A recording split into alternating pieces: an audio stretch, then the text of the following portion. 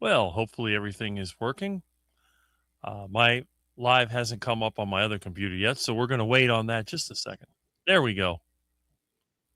Okay, so it is working. And as you can see, we have a slightly different background than usual. My friend Jonathan, who every now and then invites me to go live through his software. We did this a few months back. And one of the great things that happened was I got to meet somebody new, which I haven't seen lately, but his name is Lou. And he's a guy that's in his 60s, but looks like he's in his 40s and was doing the sustainable carnivore lifestyle similar to me. And we're going to see if we maybe we'll meet some more interesting people here because unlike my normal way, which is using my computer and some pretty basic open source software. We're using Jonathan's StreamYard. Now, I can't put a lot of my old fashioned stuff in here because my computer is a little bit limited. And when I try to run StreamYard at the same time that I run OBS, my computer will do some really strange things. And that's even before my assistant, Mr. Milton, comes in to help me out. And I can see that Jonathan has made a sort of Miami Vice background. There's a 68 Charger down here, and over there is what looks like Milton's tail. So things are doing quite well. But anyway, I just wanted to say good morning to everyone. And I'm looking at some of the comments here. Now, it looks like YouTube played a little game with some of the comments because I know that Wendy, I think, had made the first comment, but looks like YouTube, well, actually, yeah, it took it away. So Thomas, I believe, is going to be the first comment. Well, let me scroll down all the way. What I'm going to do, I'm going to put my comments live on my YouTube screen, which is up on the TV. And then on this one, I'm going to go through the comments like I normally do. And I guess no one has complained about the audio or any other problems. And I see my usual friends are here, which is really good. And I appreciate that. So, anyway, let me go to the comments. Now, again, this will be a little different. We won't be using the usual scenes, but the first comment that I have here is from our friend Thomas. Just wanted to say hello, everyone. I will be working until 11, so I will try to make it. Well, I'm glad that you had sort of chimed in and said hello, and I really appreciate that. And then I made this comment over here. And let's see, Brian Dish is the next comment. Good morning, Rick and Jonathan. Now, my understanding is that Jonathan is at the gym or on his way to the gym doing his workout. And when he gets back, he will drop in and he will be over there or here or wherever he wants to be. Because in my part of the carnivore world, I always default to whatever Jonathan wants to do. And that's kind of the way that I like to do things. I don't want to get Jonathan mad. Anyway, and we have Manda the carnivore has dropped in. And let's see who else we have. Yes, we have a hello from her to Thomas and to Brian. And we have retired Rick, Carnivore 69. Hi, Rick and everyone. I'm down southern Illinois running coyotes at the restaurant. Now eating breakfast is how I got Wi Fi. Thumbs up. Okay. I don't know if coyote is some type of car or some type of other vehicle, or if he's talking about the animal, but I'm sure you will explain. And during the time when everybody was, let me see, hold on a second. There we go. Okay. During the time when everyone was waiting, I encourage you to check out our friend Dan's channel, and he's over there doing a rather interesting monologue. And there is Mike Seeley Jr. from Tampa Bay. And here is Jonathan. Hello, folks. I'll be joining in when I can. Might be eating live on air. Well, if you are, you're not the only one that eats live on air. It's a bad habit of mine. I've eaten live on air many, many, many times. It's part of my, as Mitch would say, shtick. I'm eating. You might find me catch me eating raw meat or eating an iguana or eating some heart attack chicken or one of the other things that I love to eat because that's just the way that I am. My first comment got deleted as usual. You, Bart, DC, and Grandma are the few I have notifications on for. Well, I'm glad that I do. I wish that Grandma would have more daytime videos. I cannot stay up that late. I go to bed around 10:30. There's no way by the time that I have to clean up put stuff away, get ready for bed. I start the getting ready process at 9 o'clock. Make sure the tools are put away, make sure that there's nothing, make sure that the, let's say, the water heater is not burning, all the other things that go on. So 10 o'clock is about the time I get ready to go into bed. And I go into bed, and Milton jumps up there in the bed and sits next to me and usually likes to sit where I'm sitting. So I have to push him over. But eventually he settles into his position. I turn on the television for my 20 minutes of TV per day. I turn on the local news and I run the news until the weather comes on, because right after the weather comes sports. And I can't stand spectator sports, as everyone knows. I have a reputation for being the only person who gets bored in a sports stadium. I find that I would rather sit in a church with the most boring sermon possible than sit in a sports stadium, because I always tell everybody, why would I give time to someone who doesn't know that I exist and doesn't care and makes a lot more money than I ever will? For what purpose? I'd rather spend time with my friends, with people that I know, people that I might meet, and people that are appreciative. It's That's just the way I am, but that's me. Okay, so let's see. A YouTube. Yep, YouTube is always messing up. I hope you like the layout, Rick. Well, there we go. I do, Jonathan. I think it's kind of cute. It's got that sort of 1980s Miami thing with the black tail that is ready, telling me the black menace is ready to attack.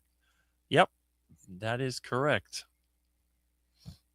All right, let's see. And there's Mike Seeley Sr. With a good morning. And I had to say good morning from Brushfire Central.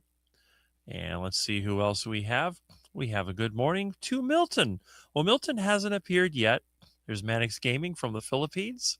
And when Milton does appear, you'll know it. And there's Bacon Runner. Hi, Rick and Jonathan. Well, hello from Rick. And Jonathan will be saying hello, I'm sure, when he arrives. And we have a good morning from Brian Airy, 258. And we have another good morning from Bacon Runner. And we have all the good mornings, which are really good because it goes to show that everybody is recognizing when others are here. Now, there's about 5 people that used to come in regularly that I haven't seen anymore. They're probably busy. They might be working. They might be hunting. They might be working out. Who knows? But there's plenty of time, and hopefully everyone will drop in. Now, today's show format, and there's Smoothie 420, is a little different than usual. On my show, it's all about comedy. Generally, I like to make fun of things, just the way that I am. And I'm very tolerant when it comes to who comes in.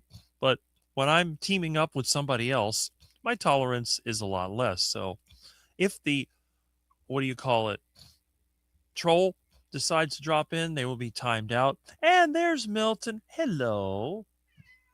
You want to say hello to everybody, Mr. Milton? And speaking of celebrities, there's Kurt. Come here, Milton. Say hi to everybody. Come here. Oh, look at that, Milton. Look at that dangerous wild animal. It's cute. Yeah, I gave you some meat. Ow. No, Milton. No. Ow, ow. Milton, stop it. No. Do you always have to bite? You always got to bite. You're a little menace. You're a black menace. You know that? Ow. Ow. Stop it. No. Be nice, Mr. Milton. He's so cute. I love this cat. He's a cutie. Okay, Milton. You want to cause trouble? I got the spray over there. He doesn't know it's empty. Okay, there goes Milton. Milton had to say good morning, and now Milton is standing next to the computer. Okay, Milton. But anyway, good to see you here. And last week, we had my day when I turned 58. I don't celebrate birthdays because one of the things that I don't like is when people celebrate something that they have no control over. I couldn't control the day that I came into the world. Now, people do celebrate anniversaries. People celebrate graduations. People celebrate things. I'm going to celebrate when I fix my truck. When my truck is running, we're going to have a neighborhood barbecue right here at my place, and we're going to enjoy that because it's an accomplishment. But simply being born It's not an accomplishment, but a lot of people like to do that. And I'm not going to tell them, no, you can't give me a gift, because if I want to give somebody a gift and somebody tells me no, that's offensive. You know the principle. There's more happiness in giving than receiving. Of course, in my case, I like both. When I have it, I like to give it away. When I have stuff I don't want, I'm going to give it away, but it's not because I'm doing it because somebody really likes it. Although sometimes it does happen. Once in a while, when I do a clean out, I'll find something, and a friend of mine wanted something, and it's right there. But it's usually not in the greatest of condition. So I'll take it apart, I'll clean it, paint it, do a restoration. I'll get it in the best condition possible. It was like a friend of mine, he wanted a telephone really badly, like the one that I have. And I found this one when I was doing a clean out. It was kind of scratched up and moldy and dirty. So I wasn't going to go, here, I found this, it's yours. I thought, you know what? I am going to just go ahead and clean it up, test it out. It needed some repairs, it needed cleaning, a polishing. So I took that rather interesting red rotary phone and I polished it up. It looked like something from a Batman episode. And when I presented it to him, I even got a box and I got my color printer and I printed the original Western Electric logo on it and made a sticker. I made it look exactly like a brand new phone from the mid 60s, and I gave it to him as a gift. And, it's a younger guy. He's like, I don't know, at the time he was 20. He was really, really, really excited to get this because when he saw it, wow, he thought I had bought it from eBay or something and paid hundreds of dollars for this thing. But no, it was from a clean out. It was from an old house where I believe the husband was a doctor and the wife, he died. She lived 20 more years. Then when the family got it, of course, they sold it to one of these real estate investors and they did total clean out. So, but I did that and I've done that with other things. I've had various tools and equipment that I've found. I had somebody that wanted badly some cast iron cookware and we're all rusty, but I was able to clean it up and get it into good shape. Now, once in a while, you get somebody that wants something that's old. They want to have that so-called patina, or as I call it, it's falling apart and it's old, but I'll do that too. But when I can give somebody something that they really like, it makes me happy because number one, I don't have to trip over it anymore. And number two, the experience that somebody has, you can see, especially people that are younger, that are starting out, and they would love to have an opportunity to try to do something. That's a good thing. So anyway, let me go ahead and let's get back to the comments before they get away from me. It doesn't take long. And good morning to Kurt. And let's see. So we have our good mornings going on here. I'm going to try to, fixing to take four-legged fur baby for a walk. Well, there you go. Oh, what is this? There's Jonathan. Hello. Hey. How you doing? I'm good. Let me get my audio here. Hold on. Perfect. Okay. How's my audio doing? You sound great. That's right. Yeah. Just got back from workout? Yeah, just got back a few minutes ago. I'm glad I actually made it on this time. I was thinking I'd be here at like 2. So yeah, I'm bang on the schedule for me, which is good. Yeah, how's your morning going? So far, so good. I'm just doing the usual, trying to keep up with the comments, but and keeping an eye out. Chance today. Make sure that the trolls don't pop in because they do love to disrupt the live stream. Yeah, we got rid of one, I think, recently. I don't know. There was talks about someone who was a bit sexist or something, or derogatory towards women. So I think I just dealt with that. Yeah. There you go. Zooming in the camera. Yes, you can actually see me. I would make myself the same size as you, but my chair isn't that wide, so I look a bit weird on it. I look like a giant. So. Well, the thing is, you make up for the chair because in your case, you're bigger than the chair, and I'm like skinny. So. Yeah. Well, it all works, doesn't it? Yeah. All right. We're a quarter of an hour in. We missed anything yet? Well, let's see. Let me go back to the comments. hold on. It takes me a little time to get used to this again because I'm usually doing it off of the PC. But I can't run OBS and StreamYard at the same time or my computer crashes. Yeah, that's the problem I had with my old computer. The second problem you might have is if you're running OBS and you don't like pause, stop, disconnect your microphone that is running through OBS, you can't run it through StreamYard. So you have to like use OBS purely as video, then have your microphone set up through its own separate link or whatever. That's right. Yeah, I discovered that too. And then the other thing is, even in OBS itself, when I switch scenes, I have to make sure that I don't go directly from one camera to the other because it'll hold on to one and I change the settings. And then, but in StreamYard, it'll actually, the video will start to get choppy and then it will stop because I don't have enough memory. I'm using an integrated GPU on this computer and there's not enough horsepower to do it. Yeah, excellent. I'm going to read through the little chat, but yeah, Rick's in charge today, guys. God forbid. So he's going to be pressing all the buttons. I can press some buttons, but I can't really type in the chat because it's like a million miles from me. But it's nice. It's nice to see all the good mornings. And then you said you were incoming, so that's good. Yeah, we're looking through now. It's 69 people in our live. Well, 66 now. It's been going up. Remember the first time that we did a live years ago? There weren't that many. Yeah, I mean, I used to run at about 15 people for a bit. The most I've ever done in a live stream, granted not my channel mostly, but was with Dr. Chafee, and that was over 1,000. Mm-hmm. Yeah. You know, it's interesting, too. It's probably been almost 4 years since I was interviewed by Dr. Chafee. No one ever calls me back. Once they interview me once, I guess that's enough for them for life. It's like their, what do you call it, obligatory sort of like interview the 40-year-old carnivore kind of thing. But it's like, well, no, this person's still here and they're still doing it a year down the line sort of thing. So, yeah, I don't think you get enough credit. I mean, you'd obviously from our community online, like all the people saying good morning here and stuff, like, you know. But in terms of like the actual like numbers you see on the screen, it can be a bit. It's not an accurate representation of the following you have. I think, in my opinion. I think you're right, but I know that I'm not the kind of person that appeals to everyone. I'm the opposite of what a lot of people want to be. A lot of people they'd like to. Well, the way you look, the way that you are, being muscular, a lot of people would like to be like that. I don't think they would want to face all the challenges that you have to face, which is why I respect you the most, because I know in my case, I'm kind of a softie when it comes to if I hurt myself, I'm not going to really want to do anything.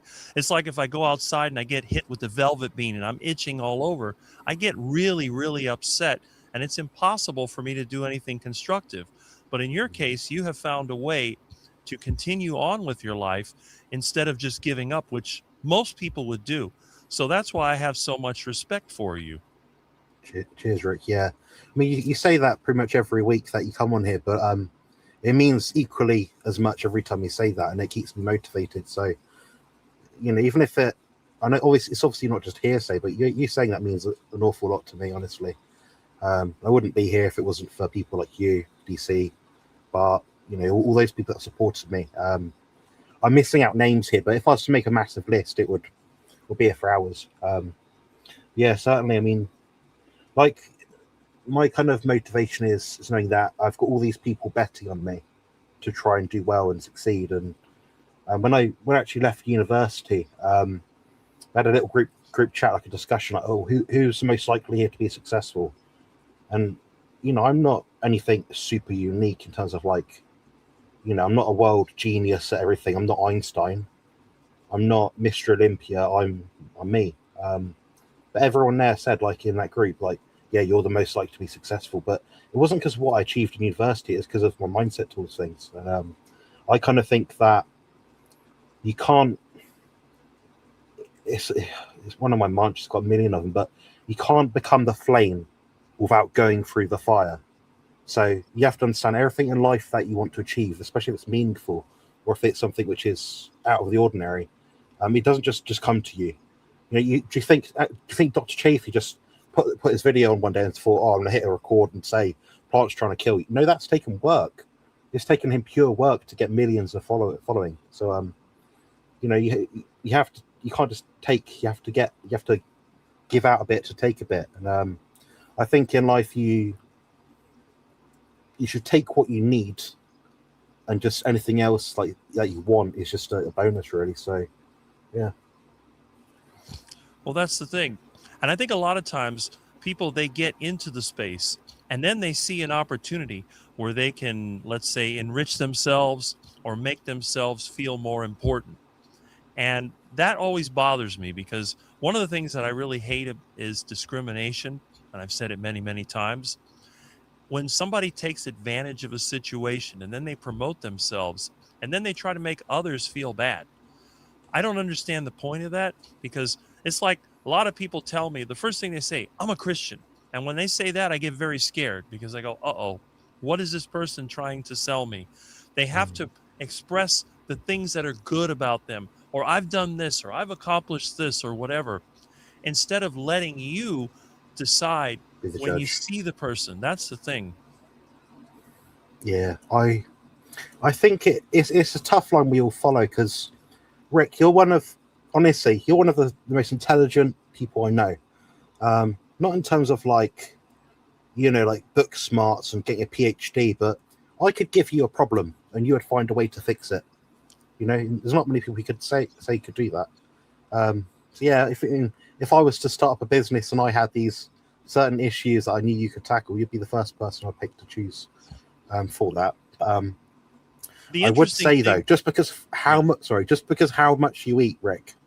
If we were on a desert island and I had to pick one person with me to help me like hunt and like survive, I'm not picking you, because of you're not having my pounds of meat each day. I'm picking someone who's like small, more nimble, but a bit more, doesn't need as much food. So I'll pick like Bart or DC or something. So. Yeah, that would be a much better choice, because they're both very intelligent and they don't eat as much as I do. But then again, they probably don't do as much physical work as I do. And everyone laughs. That Rick, he looks like a vegan. He's got arms like a toothpick. I got no muscles. I'm not like you or a lot of people. A lot of the carnivore personalities, they have a great physique and they use that as a way of showing the benefits of the diet. But what do I have? The only thing I have is a full head of hair, which isn't that important, because look, we have someone over here that has no hair and looks really good. But again, it's just, look, it's so funny, because I know people that have money, and one of the first things they try to do is make themselves look younger. They get the Botox, they get the hair transplants, they get all these things, and yet the rest of their body isn't great. So I think to myself, what would be better?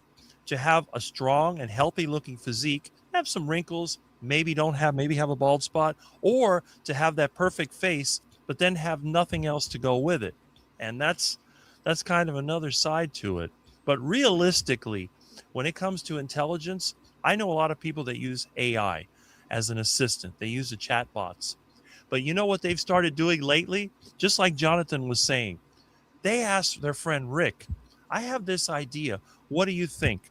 Because AI sometimes just tells them what they want to hear. But when they ask Rick gives them the outside perspective. Now, I'm respectful to people. I'm not going to insult somebody. But when they think about something like, well, there's a way that I can get salt water without having to spend energy, then I tell them, well, laws of thermodynamics, they say otherwise. So they need a little dose of reality along with the perspective from a human being, because even though artificial intelligence can do a lot of things, it's a great tool. We can use it to make backgrounds, make videos. We can use it to organize our thoughts, organize data, but it can never replace what's in here. And the thing is, it takes a lot more power to do what this does. This is only 20 watts of power. But what does it take to run an AI data center? It's a lot of To have a power. conversation, it costs a bottle of water. Exactly. Every time you're sat there, typing in, "Oh, is meat bad for you?" and all these like low tier questions. that's just cost a bottle of water pretty much. So just to cool down the the cloud systems, the generators and stuff. And you know, an interesting thing, I've been doing a test. I've been using the Google Lens feature with the Gemini to try to identify plants around my yard. And do you realize it's been wrong 50% of the time? So this high-tech AI infrastructure can't even identify a type of plant. And it all depends on the view that you get, which parts you get. And yet you could give me a fragment of a leaf and I have an 80% identification rate when it comes to plants. We human beings are really good at identifying persons and places, different species. We can do things that AI will never be able to do because we have that innate ability. And I think the trick is leveraging, letting the AI do the things that are tedious, repetitive, and we just supervise it. I think that's the trick. And you do that a lot on your channel. You rely a lot on the AI creation, but you're the one behind it. And that's the reason why it's actually informative and beneficial. Yeah. So, for example, if I'm to create a YouTube video description, yeah, a lot of the time it's AI, but I sort of have to feed that information into it so it's relevant to what I'm trying to say. I also adjudicate and check the references within that video. So if I say pull up these studies, I might have an idea of what the study is or roughly when it was made, something like that. What's that study? What's that study back in 2021 that talked about the mass balance model by Francisco something? And I say, do you mean Francisco Albite mass balance model is a better determinant predictor of body composition outcomes? Yeah, that's it. Oh, there's the link. Okay, copy paste done. So it's helpful in that sense because I can check it myself, but it saves all that searching and browsing time, which the problem with the algorithms nowadays, like just the whole technology as it is that it's very, how to put it, it's not always in our favor. Like if we're looking for vegan studies, we'll find a million. If we're looking for a carnivore study, we can't even find one. I mean, I'm trying to find this study that was about. You might recall people talking about it, but there's a study based on fiber intakes and chronic Crohn's and IBS patients. I believe there's 62 people in that study, and they had different amounts of fiber in each intake. And it was a metabolic ward study, so they had their food and intake controlled. Hello. So they had the food intake sort of measured and checked, sort of things. That, yeah, they could say, oh yeah, you're eating 0, 15, 30, 45 grams of fiber a day. And you try and find that, it's hard work, really hard work. So yeah. Well, that's true. And the thing is, the narrative, whatever the popular narrative is always going to be in the forefront. So whatever's the latest news story or whatever's the latest study, they all repeat each other. It's like parrots. One copies the other. But when you try to find an opposing view, you may have to dig through. It's like me digging through a dumpster looking for something that somebody threw out. It's a lot of work. And it is kind of frustrating because sometimes you'll hear it, it'll go into your mind, and then you say, well, where did I hear that? Where did I see that? Then you have to go and do all this research. And like you said, when AI or some database comes up with information, it may be incorrect. It sometimes embellishes, it sometimes mixes things together. So you'll have to pull the study and go through it. And it takes an experienced mind to be able to do that. Some people just get lazy and they rely totally on the AI, and then they get themselves in trouble because they find out it's not true. Yeah. So I'm just expecting a delivery of like 7.5 kilos of meat for a couple of days. So they're calling and texting me, but I can't get up now. I'm stuck. Once I'm here, and that's it. I'm not moving. Right. Just for reference for people in the chat right now that have left questions, we'll be answering them, but we'd like to go through it sort of chronologically, just because we don't want people to be missed out and feel a bit. Which is the way Rick does his streams. He goes through systematically and does all that stuff. So yeah, but we have saved the questions that have come up, and we will answer them when it comes to them on the chat. So Yeah. I mean, I could skip through it because that's the normal way of doing it. I'm just the oddball around here. I hate to discriminate, so I like to give everybody equal time. The only people I don't get Yeah. equal time to are the ones that are disrespectful, and they have to disappear. I have the opposite technique, so I ignore everyone unless it's absolutely pertinent that I respond to them. So everyone's equally discriminated. Well, there you go. Yeah, it's Look, just the way I do the streams. So it's not out of disrespect for people. It's just some of my talks are more based around information. But today I feel all right-ish, so I thought I'd use this energy to chat with people and see what's going on. But yeah, that was a very, very true statement there from Joe Sleepington and Johnny. yeah. Rick, you're blessed with good looks, great skin, and good vibes. Absolutely. Well, I appreciate that. I don't know about the good looks part. My skin is good. But again, this is a very positive, very nice person who you know very well. So I appreciate her opinion very much. Yeah, she's very straightforward with what she says. It's not, Well, that's you know, because she means it. And I appreciate that. yeah, I don't like it when people try to butter you up and try to make you, they'll tell you whatever you want to hear. And I like people like her that tell you exactly how they feel because that's what I do. yeah. I've been getting into a lot of fights recently, Rick. You've been fortunate not to see the rants online, but I do take screenshots, guys. If you do happen to like fighting with me, I write down what I put and I say it as if I was saying it to you face to face. So like Rick will say something to you. Is nothing Rick says right now is not something that he wouldn't say to your face personally. So yeah, we are people Anyone of that's meaning met and me in authenticity. person knows that. Yeah, And I see Chuck has a question here. yeah. England, GB. I'm in the Bournemouth, Dorset area. So if you had to look at England on the map, pretty much straight down the middle at the very bottom, above the little island, which is called the Isle of Wight. That's where I'm from. Let's see. That's good.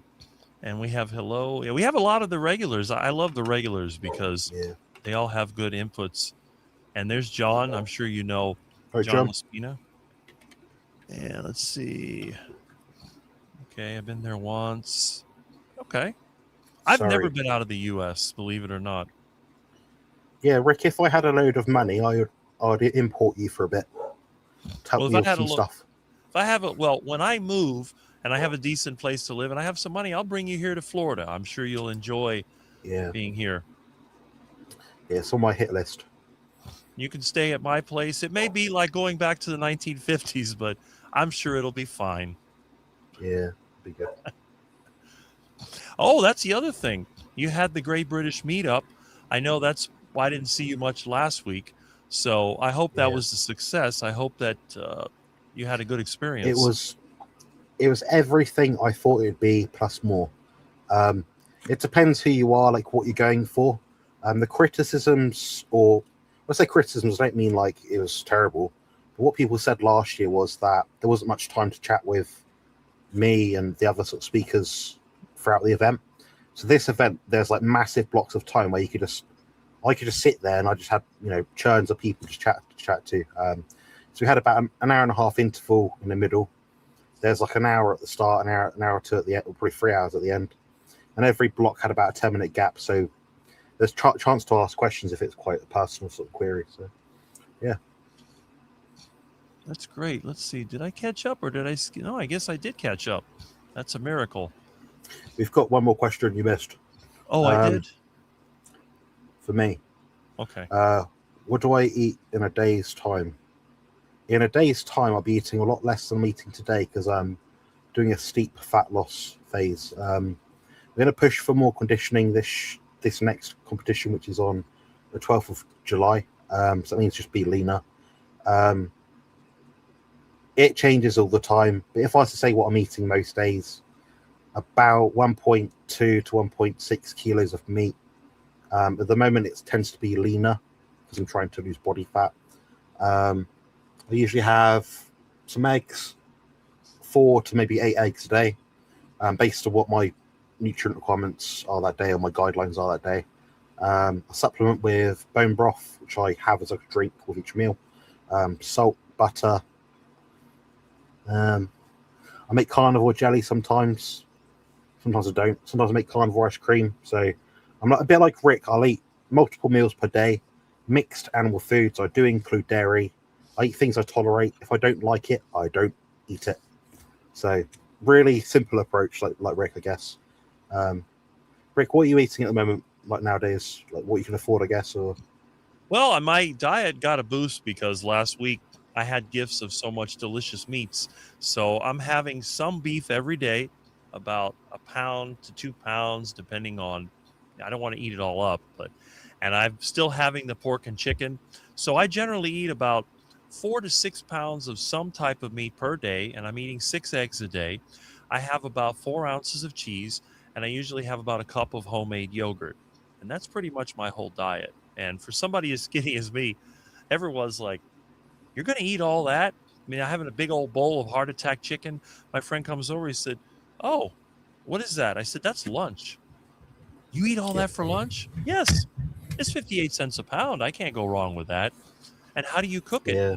"It's deep fried in lard, of course." The one I get is you. I know you probably get the same.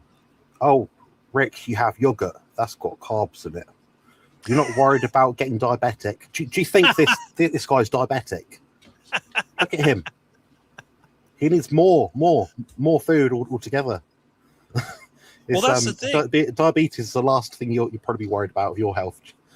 You know that out of all the people I know, in fact, I was actually watching. I like Joe and Rachel, the Two Crazy Ketos channel, and Rachel was talking about her dental issues.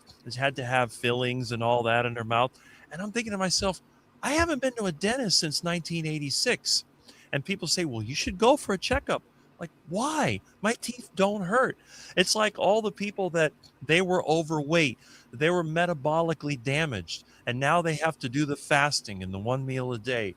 They have to go days without eating. I don't do that because, I mean, I'm not a bodybuilder like this man over here, but I do work hard. I pick up heavy objects. I go up and down ladders. I move around a lot.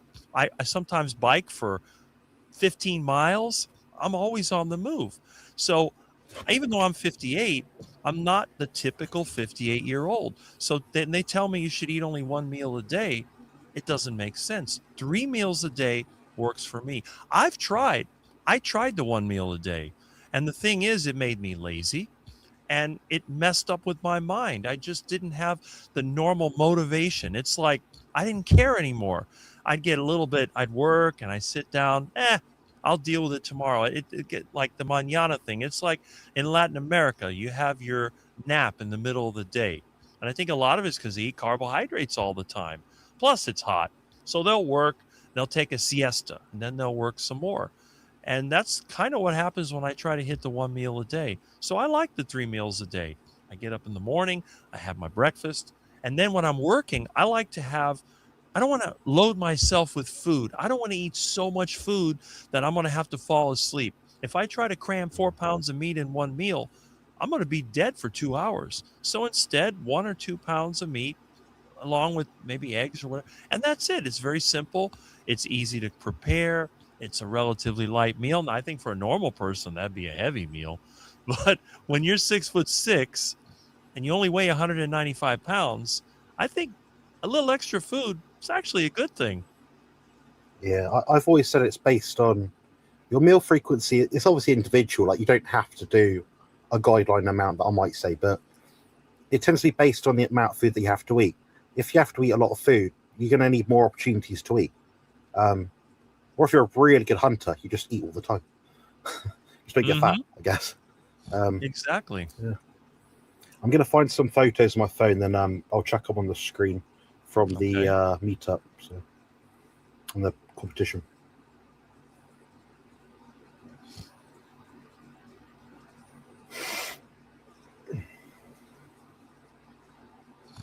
That's pretty good. Let's see. Work out more. Okay. Let me see some of the other comments and I'll go back to the question. That's a good job. Good question. Yeah, it is. Let's see. Good morning from Tammy. Oh, I love having seen all the regular people. All right, let me go back to the other question. There we go.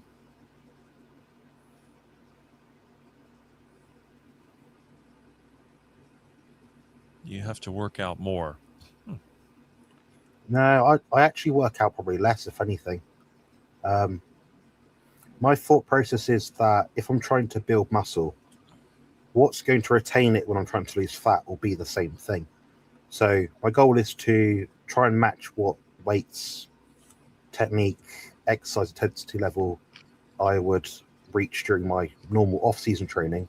I tried to match that in my pre-contest training. And if I can't match that and the risk of muscle loss is higher, I'll push the training day back. So my typical training week might be Monday, Wednesday. I take it Friday or Saturday, depends on how I feel, really. If I know 1 week I'm trashed, I'll just train 2 times that week. So that's pretty much how I do it. But it's never a case of more for me. I use for fat loss. I use diet as the main lever because that, well, in studies seems to constitute something like 85 to 90% of the result. So I focus more on the diet and getting that completely right, really. That's one of the good things. You really do focus on the diet and the recovery. I know a lot of people, they think that they push themselves harder, they're going to get bigger, and that's not the way that it works. Yes, completely. Yeah. Right, we've got to find a way to show these on the screen. Okay. Let's see. Okay. Okay, that's a good question. Yep. Good morning from Tammy. Let's see. Oh, hold on. There we go. Well, the songs Grandma Bob created for you work for your competitors? No, they're not carnivores, and well, I don't think they're very fitting. Put it that way. Um, yeah, I guess they'll probably piss them off and scare them shitless, which is the goal. So bodybuilding is obviously you go on stage, you pants and shave and tan and stuff, but there's always an element of human error, human weakness. And it's not like I'm cheating and saying like, "Oh, you're crap. I'm going to beat you," and scaring them. No, but if I can go on stage and compete to the best of my ability, but show true confidence and execute a pose routine which will shock them, yeah, and there it puts them off edge. Yeah, why not? So yeah, there's that part of it. There's a clip from Arnold Schwarzenegger and Lou Ferrigno from back in the day in a movie called Pumping Iron. I believe it's 1972 or something.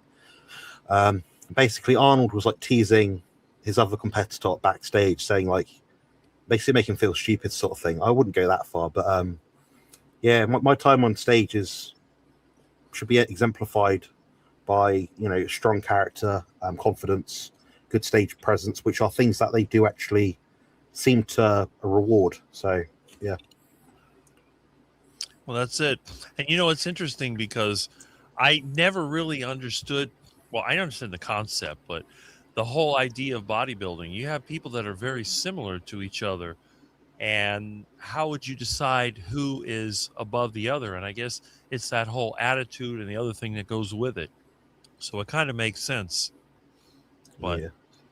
It's hard as a human. It's hard to vote for someone if they're not showing confidence, if they're not authentic, if they don't feel like they feel themselves they're a winner.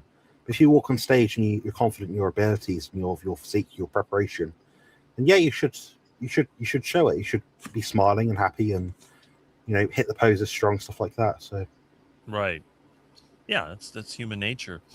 Heart attack chicken. Yeah, Chuck, I have to say I love heart attack chicken and I have it almost every day. My work, okay. I get some good comments here, I can tell you that. I'm yeah, listening from bed. Oh, there we go. That's a question for me. What do you know? Rick, you excellent. need to know people do fasting for other reasons. Even eating only meat and eggs, I have joint pain. When I don't eat at all for more than 24 hours, my joint pain disappears. Yeah, that's true. But you see, Amy, like most people, you've had a background where you had these problems. But for me, I've avoided all those problems. So that's like a person that, like I was saying before, had dental issues. They have to be careful what they eat. They can't just chomp in a piece of meat like I would because they have these injuries they have to deal with. And physical injuries, they never totally go away. I'm sure it's the same thing with all the metabolic injuries. If you've got the joint pain, you have that scarring going on. You may be able to get away from it, but you never get rid of it. I think it's like a scar. Once the damage is done, it's always going to be visible somewhere, or there's some evidence of it. So you may have to modify your lifestyle to work around it. That's what I'm thinking about that. I'll give a bit of an insight of this. With every additional hour that you're fasted, i.e., not eating at all, your cortisol level will increase. And what does cortisol level do? Think back to like primary school, secondary school. It is a stress hormone. It is a hormone released in response to a stress. Now, stress doesn't always mean bad. It's when that stress becomes a distress to the human body. That's when you're sort of saying, okay, I scratched my head because it was itchy. That's a bit stressful. Now, if I keep scratching it, that's a distress because I'm going beyond what my body's desire is for a certain response. So when you're fasting, you stimulate things like AMPK and various other catabolic processes in the body. And what you'll find is your nervous system will become more attuned. So you might notice that your hearing improves, your eyesight improves, your pupils, I don't know, what's the word, dilate, your blood vessels will constrict, and that will have a pain inhibition effect. The same way something like caffeine might. So people drink coffee. Oh, it's a mild pain relief sort of thing because all those things are working in tandem to allow you to keep on. And theoretically, if you're looking back to ancestral times, they allow you to pursue the hunt. Now, if you're tired and sluggish because you've eaten loads of food, you're not going to want to pursue the hunt. You're going to feel more settled and kind of in pain, sort of thing. So there's that element as well. I think fasting is a brilliant tool. I think people should worry about that when they need to use that tool. I think it's can be a distraction at times as well, because it means you're hyper focused on food, which means when you come off it, you might be more likely to sort of go off the rails, sort of thing. So it does depend. It's useful. That's why there's a built-in intermittent fasting process within most people's or carnivores' diets. That's why a carnivore isn't eating a standard 6 or 3 meals and 3 snacks per day. They're eating 2, maybe 3 meals. They've got a longer time between each feeding to relax the body and calm the central nervous system. Should I chuck on some pictures? I think I found a way to do it. Yeah.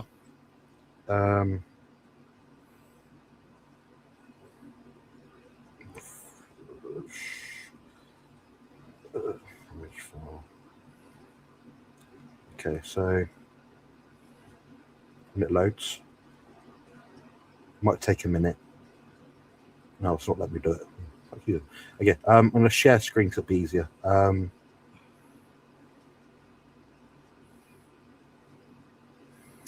So here's me and the female disabled bodybuilding winner. I guess you can kind of see that. Does that come up on the screen okay? Yeah, a little small, but it's up there. There we go. B. Yes. There's me doing the presentation at the Great British Meetup. My slide, I had 11 slides. Dr. Kiltz had probably like 30 odd. I think Richard had about 110. I was just rambling the whole time, Rick. You would have loved it. I don't really know what I was saying. I think I just went autopilot. Here we've got this one. I won the gold trophy. Might be a way to full screen this. There probably is a button somewhere, but I wouldn't stress too much. There's me. You reckon it was this bloke? Yes.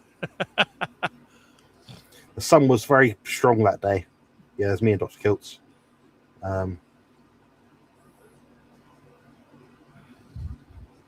Yeah, me again. Mm-hmm. Oh, a bit too closer. And this one is a new client of mine, Wendy. She's looking to compete next year. Me. Nice. And that's my mum. Oh, wow.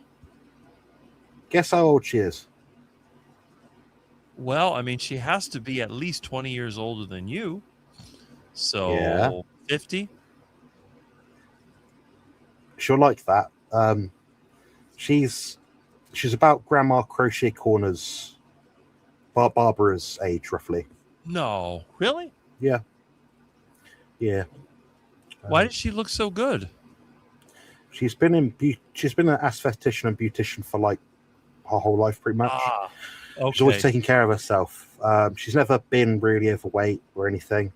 She's not like like like you. She's not like an exercise person. She right. just just doesn't overeat.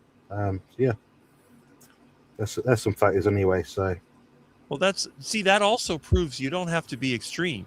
You don't have to be out there constantly working out and trying to eat the optimal diet and then using all of these so-called health hacks and all of these supplements and all this other stuff and still look healthy. I think that they have conditioned us to accept that when you're over 50, you start falling apart. And really, I think it would be more like in your 70s when you would really start to aging if you were a healthy person. yeah, yeah. It's what I do isn't longevity promoting. It's I want to do what I want to do, and I want to do it really well promoting. So, yeah, I mean, what I promote to other people, you'll notice on my channel, I don't say this is how you do bodybuilding stuff, and these are the things you need to take. And I say, oh, I'll say, oh, this is the blood work you need to do. These are some useful supplements you might find help you if you're exercising. This is safe training principles, stuff like that. So I don't promote what I do, but if someone does approach me and they want to know how I'm doing it, I'll be open and transparent and say at least how they might be able to do something similar. So. Mm-hmm. Well, that's the thing. But I do know that there's a lot of YouTube channels and they use clickbait. And the first thing they try to do, they say, oh, you have to, this special vegetable or this special supplement or this special exercise will do this. And I go, oh, not that again. But clickbait is popular. Yeah. I guess Amy's question.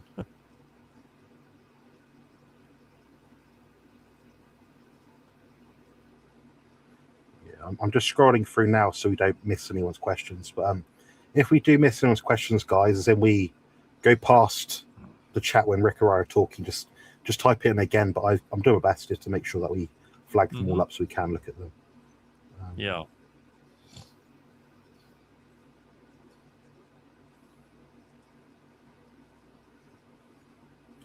Question, Jonathan, how do you cope with your extreme pain? How does it affect your bodybuilding? I would say from the moment I get out of bed to the moment I go to bed to the moment I wake up in the middle of the night. So getting restful sleep, good quality REM sleep, so my muscles are less sore, is very challenging. Training itself is dictated upon by my goals and my pain level that day. So I do something called auto regulation, which is where I'll have a default training program, diet, all that stuff mapped out in my head, or I'll have it also written down, obviously. But I'll do certain things. I might track my metrics of various different kinds. I'll take blood work regularly every 8 to 10, 12 weeks, roughly.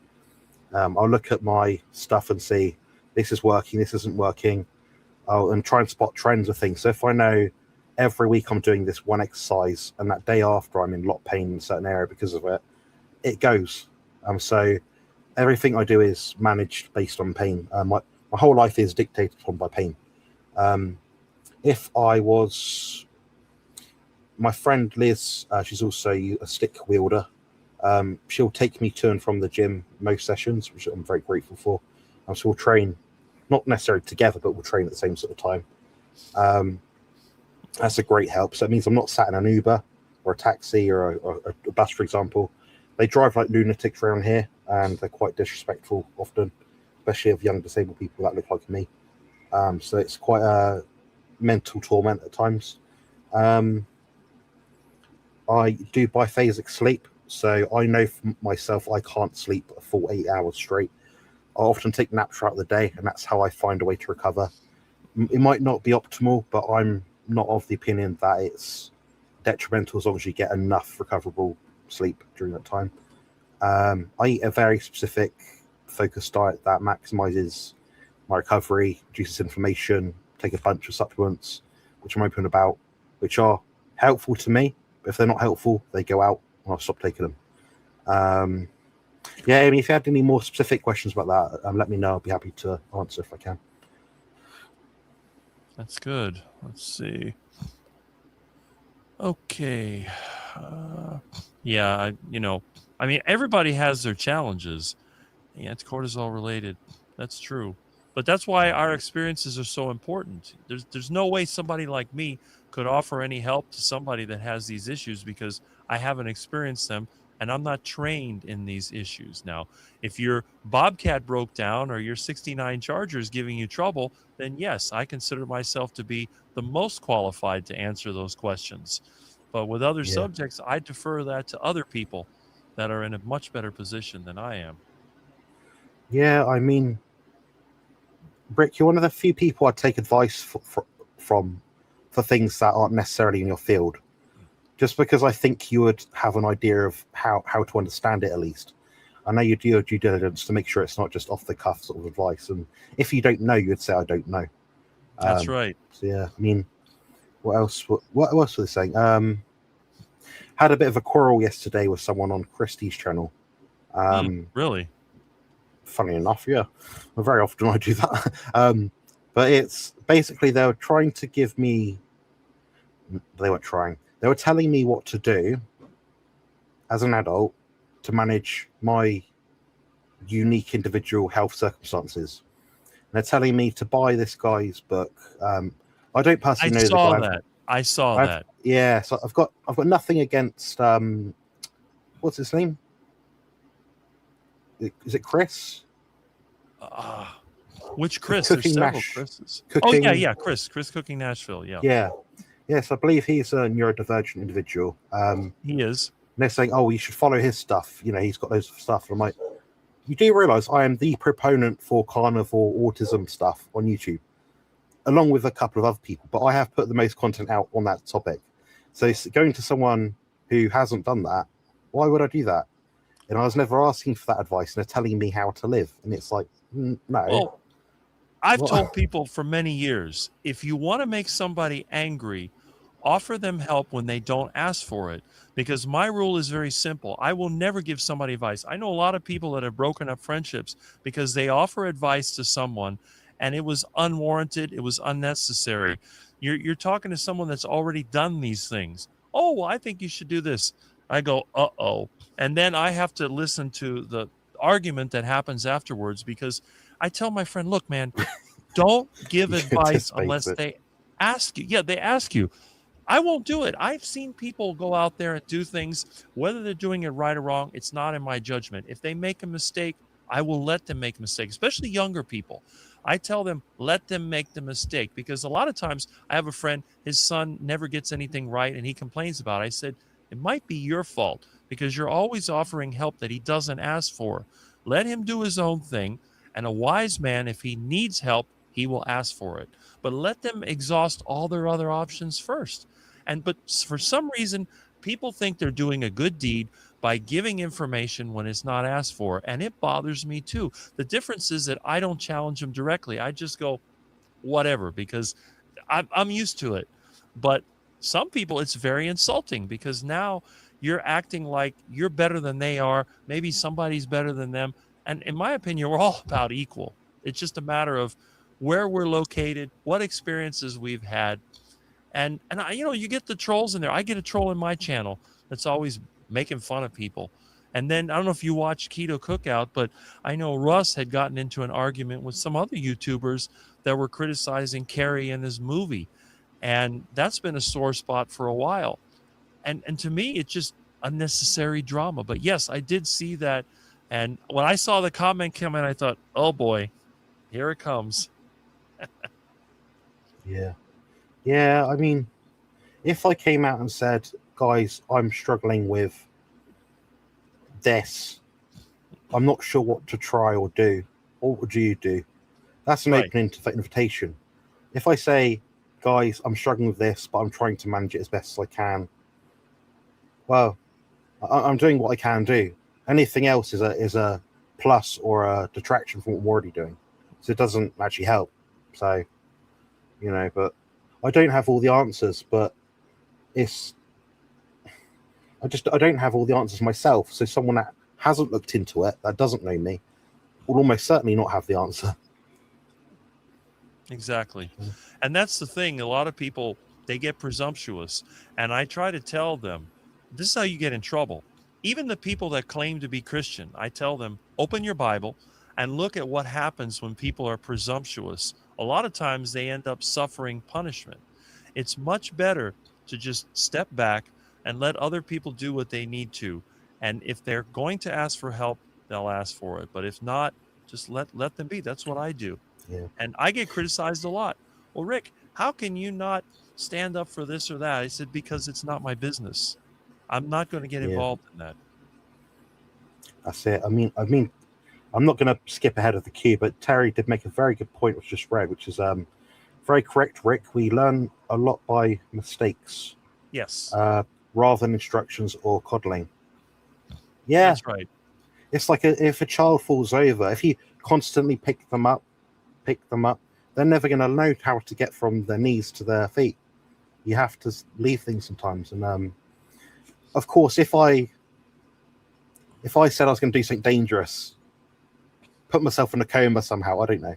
Well, yeah, tell me that's a stupid idea, Jonathan. Don't do it. But until then, don't. What can I say? Mm-hmm. Exactly. But again, it's like children. When they're little, they're toddlers. Yes, you help them, whatever. But part of allowing your children to grow up is to allow them to make the mistakes. It's like when you have big brother government, they tell you everything to do. Well, you end up with a society that never progresses because you never have the opportunity to try something different. You're always going to rely on an authority. And when your life is revolving around relying on an authority, everybody is going to suffer and everyone is going to be held back. And that's something. And another thing, too, people need to understand that there are emotional issues, too. Sometimes, like when I've had employees, you might hire somebody who's an expert in their field. Let's say you have somebody that's an expert in software coding, but they're not an expert when it comes to public relations. So you're not going to take your best software guy and put them out there to deal with customers because then the customers are going to go and they're going to get mad. Well, he insulted me because he said that my network was garbage and that I don't know what I'm doing. Well, he's telling the truth. What he's telling you is true. But Rick, how can you say that? I said, because again, that's not his job. You're over there asking him questions about your network, and he's basically in the background setting up everything. And you're asking a question. You need to talk to somebody else that's better at public relations. But these people don't have the maturity to realize that some of the greatest minds in science and technology and in many different fields are not the best when it comes to stroking egos. They're going to tell you the truth. And if you don't like it, it's too bad. You can get mad about it, but what's the point? That's why we have different people to do different jobs. That's why we don't have a one-man show in a successful business. It's true of everything. I just wish I could get that through to more people because then they blame me for it. Well, Rick, you hired the guy and he insulted me. I want you to fire him. I'm like, no, I'm not going to fire him. He does a very good job. I can fire you as a customer. You can go to the guy down the street. Well, how can you say that? You're insulting me. It's your choice. If you want to make an issue out of it, we'll cancel your contract. I'll refund the rest of your money and you can go down the street and deal with them. Oh, but their product's not as good. Well, maybe there's a reason why. Yeah, yeah. I was to touch on this. I mean, I'm working with a new massage therapist at the moment, and she's got a brilliant service, brilliant shop. It's just a bit hidden away off the high street. It's not easy to find, sort of thing. So I made some suggestions. She was talking about, I'm struggling with money and business and stuff. And I said, this is what I would do if I was you. I'm not just going to say, I'm actually going to help you. I'm going to send you the link to find out where to buy this, I don't know, website package, where to advertise, actually help you. People do this stuff like, I'll do this. It's like, show me how then. Would you do it for me? No. And then, okay. Exactly. It's just hearsay, really. That's the thing. A lot of people act like they're experts, but when you ask them to show me, then they just all of a sudden their attitude changes. Well, I don't know. So, well, you're insisting that this works so well. Why don't you show me how it's done? It's like when I'm doing a job. Well, I would do it differently. So I slide the toolbox over to them. Show me the way that you would do it. Well, I'm not a plumber. I'm not an electrician. Like, okay, but I saw somebody do it. Well, okay, you saw them do it. Can you at least explain to me? And when you put them on the spot, that usually shuts them down. They're like, okay, I'll leave you alone. Because once in a while, you get the customer that wants to micromanage. Well, you need to do this, and then they try to help. That's really the worst part. They try to help, and they get in the way. They slow it down. I said, look, I do it a different way. If you want to help, it's going to take longer and it's going to cost you more. Are you willing to do that? Well, no. Okay. Then just let me do what I need to do. And that's it. Yeah. If I need Yeah, help, for I will sure. ask for it. Absolutely. Yeah. Did I have a question a minute ago about something? I can't remember. Let's see. I think it was a repeat of an earlier question. Where Or was it was what it? I eat or something? Let's see. I don't know where it went. Yeah, about what you eat. That's where it was. Yeah. Yeah, it does change, but it's if you go back in the live stream, you'll be able to find it. But yeah, it does change. The biggest problem I have is I have consultations with people, and I say, "You said in this live stream that you eat this," and I'm like, "No, I didn't. Ever. I never said that." You said they said I'm like, so yeah, listen back carefully to what I say, but don't take it as that's what I do all the time. I'd say. When does Jonathan do his YouTube? What do they mean by that? Sorry, I don't know. if you know. Maybe, I mean, it varies. You post videos at Yeah, all different times, and sometimes yeah, you're a guest on other channels. yeah. Sometimes I'm a guest. I do a live stream very occasionally nowadays. I don't have a set time. I used to do stuff like every week, sometimes twice a week, because of live streams. I found it didn't really serve me or anyone. It's just the same people asking the same questions, trying to Mhm. get the same response because they're bored. So Right.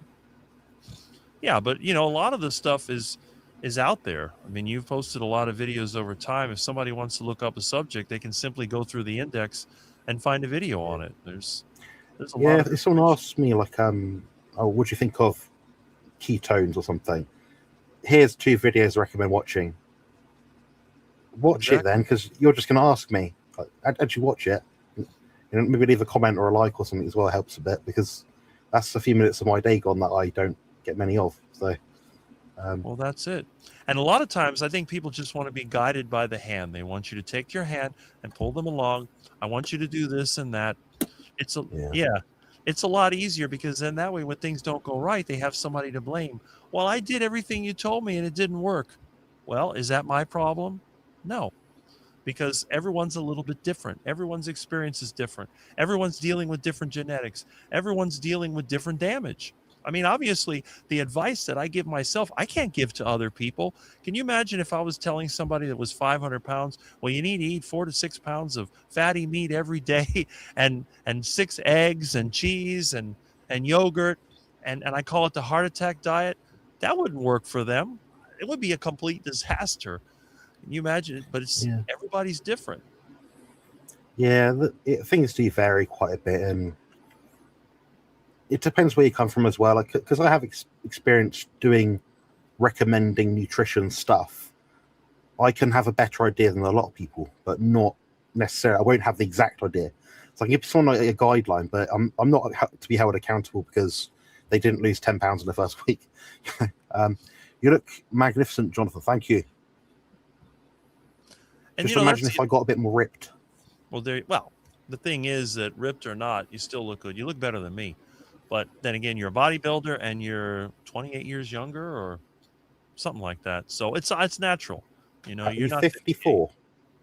Huh? Are you 54? 58. Wow. Yeah. You're doing well, Rick. 20, 27. I'm 31 in 9 days. There you go. The 29th. So. Well, I think, for somebody that's going to be 60 in a couple of years, I think I'm doing pretty good. How many people do you know my age that don't wear glasses and don't have any chronic health issues? I'm the only person I know that's never had back pain and joint Yeah. pain. How many people still have all their teeth and haven't been to a dentist in 40 years?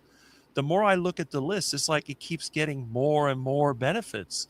And it's because of lower stress, low chronic stress. I have a lot of stress. I mean, I've had times where my van broke down. I had to push it half a mile.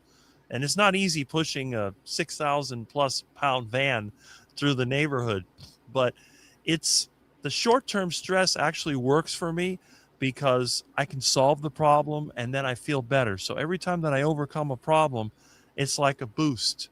It's like, oh, okay, the confidence goes up, the satisfaction goes up. If my life was easy and nothing ever went wrong, I probably wouldn't be that satisfied because what purpose would I Yeah, have to exist?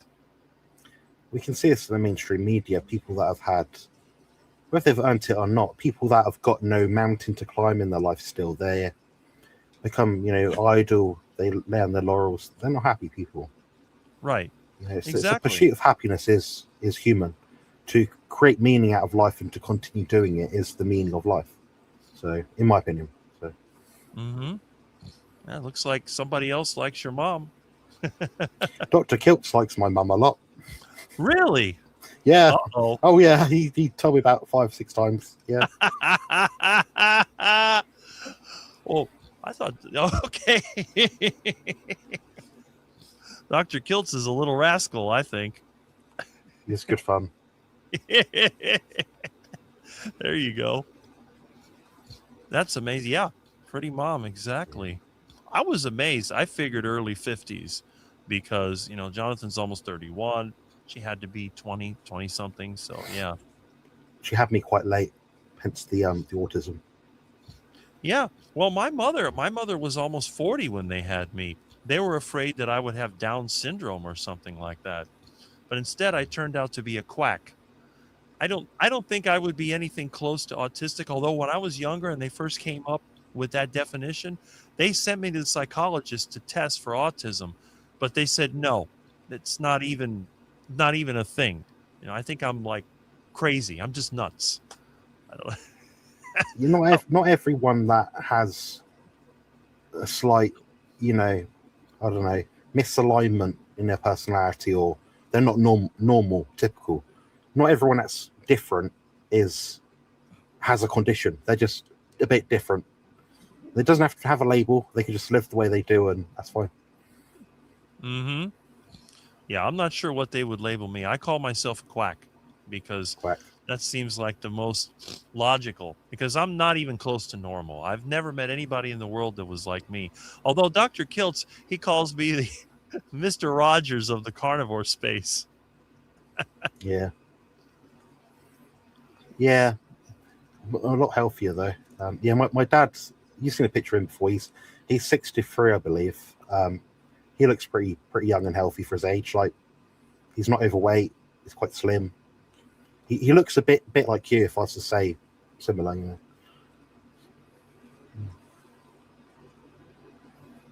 Let's see. Good morning from Linda. I see all the usual faces. There's Juliet, right? Yeah, yeah. I mentioned it to a lot of our groups, online huddles of people. So I tried to promote it as best as I can. So I'm glad there's a good amount of people here. Mm-hmm. We have a lot of really good people in the carnivore space, and I've had the Mm. pleasure of meeting a few of them in person, and they're definitely in person the same way that they would be online, just like you were saying about me. Oh, there's Peter. I got to meet him too. He's a Yeah. lot taller than I thought he was. I'm the same, of course. But anyone that sees me knows that you'll see me standing up the stick or whatever, hunched over or whatever. But if you see me for a whole day, you'll see about 80% of me will be lying down. I'll be flat. So Mm-hmm. like at the meetup, I was lying down for most of it, or a lot of it. So Hmm. Yeah, I know Peter had gained some weight, but he's cut back, and now he's losing weight again. Oh, there we go. A question. yeah, yeah. I take it most days, maybe 5 grams. I've heard all the arguments for and against. You got one lot of people saying, "Oh, it's the most studied sports performance supplement." Other people say, "Oh, it's poison made from chemicals." Another lot of saying people saying, oh, you can get enough from beef. Another lot of people saying, oh, it's helpful to supplement with it. I notice a difference. I think for the cost of it, if you're worried, take it. You're not going to die. I've not died. Millions of bodybuilders around the world that take it haven't died from taking it, and they don't seem to be having issues because of it. So, yeah. Yeah, it's been around for a while. If there would have been problems, it would have been out by now. Yeah, we're talking 30 odd years of use in sports or Mm-hmm. more. So, It really started getting popular in the 1990s with the whole Mark McGuire thing, and this has been around a while. Let's see. There we go. I was for part of my, what do you call it, babyhood, if that's a word. Not all of it. When I was transferred onto the the formula, it was a better quality one, but it still had seed oils and crap in it. So I would describe myself as being a malnourished child for the majority of it, if I'm honest. Mm. Knowing what I know now about diet, yeah, definitely. Yeah, I know I was fed off a bottle as well. It's amazing I Yeah. survived. Now look at you, you're a giant. Well, but I was really small when I was in junior high. When I started the carnivore diet, you see a picture of me. I was not. I was a very skinny, and no wonder I hated my life. I tried to give myself a heart attack. That's pretty bad. Maybe that's another reason why I'm not popular in the carnivore community. I think because you don't take yourself too seriously, I think people are a bit thrown off by it initially. Then when people get to know you, you're like, I actually like this guy. He's brilliant. Can't fault you. So there's not many people I can say that about, Rick. I'm not a very complimentary person, so take it as a meaningful word of respect. So Well, the interesting thing is you're not the only one. You can ask Peter. You can even ask Kiltz. I mean, you can ask any of them. When they first see Rick, they think this guy's crazy. I mean, he's running around eating ducks and iguanas and talks about heart attacks. And I think he's a troll. I've had channels ban me because they thought I was a troll. But once they see my story and they realize this guy is for real, then they understand that, yes, I'm actually a good person because I think I am. I don't think I'm a bad person. The thing is that I just don't like the BS that you get from a lot of these influencers. I get really frustrated being around these people because I know that a lot of people follow them. They make promises they're never going to keep. The only thing they're interested in is getting people's money. And it bothers me because, I mean, the lifestyle that I've lived, it was not for money, it was not for attention. I just was frustrated with what I had, and I figured I got nothing left to lose, and I lost it. But it turned out that it was actually a good decision because, again, the yeah, longer I live, it proves that what I did was not harmful. absolutely. Yeah, I mean, I earn like $110-$120 a month on YouTube. It doesn't cover my costs Right. of stuff remotely, so I'm not profiteering off YouTube at all. 99 yeah, about 98 to 99% of my content is free. If That's it as much as I can do. So I've been on YouTube almost 19 years and I've never made a single dollar. YouTube will monetize and then demonetize me because they don't like my videos. They demonetize me for how to prepare a duck. Can you imagine that? Just yeah, because I started with a live duck and I ended up with fried duck, they said, this violates our community standards. Well, what is wrong with that? What is wrong with taking a live duck, taking off its head, plucking it? I mean, it's like just inconsistent. I don't know. don't be a human being that does normal human being things Yeah, to provide food for themselves so they can live. exactly. Where That's what does it the is. food come from? Oh, it comes from the grocery store. Well, how does it get to the grocery store? Something has to have its head taken off and feathers taken off, but I don't know. I mean, they even deleted my video where the ducks were fighting because they said that it violates community standards. But that's how they establish dominance. They don't understand. If they don't fight it out, they're never going to be able to live and reproduce. It's just the way that nature works. But I guess sometimes YouTube, they know better. Um, please post buy me a coffee link in the chat if you got it, Rick, or anyone else that's a moderator on either of our channel or whatever. Yeah, I'll look Yeah. for it. It's here somewhere. Yeah, I'm gonna head off in a second to eat my lunch because I, like you, Okay. Rick, need to eat a lot of food. But I will be back on after as quick as I can. All right. I'm just going to whiz through and answer any questions I've got at the moment. So Terry asked, Jonathan, how old were you when you started competing? I believe I was 16 years old. So over half my lifetime ago. About half my lifetime ago. Yeah. I've won a lot of trophies. I want to win a few more though. I'm going to need a bit more space. I've got I might take a photo, upload it at some point. But yeah, I've got 1, 2, 3. Got at least 9 trophies and about 10 medals somewhere, I think. So yeah, I want to get a few more this year, hopefully. And other than that,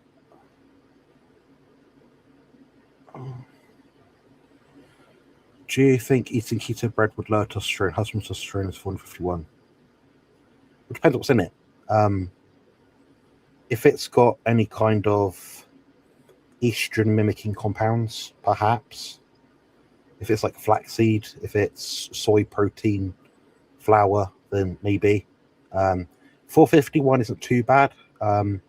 If you're talking about the normative reference range, that lands your husband somewhere around the middle-ish. So it's not that bad at all. But then again, if your husband's 20, yeah, it's not great. If your husband's 80, brilliant. So it's a contextual specific kind of answer that I'd give. What do you think about keto bread or duck food, Rick? I don't know why anybody would want to eat it. I mean, you got meat, you got eggs, you got some dairy.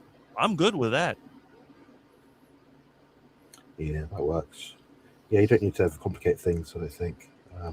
Some people, these things help you transition to a carnivore diet, which is better than not transitioning at all. The grand scheme of things, you just got to eat. I think about 70% ruminant meat and 30% whatever else you like. Ideally, animal foods. That's what I would say. But you know, it's water off ducks. Back at the end of the day, you're not going to change your life from going 99% carnivore to 100% carnivore. I don't think. I don't think the extra 1% does anything personally. Probably, yeah. But you're right. I mean, a lot of people come from a different background, but somebody like me, I don't even like bread. To me, bread is like paper towels. I have no use for them. I use a cloth. So it's like a lifestyle. Once you get into this carnivore lifestyle, the other stuff just doesn't make sense. Yeah, absolutely. Things become a lot easier, guys. I'm 6.5 years in. Rick's 42, whatever years in. Between us, it's nearly 50 years, and the first year is a bit tough. Second year, a bit easier, and each year goes by, you just lose interest. Now, when I go to the supermarket, I don't look at fruit or veg at all. I have my meal at a family if I'm not competing every 3 weeks or so. It'll be a standard sort of meal, meat heavy, of course, but it will have I don't know, carrots, potatoes, or gravy or something. I try not to lose sleep over it. I think that's when it becomes a problem, when you think that, you know, that 1 out of, hang on a minute, 1 out of 28 meals I eat every, no, more than that, 1 out of 90 meals I eat in the off season when I'm not competing might not be carnivore. See, you look at it that way. We're not looking at massive changes here to your health, but I don't have major health issues that can be changed or mitigated from 100% strict carnivore diet. I have tried it and it didn't change anything for me personally. So.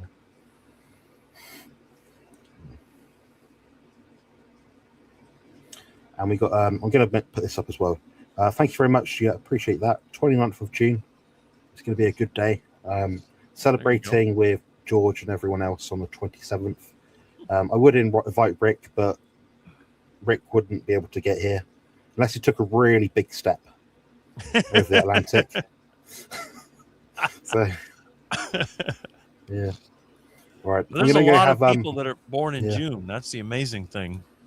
Yeah, this time of year is incredibly busy. So getting people together is a real pain in the backside. To be honest, I'm Yes. so glad George will be there. It means a lot to me.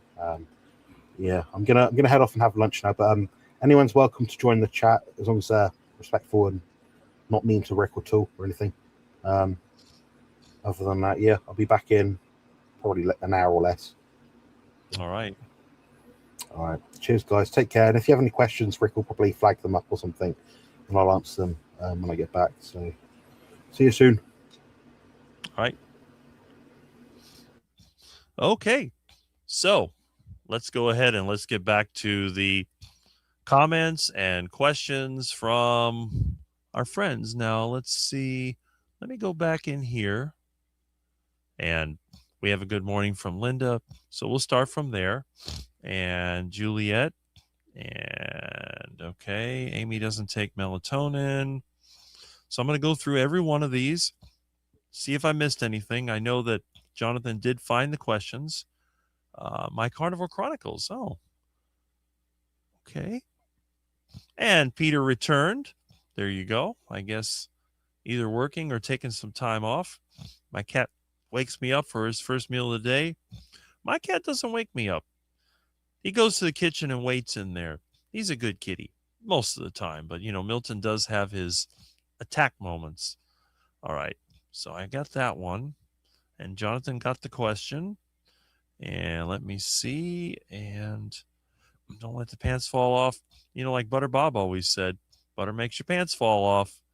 And DS111, yeah, we haven't seen him too much. And there was a question that Jonathan got. And there's Wendy. Well, hello. Good to see you again, Ryan. Yeah, okay. So we have a hello from Bill Cook to everybody. And we have a hello from Wendy. Okay. Went on melatonin. All right. I guess everybody's talking about melatonin and the benefits of melatonin. As you know, I don't use any supplements. I'm too cheap. And that's the question that we skip. How do you motivate yourself when you just don't want to work out or work? Well, I got news for you. If I don't do it, it doesn't get done. And my motivation is thinking, hey, I need to get this done. So that's what I do. I just make myself do it. Even when it's hot, even when it's difficult, I have no choice. If I want to see results, I've got to do it. If you have a chance to see Hank Williams Jr. in concert, oh, okay. Hank Williams Jr. is still alive. Interesting. That's great. Biscuit, magnesium. All right. Unless you don't like country. Well, I'm not a big fan of country today. I like country and western in the old days, but not so much today. I won't drop my pants in the store. That wouldn't be a good thing. That is very true. Concert. Okay. Thanks, Carnivore Chronicles. We have a hello to Amy. On unwarranted advice. The moral of that story is tell your own story. Do not try to ghost write the lives of others. Yes, Liz, I agree with that. And beware of Milton because Milton will rip your lips off. Uh, okay, so Josephine is off. Good to have you here. I guess with a time difference. And there's North Dakota Carnivore Lance. Good morning, Rick and Jonathan. And again, 11 o'clock, he has a live. So if this is still going and you get bored, why not check out his channel? Saw so many people sadly out of shape last night. Even Hank looks like he's got fatty liver. Well, that is a shame. It's like when you look at the old farmers, they're all overweight. Hello, BBW. Wonder who that's referencing. Okay. Morning to Lance. Yep. Very correct, Rick. We learn a lot by mistakes rather than instructions or coddling. That is correct. You have to let people make mistakes so they can get reset to the point. When you get to the point when you realize you don't know everything, that's when the wisdom really starts to kick in. And it's the same thing when you make assumptions about people. It's right there. Make an ass out of you and me. You do not want to go by hearsay. You always want to go by real world evidence. So we have hello from Lance and a hello to Peter. And I'm catching up. And that was a question that Jonathan had looked at before. And let's see. All the Father's Day. Yep, I hit that one. Okay, I've been taking peptides. It's helping out my bones and injuries. So that's good. Peter is not fat anymore. That is good. What I hate in particular are the demands for YouTubers to disavow some person or thing. That's a good point. I don't know why anybody would make such a silly statement. Advice I don't ask for. Yeah, my mom always does this. Gives me advice I don't ask for. I can definitely get me crazy upset, but I understand it's coming from a good place. It's only telling me I have to eat fruits and veg. Yes. And Kurt says, unfortunately, a lot of people keep touching that hot burner, hoping something's changed. Yes. Isn't it funny how they do that and they keep getting burned? But they never learn. Yep. Patty likes salted garlic flavored leftover gizzard water. Okay. That's reassuring. Birds did too. Okay. My daughter, happy Father's Day. Nice. I guess that's tomorrow, isn't it? That's one thing I don't have to worry about. I'm not a father. Rick, that is an excellent point. Very well stated. Well, thank you. That's the way that I feel. People need to do what they need to do and set the example for others and not tell other people what to do, unless, of course, they're working for you. In which case, since they're you're well, since they're your employee, uh-oh, my phone is ringing. I bet I know who it is. I know exactly who it is. Anyway, I'll answer that. Hello? Hello? Yeah, good. Okay. Oh, okay.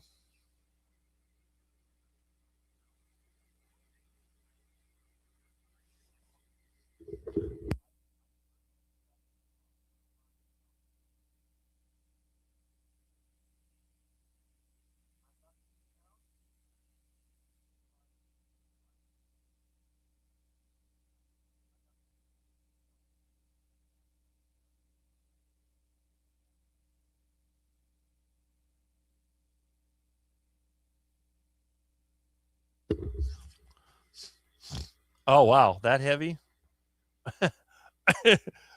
Okay. Mm-hmm.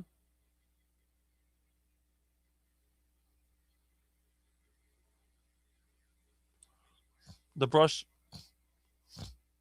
the brush fire. Yeah, there's several brush fires going. Last night it was super smoky here.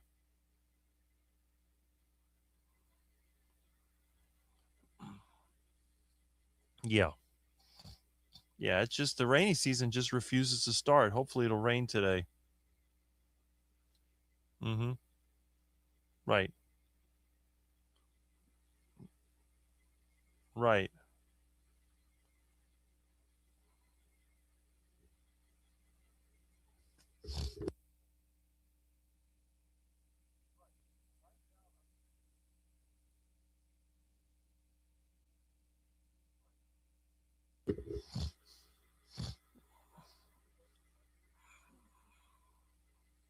Right.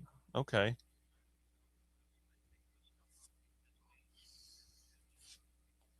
Okay.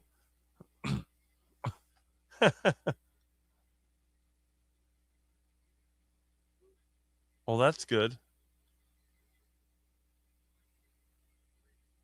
Excellent. Why is that?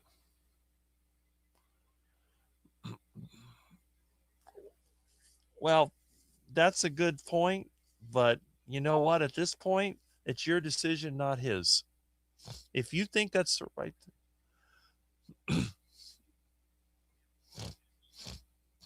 forget it. You'd be better off with a native plant nursery. Forget about affordable housing. That's a dream. It's a very complicated one. If you could trade it, trade it. That sounds like a plan. What? Right. That's fine. But if you can do that, that'd be great because then You can, but the thing is, you got to promise Albert you're not going to get any more junk. That's the thing. Yeah, if you promise Albert you won't get any more junk, he'll get behind you. That's what I think. What do you mean? That's the problem. Well, if you're going to trade for that land, you need to start on the agricultural immediately after trading. Don't put it off like you did with your lot.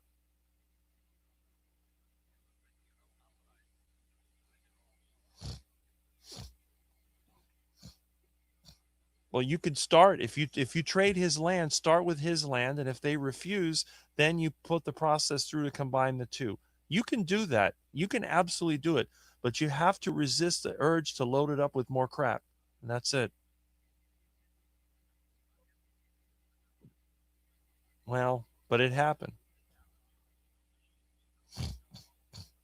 It it happened because you kept bringing more and more and more stuff. That's what it was.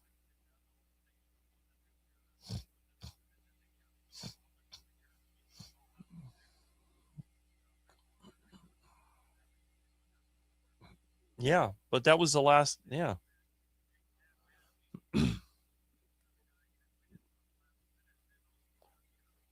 Mm-hmm. Right. But the thing is, now you know you can get rid of at least half of what you got there because it's all garbage. If you do decide, look, I'll help you with a native plant nursery. If you trade it, and you know me, I get accused of being negative, but you could do that. That's a stroke of genius. If he decides to trade the place, I will help you get the native plant nursery started, and you can follow through. But you have to promise me you won't put any crap on the lot. That's all.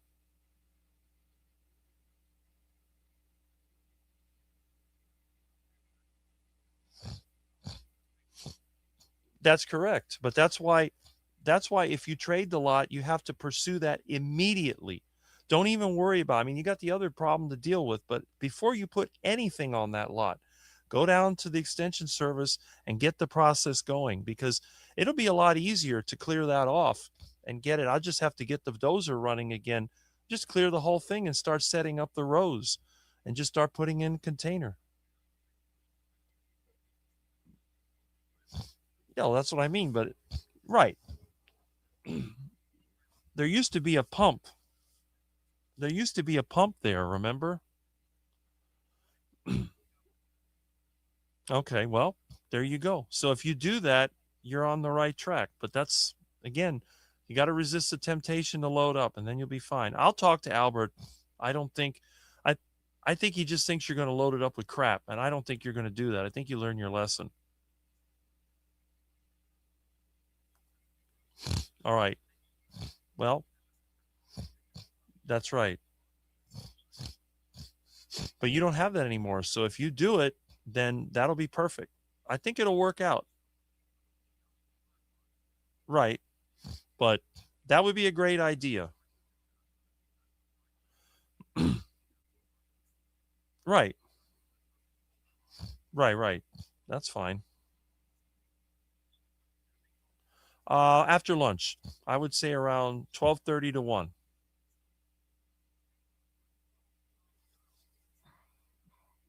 Okay. Okay. Yeah. All right. Well, let me know after then. Okay. Well, let me know after then. Make sure I'm available and then we'll get that done, no problem. Yeah. Yeah. I mean, it worked before. See what they do. That's it. Right. Well, write it up otherwise and we'll try to look it up and it'll be fine. Okay. All right. Yeah. Okay. Why is this not working? Come on. Ugh. Okay. I'm sorry about that. Sorry, I just a friend of mine is trying to make a deal. He's trying to get this nursery But my friend is a junk collector. He's worse than me. And I keep telling him, we can do it. But forget the ornamental plants. Let's go for the native plants. You have to leverage the knowledge that you have. And one of the things about me, I'm very direct and I tend to be very forward with the advice that I give. And I'm not going to, as they say, sugarcoat. I'm a carnivore. We don't sugarcoat anything. I may coat it with lard. I'm not going to sugarcoat it.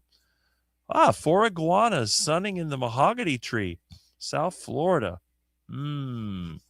Got to get that crossbow out there and have yourself a delicious lunch. Okay, so we hit that question and July 11th. Okay. Let me scroll. Let me check my comments on my stream and make sure I didn't miss anything. Okay. Yeah, everything seems to be good. So, anyway, let me go back over here and let's see. Peter has. She can't give up her crackers. I got her putting either cold butter or cheese on the crackers. Okay, instead of the seed oil crap. Do you think eating keto? Okay, that was the question we covered. Jonathan is a beast. Yes, he is. Happy early birthday to Jonathan. There we go. Keto marketed stuff is pure BS. Yes, Kurt, I agree with that. You're going to find people who enjoy your personality, others that don't. We have to stay authentic to ourselves and hope to find our viewers. Yes, that's why my channel is not that popular, because I only have the best of the best that subscribe to my channel. All the sort of ho-hum popularity following subscribers, they don't come to my channel. But all the people on my channel, there's a lot of participants. I have 70 people right now participating, and I have only like 4,300 subscribers. That's really quite good. All right. Let's see. Jonathan and Rick, Derbyshire, England. Okay, hello from England. All right. Well, there you go. You're from Jonathan's part of the world. Got to run. I'll have a coaching client in a few minutes. I'll be back if you're still on. Well, thanks for being here, Amy. And hopefully you'll have a successful coaching session. All right. And Kurt says, see you later to Amy. He just knows good people. Yes, I agree with that. Okay. And bye to Amy. See you later, Amy. I avoid all the keto food products, which are made in a factory by big food companies. Keto bread, pies, treats, etc. They are poison. Dr. Ken Berry talks about all the time. Well, there you go. If it comes out of a factory, it's not food, in my opinion. Same weekend as Jonathan's next competition. All right. Yeah, the birthday. Okay. Hi, Rick and Jonathan. I didn't know when you were going to be on, but I found you. I am an old woman, but like a sponge, gather the information, then sift through. Think about it, keep some, trash some. That comes with wisdom and experience, and we appreciate that here. Normal is so overrated. Well, normal doesn't exist here. Why would you want to lower your husband's testosterone? 451 is excellent. Mine is 650 and I'm 64. Carnivore 3.5 years. I don't even know if I have any testosterone. My libido is 0. Normal is boring. Yes, it is. And we have amen to Juliet. And we have, what is normal? That is a very good question. Kurt's asking the hard-hitting questions, as usual. A neighbor to the one from England. And there's Jonathan's Nightbot. A lot of people use that. Rick is anything but normal. Yes. And Peter is the only one in the carnivore community that has ever seen my home. So he knows better than anyone. Rick is John Q. Public. Well, there you go. Or the opposite. Oh, yeah. And Rick is a quack, too.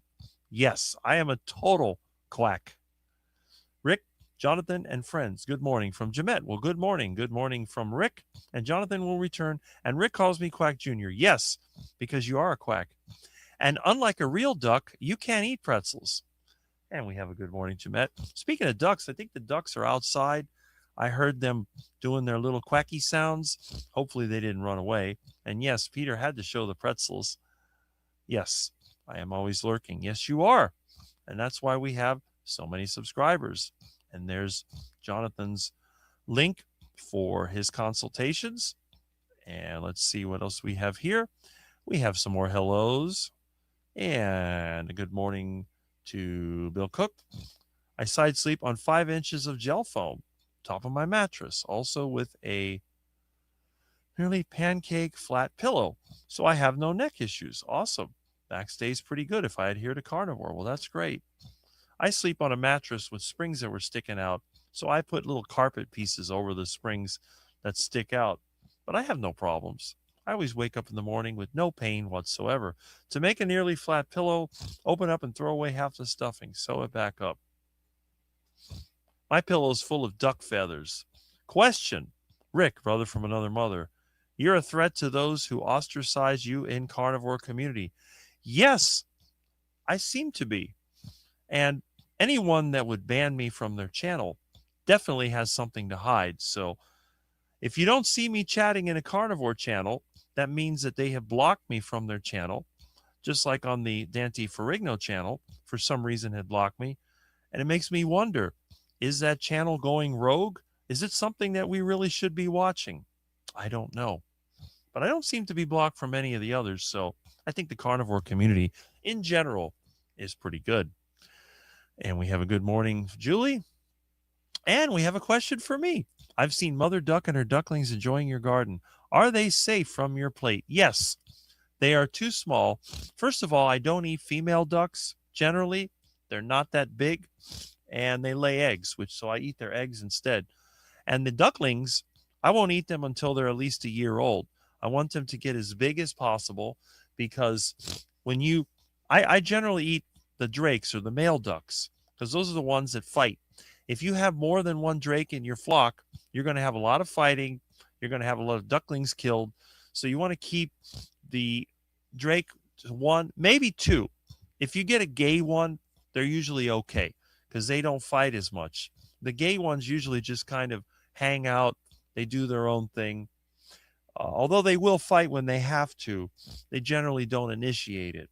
And they're great for protecting the ducklings because the gay ducks, they sit with the females, they don't mate with them. And when other animals come to bother the ducklings, they will attack. So they do serve a purpose. But generally, one drake, any others, they have to go to the kitchen. So I select the most aggressive of the bunch, the ones that cause the most trouble. I move them to the executive suite for a 2 to 4 week fattening process. And then when they're fat enough, I activate the duck guillotine. I did show the whole process a couple of years ago, but YouTube deleted the video and demonetized my channel. So I guess I won't be doing that anymore. But then again, maybe I'll do a live stream with a duck preparation, starting with a fat duck, the duck guillotine. I won't show the guillotine, but the bell and light will come on to tell me when the duck is ready. I will show the process of removing the feathers, gutting out the bird, and preparing it for dinner. So that's really very, very tasty. So, anyway, that's what happens with the quackers. And we have some more hellos and furniture store. We sell tons of different types of pillows, low, medium, and high. Okay. Yeah, of course. People have all kinds of demands. Around here, we're primitive. I just use what I can find. I've never bought any furniture in my life. As you can see, everything I have is basically a discard. Please post buy me a coffee. I keep forgetting to do that. I will do it. Let me see. We have Bill. Mine is Walmart.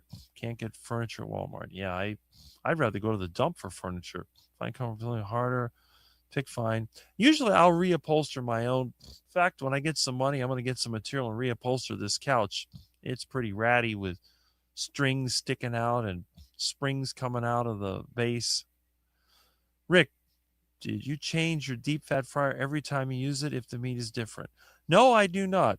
I generally, I mean, I use the same lard or tallow for chicken or for duck or shrimp.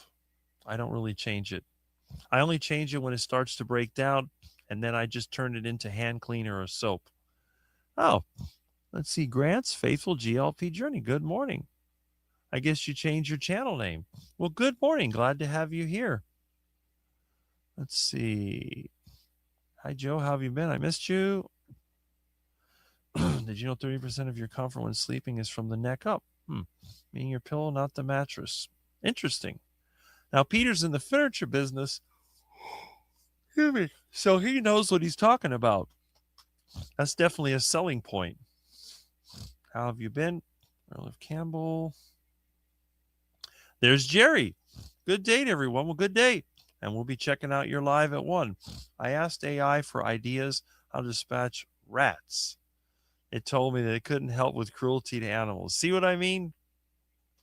And rats, you just get the rat trap and I got a lot of rat traps, but I haven't had to use a rat trap in 2 years now. Ever since I got the ultimate furry solar powered rat trap, requires no batteries. You just give it cat food and water, and any rodent that comes through the house is dead meat, literally. Okay. I became aware.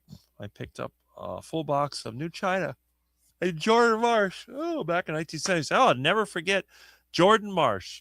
They used to have one at Dayland Mall. Then they became Mervin's. Then they became a Macy's furniture store.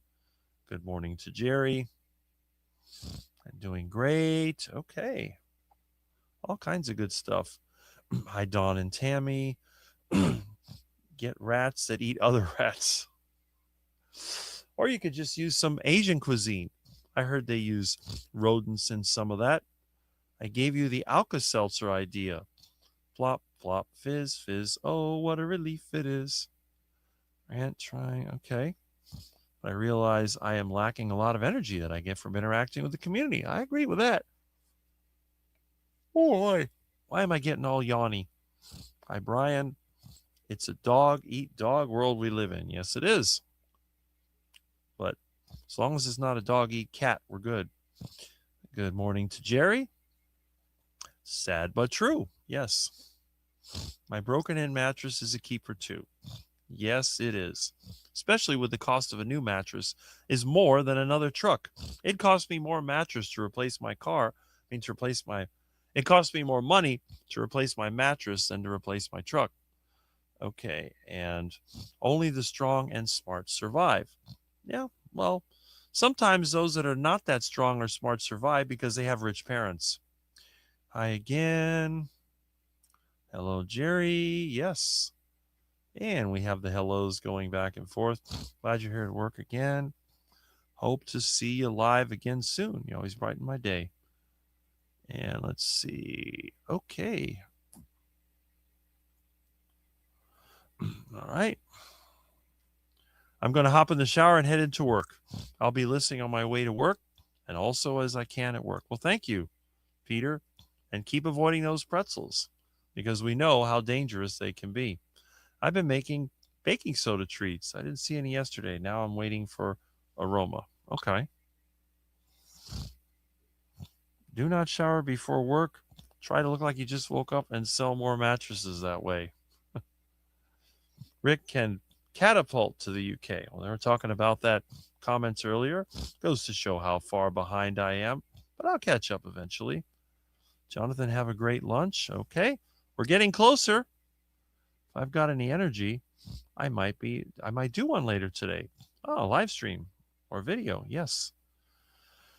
Bye, Jonathan. Lovely to see you. Yes, he'll be back. He'll be back. And Kelly's still here. That's awesome. All right. We will get caught up. Haven't seen you in a while. Michael Pregler just got back from Farmer's Market. Hope everyone is having a great day. Yes, and glad to have you here. Usually you're at the gym, but Farmer's Market, that's good. Loving the background in neon. Cool. Well, thank Jonathan for that. Jonathan did that for me. My channel is primitive. You see, when I go to Jonathan's channel, it's like I've gone to the 2020s. When I go to my channel, it's like the 1970s. That's kind of the difference. So we have that here. And please hit like, leave a comment after the video. That's Jonathan's message. There we go. And let's see. We have a hello from Kelly to Lance. There we are. And Lance will be on in about an hour. So, although Jonathan will have returned. Thanks very much, everyone, for being here. I'll be back later. Yes, you will. Okay. And let's see. Got a good morning to Kelly. And all right. Looks like it repeated it. Okay. Still here, just lurking because I'm working too. Well, Christy has to work on the weekend. Hopefully, you're working from home, which is good. Have a great lunch. All right. And there is Jonathan's link for his coaching and consulting services. Highly recommended if you need someone who specializes in carnivore and bodybuilding. Rick is a revolving door morning hangout. That's what's fun about it. Also, guillotine stories. Yes. I wish I could post some of the videos, but they don't seem to like turning a duck into dinner. Rick, you are a father to Milton, Miss Kitty, and kittens. Well, that might be true, but I'm not the one that made it with him. And there's Larry Ryan. Good morning, Rick, and Carnivore as well. Good morning. And yep, we have some good hellos. It's supposed to rain today. It's a little bit dark. Maybe we'll get some rain. If it does, I may have to take a break to check the trays to see how much water is leaking in the shop. Thankfully, the house doesn't leak water because it's got 2 tarps and a few patches on it. Hey, there's Christy. Christy's been here for a while. Got to go. Need to spend time with wife. Well, Kurt, glad you were here, and I look forward to the next time I see you. I showed up at work all disheveled, dirty, unshowered. I'd get a warning, and if I continue, I'd be fired. Yes, that is correct. The same way, what I need to get done, what motivates me, like yesterday, I need to replace my mailbox post and get my mom's mailbox on the new post. I need to replace my mailbox post, but I'm not lazy, but the thought of me going out there with a digging bar and cutting through coral rock is not fun. But never fear. Now that hopefully by today or tomorrow it'll be running, I'm going to take Bob out there and I'm going to drill a hole. And I know I'm not going to hit the gas pipe because I know where it is. I should call 811. Yes, I may do it, but I'm going to use Bob. So I'm going to be like Tim Taylor in Tool Time, and I'm going to use the biggest machine possible to do the job instead of going out there with a Cuban toothpick digging bar and a clamshell. I'm going to put my auger bit on there, and I'm going to drive Bob out there and auger that thing down 3 or 4 feet in the ground and put in the new mailbox post. So again, it's just big boys playing with their big toys. And everyone's saying goodbye to Kurt. I shower with my natural towel soap before I work and feel great clean as a whistle. Rick showers 2 times a day or more. Yes, I do. Again, there are people in the carnivore community that say they go for days without taking a bath. You do not want to see what I look like 3 hours into working. I mean, you've seen me probably in some of the videos where I dropped in a couple weeks ago. I dropped in Carnivore Talk just after working, and it wasn't even that big of a job. It was a simple plumbing job. And I look like, someone said, a chimney sweep. When you work physically for a living, you have to take a bath. And think about it. Most animals, they go in the water to wash themselves off. Chickens, they use dust to try to wash themselves off. And cats, they lick themselves, which I'm not going to do that. So that's one of those things. Anyway, let's see. Let's keep going. I might be able to finish this by the time Jonathan returns, which would be great. And then when Jonathan returns, when he eventually goes back to take a break, I will probably open up for a panel so everybody that wants to drop in can drop in. I shower a lot, at least twice a day, nothing like clean. Yes, exactly. See, people that are active, people, let's say you work on a farm, or let's say that you do blue collar work, you're going to get dirty. That's just part of living. And especially someone that is in a hot climate like me, you have to keep doing that. You really have to, make sure that you give attention to yourself, because if you never clean yourself, you're going to get nasty looking skin. You might get an infection. You're going to smell bad. You're going to look terrible, and no one's going to be around you. You're going to be like the homeless person that everybody walks around on the bus bench. Is that the way you want to look? I don't think so. I would rather clean myself. I think that's one of the most important things out there. It's like if you have a nice car, wouldn't you want to keep it washed? Or would you let the bird poop sit on it, the tree leaves, the dirt, all the other nastiness, greasy hand stains and all that? Even my crappy van, which is a rust bucket, I keep cleaning it whenever I can. I feel better when I can look out the windshield and I don't see dirt, and I look inside and there's no garbage on the floor. I have to ride with friends that have trucks full of crap. You have food wrappers and cups, and then it's just junk everywhere on the dashboard. I get in my friend's truck. I said, it's like riding in a dumpster. I like dumpsters, but I go to the dumpster to get what I want and then I leave. I don't say I want to live in a dumpster. No. So even though my house and yard are cluttered, if you ever get in my vehicle, you'll never have to push aside crap. Of course, I don't eat in the vehicle while driving. I will cook while driving, but normally what I'll do when the food is cooked, I'll stop somewhere and I'll enjoy my meal. So let's see. I just had 5 eggs fried in lots of butter with a can of delicious and nutritious Icelandic cod livers. That sounds pretty good. And that's healthy. It's better than taking vitamins. And if you look at Peter's attitude, and again, not only did I get to meet him, but I rode with him all the way from Melbourne all the way down to Miami because he brought home computer and some other goodies that I had. On the way there, I took the train to Boca, then we went from Boca. But again, it was pretty nice. It's always good to meet someone. And we got to eat together at the Brazilian steakhouse with Mitch and friends. Handing at my son-in-law's lake house. Having a family party this weekend. My triplets are turning 35. Well, there you go. That's the thing. You have kids. They have kids. Pretty soon you got children, grandchildren, great-grandchildren. I'm using that one today, Rick. I am a carnivore. We don't sugarcoat anything. That is correct. We don't do that. We have a good morning from Marla Kelly. I'm catching up sooner or later. I'll get there. Thanks, Jeanette. It's hard to get the whole family together at one time.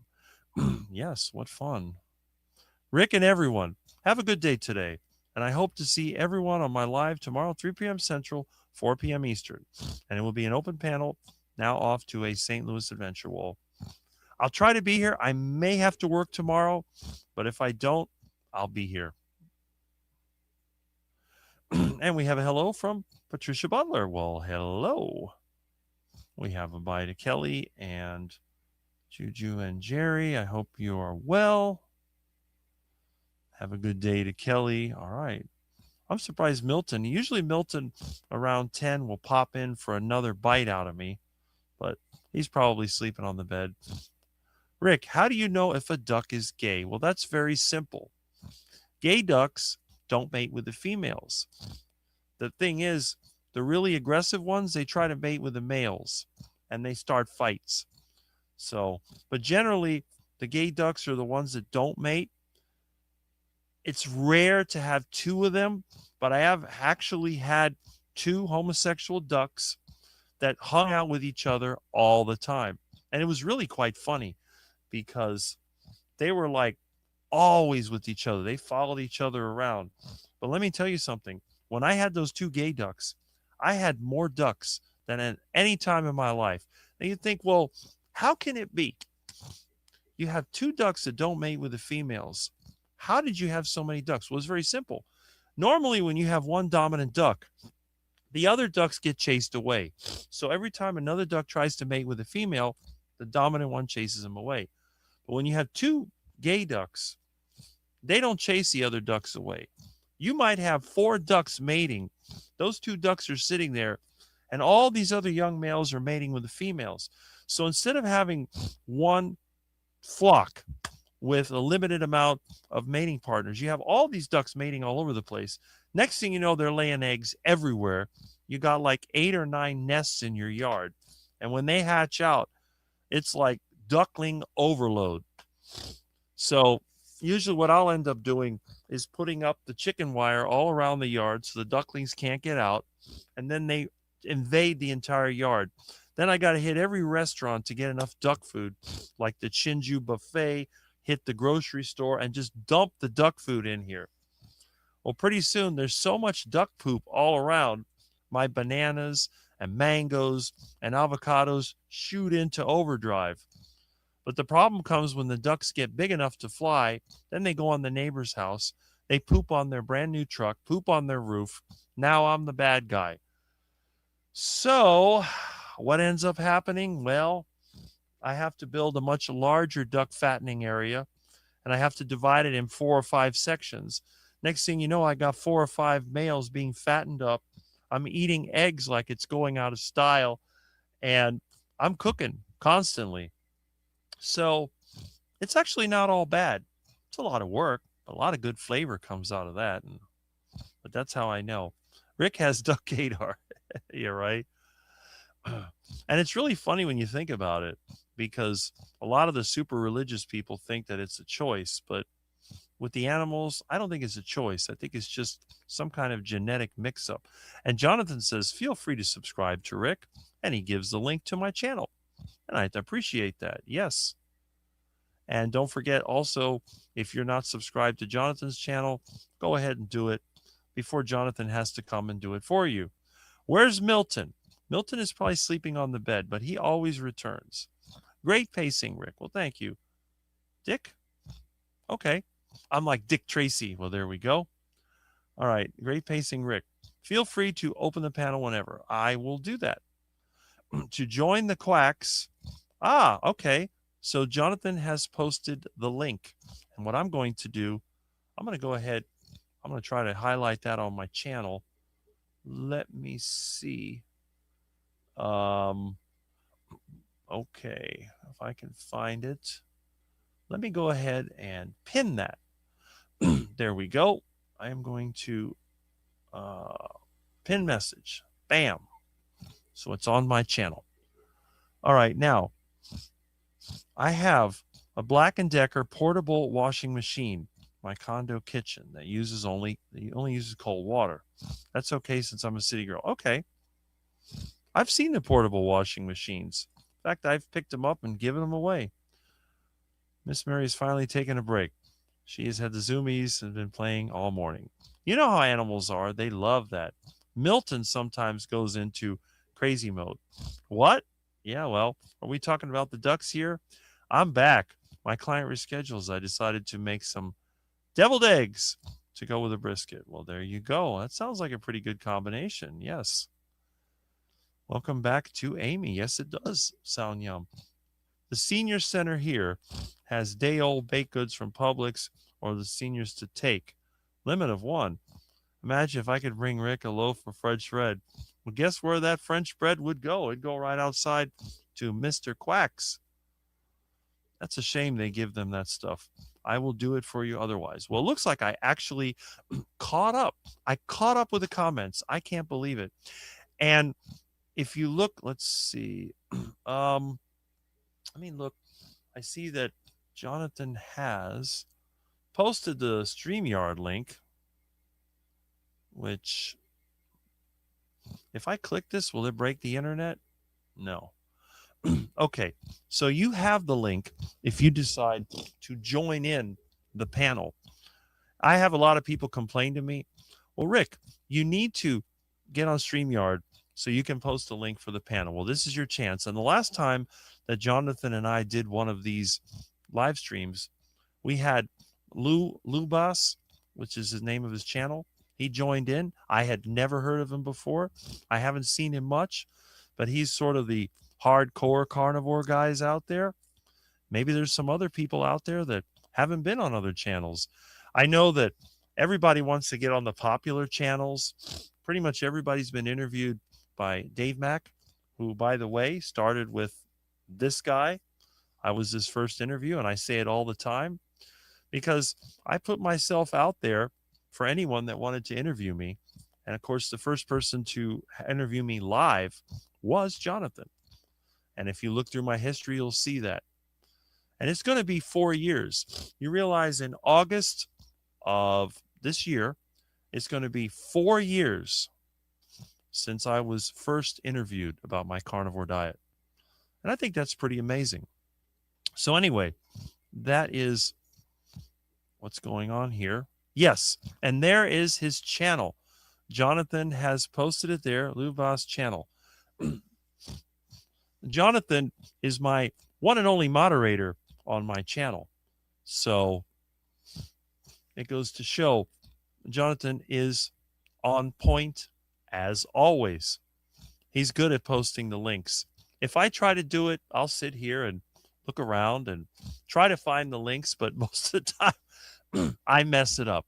It's just one of those things. So, what else do we have going on? Well, today, as you probably heard, a part of the conversation, I muted out part of it.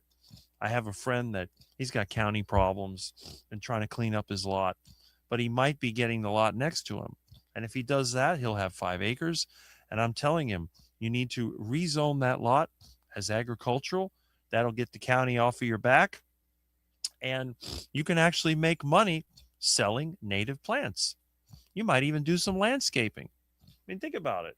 You have a friend who's an amateur botanist, this guy who knows more about plants than anybody else I know.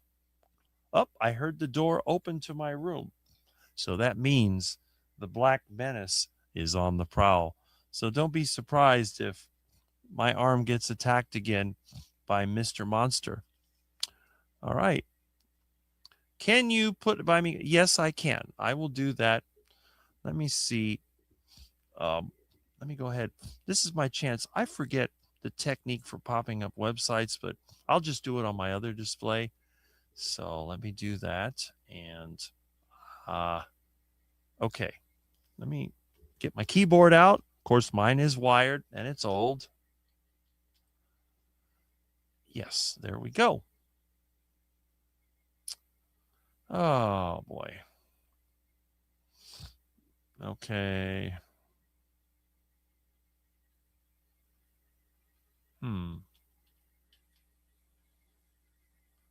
Okay. There. All right. And we will put this right here. And here comes Milton. Hello, Milton. Are you going to attack me? Look at that face. You want to attack me, don't you? You're going to stop doing that. You think you're sneaky. I see your black fur ball right there. Okay. Everyone, you want to say hi to everybody? Let me post this, and I'm going to let you say hi to everybody. Come on, Milton. Come on. Milton. Sweet. Look at that absolutely beautiful little black menace. Hi, sweetheart. Say hello.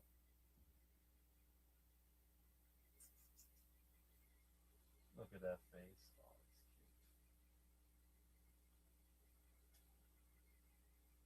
Oh, I love my baby Milton. There you go. Well, you're a nice kitty. You want to look out the window? I think Milton wants to look out the window.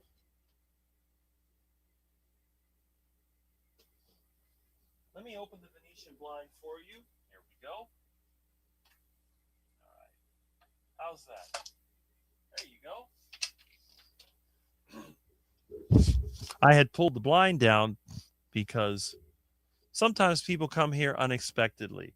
My yard is always open, although I did put a padlock and chain on the gate so I don't get any more of those unexpected Mr. McFeely visits like you get in the real Mr. Rogers.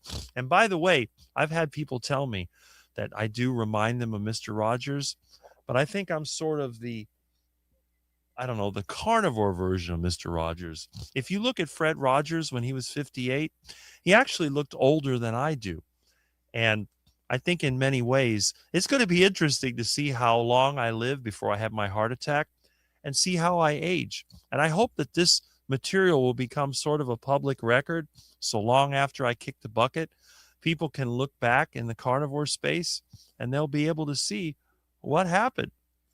And Liz has a comment. Your live stream is the it place to be. There we go. No one like Rick Hollis. Well, there we go. And again, I seem to appeal to a very unique sector of the YouTube community, not just the carnivores. There are other YouTubers out there that like me. I mention all the time some of the farming channels. Our local farmer, Tom, the Sleepy Lizard Avocado Farm. He mentions me quite a bit. So it's not just the carnivores, it's all the unique people. And there are a lot of unique people out there, which I really do like getting to know them. It takes two to get the production right. Yes, it does. One person cannot do it all. I have to do it all because I have no choice. But whenever I have a business, one of the most important things is building those relationships with people. And one of the reasons why my businesses initially thrive is because I don't put myself as being some kind of expert or rich man. I admit that I'm poor. And people are willing to work a little harder, even when they're not getting paid as much as other companies, when they realize that the owner of the company is not taking advantage of them. But when they start to see the owner of the company or the co owners buying new cars and fancy homes and going on trips, then they go, wait a minute, you're getting all this money and you're only paying me this much? No, no, no, no. And that's when the problem starts. And you know what? I agree because I don't like it either. And that's usually when I start causing problems in the company and I get thrown out because I don't like seeing people taking advantage of others. And there's my link. I put it there as requested. And Jonathan has also posted it to buy Rick a coffee. He deserves a cuppa. There you go. See? Now, I don't even drink coffee, but I can use the cashola. And instead of buying coffee, I'll buy cat food. So from coffee to meat for the kitty cats, and everybody loves kitty cats. I have to cut my acre with a push mower in the southern heat, waiting on my starter from Amazon. I have to replace it, my riding lawnmower. You would be proud of me. I'm doing man things. Well, there you go. See, when I have my new place, I'm not going to have any real grass. I always like to have a little bit of grass around the house, and that's it. My yard's going to be a forest. If I build on my 5 acre lot, I planted a bunch of pine trees and palmettos almost 30 years ago when I bought the land, and it's still there. It's overgrown. See, there's the way I figure it. While I'm waiting, why would I want to have a bunch of grass to cut? I just throw all the native vegetation there, let it do its thing.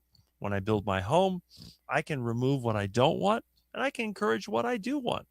And as long as you own equipment, it's not a big deal. You don't have to worry about it overgrowing. In fact, if some of those pine trees have gotten big enough, I may end up using them for paneling. The ones that I don't want, they're going to be on the wall. Instead of this cheap plywood paneling, it's going to be real beaded board pine paneling, which is ironic because I don't build with wood. I only build with steel and concrete. But I do like having the wood accents to give it that 50s look. And that's the thing. I don't like the black, white, and gray. You won't find drywall in my house ever. Drywall is not something that I like. Can't stand it. I will use concrete. I'll use tile. I'll use lime plaster or even gypsum plaster over some type of expanded mesh. If I was restoring a house that had wood, I would probably use a wood lath. But when I build something, we don't use wood. There's no wood. Any structure that I build is always concrete and steel. Existing building, I try to fix it, but if I had my way, I start brand new. So when I get older, I don't want to have to deal with maintaining a termite infested box. I learned to slow cook pork pot roast from watching Rick, a big savings on beef. See? And it's not bad. You can still feel good eating pork. I got some pork I'm going to cook up for lunch. No problem with that.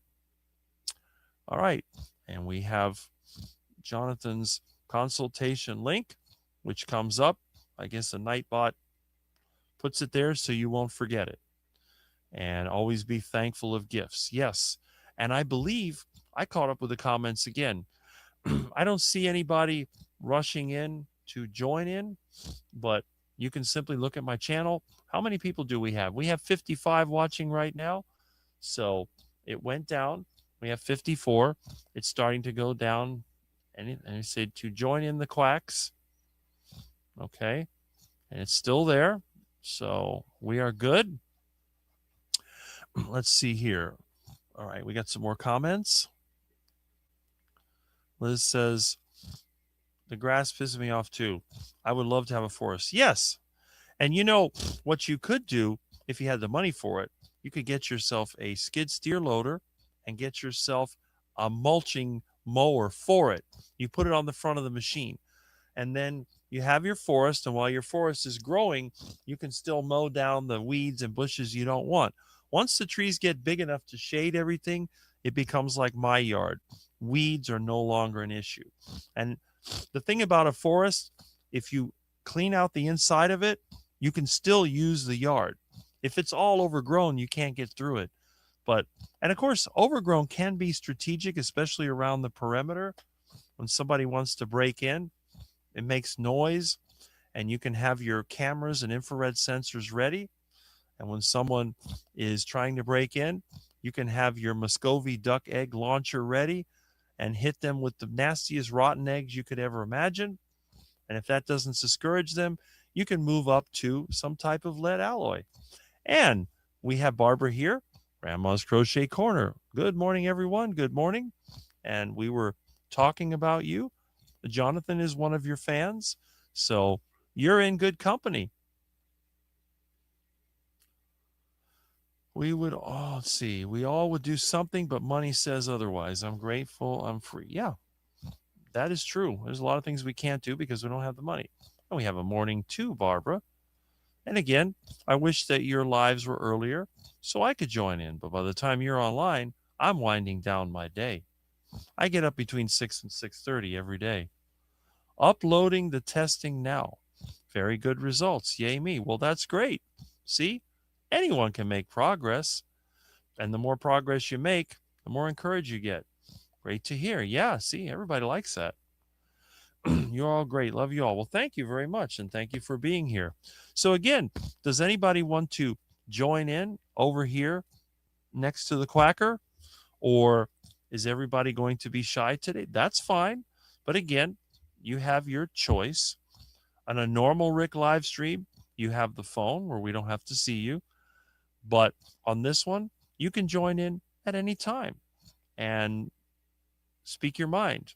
But be nice, because if you start trashing people, I also have this little remove function where I can just click that and you disappear. We have trolls that like to come in and like to show dirty pics. So we'll have to boot you if you do that. I'm going to click, quick on the click over here. We're down to 52 right now. But anyway, let's see. Now, let me talk a little bit about some of the things that have happened during the week. And I mentioned this a little bit earlier before Jonathan had come in. I was talking about some of the controversy that has been taking place in the carnivore space. Now, on top of that, there's also events that take place in the carnivore space. We have meetups. Last week, we had the great UK meetup, which took place. There's other meetups that are coming up. Now, isn't there going to be another showing of the Healing Humanity movie sometime this month? I thought it would be on one of the weekends. Let me look over here. I'm just curious. Wait a minute. Okay. All right. Healing Humanity. Okay, June 27th, screening. So next week, there's one in Orlando on June 29th. Okay. Well, that's good. Okay, good. So I think next week they're going to have a screening. The one part of the world that they don't have any at this point is the most populated part of Florida. And you know where that is. Between the Florida Keys and the end of Palm Beach County, there are more people here than in the entire rest of the state. So, but they don't, I guess this is sort of a carbohydrate dominated zone. But anyway, that's something that's coming up. And what else? Well, there's been some controversy going on. I don't know if anyone was watching the Keto Cookout last Tuesday with Russ Mitchell. And maybe Russ is awakened by now. He might actually be listening to it as well. So let me go back over here. Where is my, uh-oh. Okay, let me go back over here. My StreamYard link. Okay, there we go. All right, let's see. I missed Jonathan. I have to watch repo. Well, Jonathan will return. Jonathan is eating lunch. He will be back. And again, anyone that wants to join in is free to do so. I haven't seen anybody pop in yet. I'm sure if it would be Mitch's live stream, they'd be knocking down the door. But over here in Rick's live stream, it varies. Now, I was going through my stuff and I found an old book. Now, does anybody know what this book is about?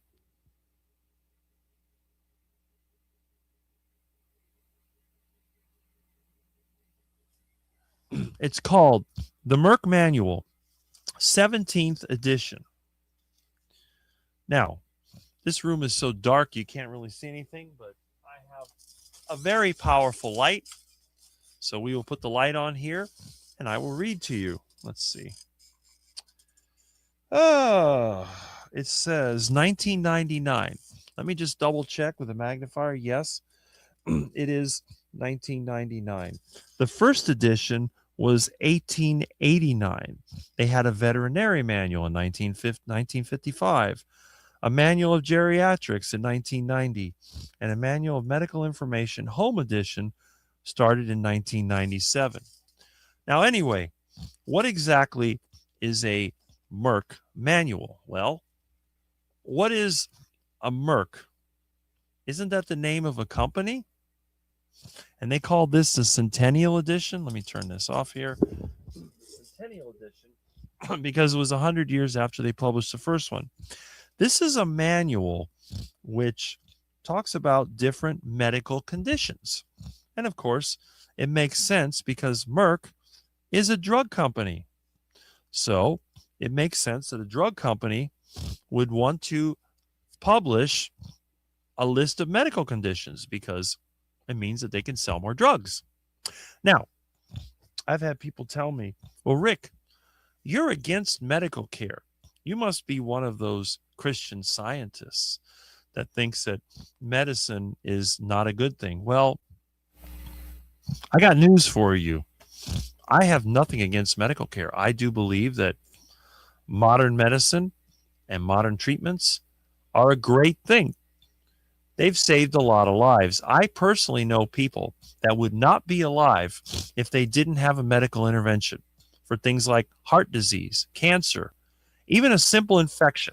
How many people died of simple infections? They got cut, they got a bacterial infection, it became septic.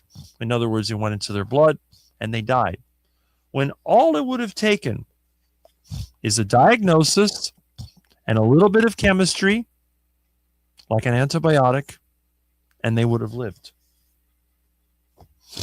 My own parents, they lived additional years because of medical interventions.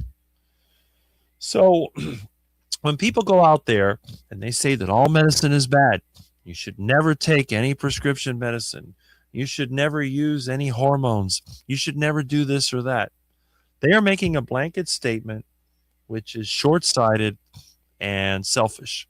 Because just because one person has been able to go their whole life without having any kind of critical medical crisis doesn't mean that every human being is built exactly the same. So a balanced view of medicine is important. Where I tend to draw the line is the whole concept that there's the gatekeeper effect. In other words, in order to give so-called medical advice, you have to join a club. You have to go to school for 8 to 10 years. You have to spend money you don't have. You have to know the right people so they can give you permission or license so you can put 2 letters next to your name, like MD. And that's really what it is. Even if you understood the basics that would be in literature like this, unless you have permission from the gatekeepers, you don't know anything. And this is why a lot of times people become sort of self-promoting. They believe that they have some type of advanced privilege. And the thing is, they don't. They have a privilege from the gatekeepers of the system. But just because they have gone through this process, it's like when people go to college and they want to join a fraternity or sorority. They make them do stupid things to humiliate them so they feel like they've accomplished something. And I do believe a lot of what is taught in colleges and medical schools is just there as a way of separating out certain people. You can get them, well, this person got through this program. Now they're certified to know this. Okay, fine. I understand that. But then you just discount everybody else. So really what it comes down to is only the people that have been approved by the gatekeepers are allowed to give advice. Everybody else, you don't exist. You don't mean anything.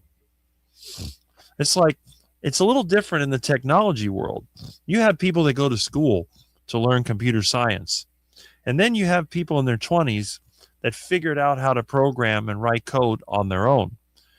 And sometimes the people that figured out how to do it on their own are actually better than the ones that have gone through the formal training. Sadly, though, when it comes to things like medicine and law, that's not the way that it works. Now, the beauty is, if you can put all this data into a book that you have to thumb through, what happens if I took this data and I put it into computer memory? Let's say it was all on a hard drive. Now, I don't know where my hard drive is, but it's somewhere around here. Oh, there it is. Okay, where's my hard drive? Here it is. All right. I have a 2 terabyte drive with a USB interface. And if I took all the medical information that would fit on one of these drives, and then instead of me having to thumb through a book full of dust, I could simply type in my question and let the hard drive tell me the information. Which method is more efficient? Which method would you use? Well, if I didn't have any power, I would use this moldy book and do that. Now, you'll notice the book is here. It's got some mold on it. Why does it have mold on it? Because the roof started to leak over where the bookcase was. I had to disassemble the bookcase and put a temporary catch to catch all the water. This is probably why I have sinus issues, because there's a lot of mold in the house. But although the book did get water damage, it was still salvageable, and I decided not to throw it away. Now, some of the books that got really wet went in the garbage. But I find stuff like this when I do cleanouts. And back when I used to work at Miami-Dade College, I made friends with a lot of different professors and even students, and they would have access to stuff like this. And they'd throw it out when it got old, and I'd keep it just because I like to use books as an acoustical barrier. But the real world data would be kept in electronic form. Now, the computer that we use to search for it, it basically, you set up a database and then use search queries. For example, if you use SQL, you can do search queries and look through the database and find the information. But the information ultimately is being stored on a mechanical or simply electronic device. This is a mechanical drive. It has disk in it. But you've also got SSDs and so on. But when you're poor, you use what you got. And the reality is, and it doesn't really matter what source you get it from, there's a Latin saying that means knowledge is power. And I think it's scientia est potentia or something like that. That used to be the slogan of our Miami-Dade College. I think they changed that. But sometimes they put the est at the end of it. Just all that Latin. They love all that Latin nonsense because they use it as sort of an authority. But the reality is, one way or the other, you're going to get the information either from practical experience. It's gone into your head. That's like me. Every time somebody has a bobcat problem, if they have an older bobcat, 20 years old or more, They'll call me up. I can even figure out a lot of the new ones, but they call me up. You can go to AI and type in the problems and it gives you a list. But then when you call Rick, okay, Rick can ask you questions targeted. What noise does it make? Do you see oil leaking out? Does it smell like it's burning? Is the noise a thumping sound? Is it a grinding sound? Is it a high pitched whine? And they go through all of that. So I come up with a diagnosis. Well, your main hydraulic pump is worn out and it needs to be rebuilt or replaced. Oh, you have a leak, but it runs good otherwise. It's a shaft seal. It's an inexpensive repair. And every time that I've given a diagnosis, it's been correct. When AI does it, maybe 50, 60%. So there is a difference. But again, the data can only tell you so much. The experience that comes with gathering the data and with using that data is important. Now, here's a little thing that I've noticed in my case. People always talk about positive thinking and optimism. That is like kryptonite to me. Every time that I tell somebody that a job's going to be easy, it turns out to be a disaster. My own Bobcat. I told my friend, I'll have that fixed by Tuesday. The part was supposed to be here on Monday, and I'll get that pin out of it. I still haven't fixed it. The part hasn't got here. I've gotten some of the parts, but not all of them. Hopefully that other part will come. It says it's out for delivery between 12:30 and 4. We'll see. But again, in my case, being positive always leads to disaster. Being realistic, that's what makes the difference. Because when things don't work, you can always have a reason. And Jonathan will be coming back shortly. That's good. And we have a good morning to Barbara. I respect the position. You went to class, you paid your fees, you got your degree, you're coaching, whatever. I don't have it, but I understand. That is correct.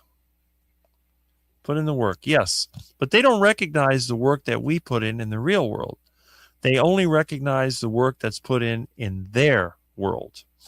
Our world doesn't matter because they are different than we are, at least in their mind. The reality is we're all the same. Problem with using data only in medicine is that it removes the art portion, the subjective evaluation of the patient, their symptoms, their history. That comes from. Yes, that's why a lot of times when you see a medical building, they call it a medical arts building. And art is something that can't be defined by computer code. Art is something that is human exclusively. But yes, that's a good point, Ellen. I agree with that. You're better than a service writer at the dealership. Well, there you go. Right? Yes, Rick. That is the one reason the current healthcare system is failing. It is all algorithm and AI driven now. Yes.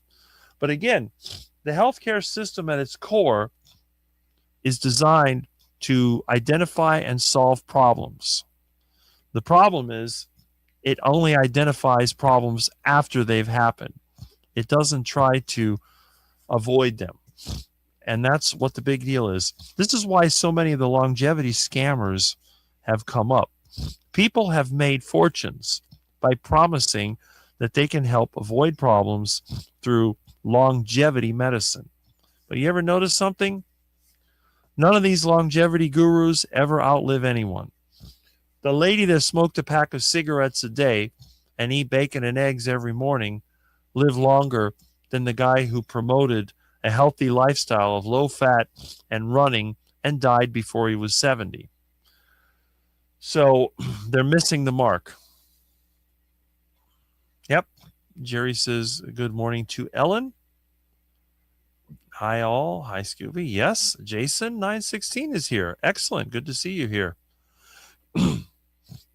Yes, that is another also true. And we have a Barb, good morning from Jemet. Now, does that mean that everything that the system tells us is incorrect? So in other words, if it comes from the mainstream, is it default to be a lie? Is everything you see on the news a lie? Is everything that your doctor tells you a lie? Is everything that your local politician tells you a lie? Well, that may be a bad question because it might be. But the reality is, most of the information that we get from the system is actually truth. The problem is, mixed in with the truth, you have things that are not so truthful. The lies are mixed in. If you want to color something other than, let's say you had a glass of water, any food coloring you put in the water, even the tiniest little amount is going to change the color from clear. The more drops you put in, the darker it gets. And when you mix colors, let's say you put a little yellow and you put a little blue in there, it may turn greenish. So it's not a matter of all they're doing is lying to you. It's a matter of they are giving you information to steer you to the narrative that they want you to concentrate on. And the way the system works, it's always from one narrative to another. There's going to be something that dominates the news. Then the next week it's something else. And the next week it's something else. And after a few weeks, you don't even remember what they were talking about a month ago. That's the whole idea. It's sort of like 1984 and Brave New World combined. We have a good morning from Jason. Did any of your kids get it? Yes, the black and white kitten, and I haven't asked her what they're going to name. Some of us had called it Oreo and Holstein and whatever.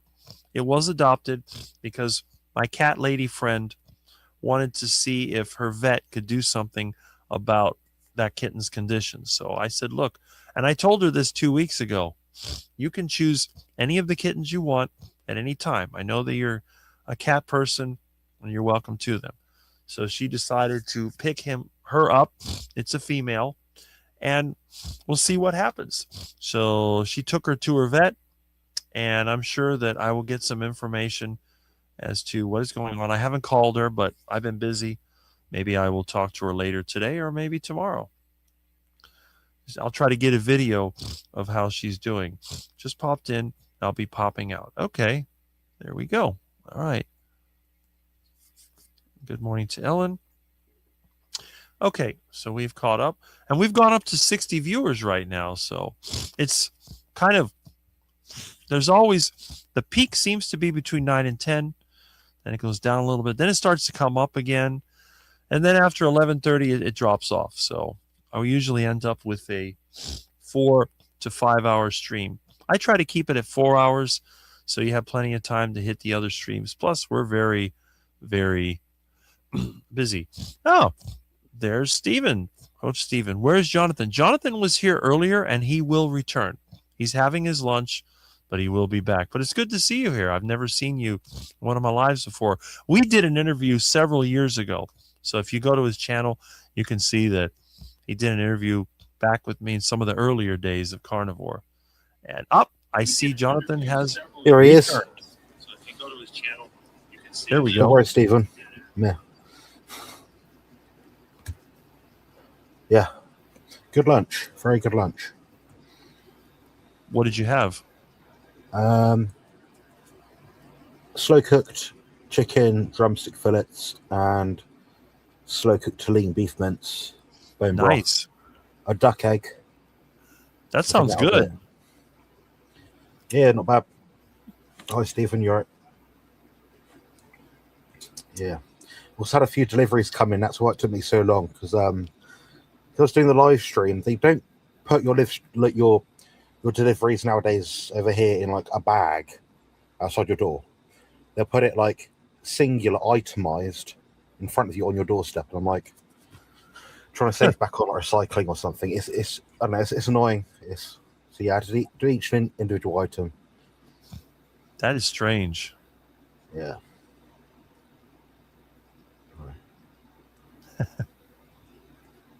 There we go. Now the comments are picking up again. See, Jonathan gets everybody interested. We got up to, what was it, 70 or 80 at one point today. Yeah, I had over 80 last week. So yeah, it does pretty good. When you started at like maybe 8 to 10. Yeah. At the very start. Now your channel's not grown by 10 times the amount, but your I guess your familiarity has. So Well, what it is just the quality of subscribers. I have an extremely high quality of subscribers compared to the larger channels because, I mean, you think about channels with 50,000 people, they may have 100 in the live stream. I have 4,300 and I have 80 something. That's a really good participation rate. yeah, can't blame that at all. There's like four Yeah, people in one, I think. I'm I going to don't try do to these keep. often enough. People are like, oh, it's live. When it comes to the kittens, it depends on how many are left after everybody adopts them. I'll keep any that are not adopted. All right. Let's see. Yeah. Oh, Ivy, she's here. She has her own community of free thinkers. But yeah, we get a lot of we get like a up and down. I seem to get my most viewers between 9 and 10 and then it drops off. Then it picks up around this time around 11. So it's kind of interesting. Yeah, it makes sense. I Let's upgraded my. I put some more pillows down. Effectively lying down now. That's good. So how much time before you have to have another break? Um, Probably just about around the time we wrap up. Probably maybe about an hour and a half, 2 hours. Okay, good. Yeah. Because I know a lot of times you don't have a lot of available hours in the day because you have to keep trying to you know Yeah, it's be frustrating comfortable. because I'm not. I'm like maybe 80% okay now, lying down maybe up 90% okay. Um, I'm constantly flipping over side to side because you're lying down. You get tired quicker because your brain thinks you're trying to sleep, so you just get shattered throughout the day. So when you're up, you're like, when I'm walking around now, it's like I'm not connected to my body at all. It's Hmm. quite a process in the morning. Yeah. Right. Let's see. I prefer the channels don't have same. Yeah, I avoid the big channels myself. That's why you don't see me in the Dr. Barry channel. There's no point of being there. News out there. Yep, that's true. I think a lot of times people go where everybody else is, and I don't see the point of that. Yeah, I mean, you have to. It all takes. You have to give everyone a bit of a break or a chance, sort of thing, because otherwise we'd all be watching Dr. Barry every single day. You know, there's no personality to it. You know. Yeah, and I don't know why everybody would go there because there's so many other people in the carnivore community. I guess they just don't know that we exist. I think a lot of times YouTube promotes the bigger channels. The first ones they see are going to be Dr. Barry or maybe Dr. Chafee or Dr. Baker, and then they don't look at the other smaller channels. But you're not going to be able to get the personal interaction with those big channels. It's physically impossible. Yeah, yeah, completely agree. Um, what do I think towards cold plunges or heat? I prefer heat for most people. Um, I think it's more accessible. I mean, have a really hot shower for a long period of time versus sitting in a cold bath. It's a bit nicer, in my opinion. It's easier to adhere to.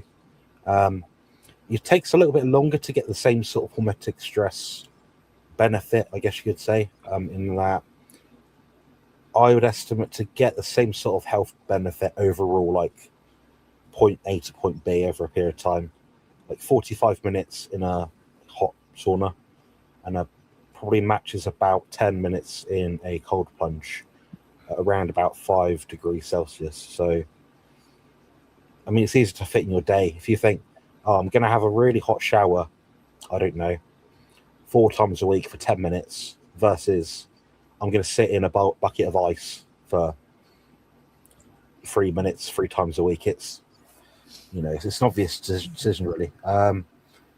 I understand the biology of how either of them works, yes, but it's not much use to anyone because who cares? Doesn't really. Um, I can tell you if you're curious, but yeah, if you've got any more questions on that, I do prefer heat personally. If you can do both, it's even better. I know my shower is pretty hot. Once I get the fire started on the water heater, it's about half an hour before it's ready, and it gets pretty hot. Yeah, yeah. It's currently 3:49 p.m. here. So my dog's George is getting a bit edgy. He knows around about this time I usually give him a walk, so I'll give him a walk later, I think, before I have my dinner. Mm-hmm. Let's see. Okay. Half a dozen ostrich eggs for a day. They're enormous. They're like footballs. Okay. My personal. Let's see. Modification. Licensed electrician. Corporate carnies. Yeah, some of them are that way. Thank you for your answer. All right. Let's see. Okay, so you answered that one. Okay. That's why the hype helps the smaller channels. Okay. Good point. Yeah. So, yeah, I don't understand why people gravitate towards those large channels. I dropped in a Dr. Barry thing, but it's always, will Carnivore help this? Will Carnivore help this? And it only goes to the paid comments. And I got bored after 5 minutes and I never went back. Yeah, we all like who we like, I guess. It's I don't watch really Dr. Chafee anymore. Not because I don't like him or think his information is rubbish, but do I really want to sit for a stream of people just asking, can I take this if I don't have a gallbladder? Can I try this? Is it better to eat 1 meal or 2 meals? It's all the same stuff, and obviously get new people come to this sort of way of eating all the time. But my channel isn't really for noobs in terms of like that sort of thing. My channel's more how do I refine things a bit, because there's plenty of people out there that could do a better job than me at explaining how to start a carnivore diet. The bits beyond that is where my sort of channel or similar channels come in. Even Coach Stephen, he's a really good source of information, so check his channel out. If you haven't yet, I don't know why you haven't. He's, in terms of knowledge, his depth of knowledge is so much better than it was 3-4 years ago, and even now I'd say it's ranked up there probably. I'm not going to put a number because it usually means the lower number of the tier system, but he's definitely up there in the top carnivore channels out there for information and education. Mm-hmm. Well, that's it. And we're a lot more accessible than the large channels, because if you want to contact these big-time creators, you're not going to be able to get them directly. It's going to be one of their assistants, and they want money from you up front. There's nothing wrong with charging money for services when services are provided one-on-one, because you're taking your valuable time and you're using it to help somebody else, and you're entitled to compensation. But when you have a large group and people are just going in, I don't think it's really right to be charging them money to get their attention. It's like anything else. You always give somebody, like if you go to any professional, they're always going to give you a free estimate. This is what needs to be done. This one needs to do. This one's going to cost you. And that's kind of the way that it's done. But a lot of these channels, I think they're taking advantage of people. They're providing them hope that may be false hope, and then getting rich off of it. And that's what bothers me. Yeah, I can understand that. I guess you just got to be upfront with your channel and say, you might not get your question answered. Say you're a person that is a very busy person has a YouTube channel, 1 or 2 videos a week, and you do 1 30-minute live stream a week. I think it's okay to prioritize super chats and things if you're doing it. You're clearly saying, this is a way to access me for a bit cheaper than consultation. But if you're doing like a hangout chat like this, or just two mates having fun, having a laugh, then I'm not going to ask someone to pay me for answering their question. Like Jeanette asked earlier about cold plungers and hot stuff. I didn't give her a thorough answer that's individual and unique to her. I just gave my general thoughts. Mm-hmm. So that's a free, I can't charge someone for that because there's no customization, no personal touch. So that's right. And it's like all the coaches and all the other things. I'm fine with that, because when you pay somebody, when somebody asks me a question, a lot of times I'll give them the answer for free, but then they realize it's a problem they can't handle. So they're going to hire me anyway. What do I need to do? My fuse box is making a buzzing sound and my stove doesn't work. I said, well, it might be a breaker, or it might be the whole panel's corroded out. You've got to go out over there, use your petrol money, your travel time, your expertise that's taking this long to get. Yeah, absolutely capitalism. It's reasonable. Yeah. So I give them the advice and I say, look, if it takes me more than 15 minutes on the phone, I have to charge you for it. And if I have to go out there, I have to charge you for it. Like you said, my gas, my time, my tools is going to cost you. But I will tell them what needs to be done. This is what needs to be done. We need to take I said, look, you could do it yourself. Get a screwdriver and take the cover off, see what it looks like. But if you don't have the right experience, you may end up going to the hospital because you shocked yourself. So it's like anything else. And this is what I try to tell people. I don't have a problem with someone charging for services, but when you have a group, I call it pay to play. They charge you $30 a month to belong to a group so that people can talk to each other. I don't think that's right. I really don't. But I get in a lot of trouble for saying that. Well, what do they say? So, races for races. There's a word. There's a expression or a phrase for it. Something for something, basically. It depends how much your time's worth at the end of the day. I think that's probably the leading thing which can justify if you charge something. But who's this? They know you're busy. Yeah, I told them not to bother me at this time. I have a live stream. I don't know why they call me. That's a customer. I told them already, you have to wait till after 12:30. Yeah. And if they knock at my door, I have a booby trap waiting. There's some rotten duck eggs out there, and there's a chain around the gate. Yeah. That's it. Horses for courses. Cheers, Stephen. Yeah, there's always a funny sort of British colloquialism or phrase for everything. But, when I started on YouTube, one of the first things I made videos on was scammers, especially the air conditioning scammers. And they're still out there. They're still sending me ads for an air conditioner that you just put on the table.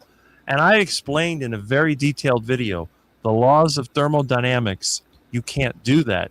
In order to make air cooler, the entropy has to go somewhere else. And they keep doing this, and people keep buying it, and then they complain they were taken advantage of. I said, look, if you don't educate yourself, knowledge is power, and you're going to listen to some charismatic person that's going to lie to you, and you won't be able to see it.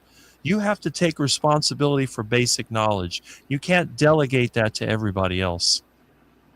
Yeah, like my freezer and my fridge in my room, if you touch the back of it, they're both warm. It's an in and out process. It takes energy to make energy. Yeah. Yeah. And the thing is that what they don't understand is that there's no such thing as just cooling. When you have heat, the molecules are moving. They have to go somewhere. If you move it into an area that's cooler, that means you have less molecules moving. It's like outer space. Outer space is about as cold as you can get because there's no molecules to move. This is the reason why a data center in space is almost impossible, because you can't conduct heat through when there's no molecules to take it away. In other words, all the heat is building up in your processor. It's going to stay there. It has to radiate out, and you don't have any air. There's no water to evaporate. So how are you going to dissipate the heat? It's not simple. You would have to radiate directly through a metal surface. It's less efficient. But again, people come up with these stories. They tell me, well, you can get energy out of a vacuum. I said, well, explain it to me. But they can't explain it. Oh, I saw it in a video. Okay, well, you saw it in a video, but you can't explain the process. Probably believe in calories in, calories out as well. That's another one. If calories in and calories out was correct, I would be the biggest guy here. I'd be 600 pounds. Yeah. The arguments are always the same when you can't. It's such a waste of energy to battle it. People who want to understand will don't. And I'm a bit more forgiving nowadays, or a bit more open to different ideas and interpretations of science, because we don't all know everything. On that same token, there's always something to gain by having more knowledge. So at least leave that door just slightly ajar so you can take in new stuff. Well, that's it. But a lot of times when certain people get more knowledge, then they believe that they know everything. and then they end up doing worse than before they had the knowledge. Knowledge in the hands of a person who doesn't know how to use it, I think, is more dangerous than no knowledge at all. Yeah, yeah. I think. Well, I can say it's about some bodybuilders out there. Some of the best bodybuilders are those that don't know anything. They just do what they're told to do, like robots. They have the Yeah. process. They follow the program. They don't. It's this what aboutism culture. Yeah, but what about Oh, but yeah, you have dairy. Oh, what about the carbs in it? Oh, well, obviously you don't need to worry about that this many years in. Or what's the other one? What about the plastic bottles you drink from? Well, I don't know. What about the air you breathe in your house every single day? That's not clean air. You can go on and on and on about it, but it doesn't. You just have to find your own way and see what yields the best result for you, whatever you're trying to do. Mm-hmm. Well, that's it.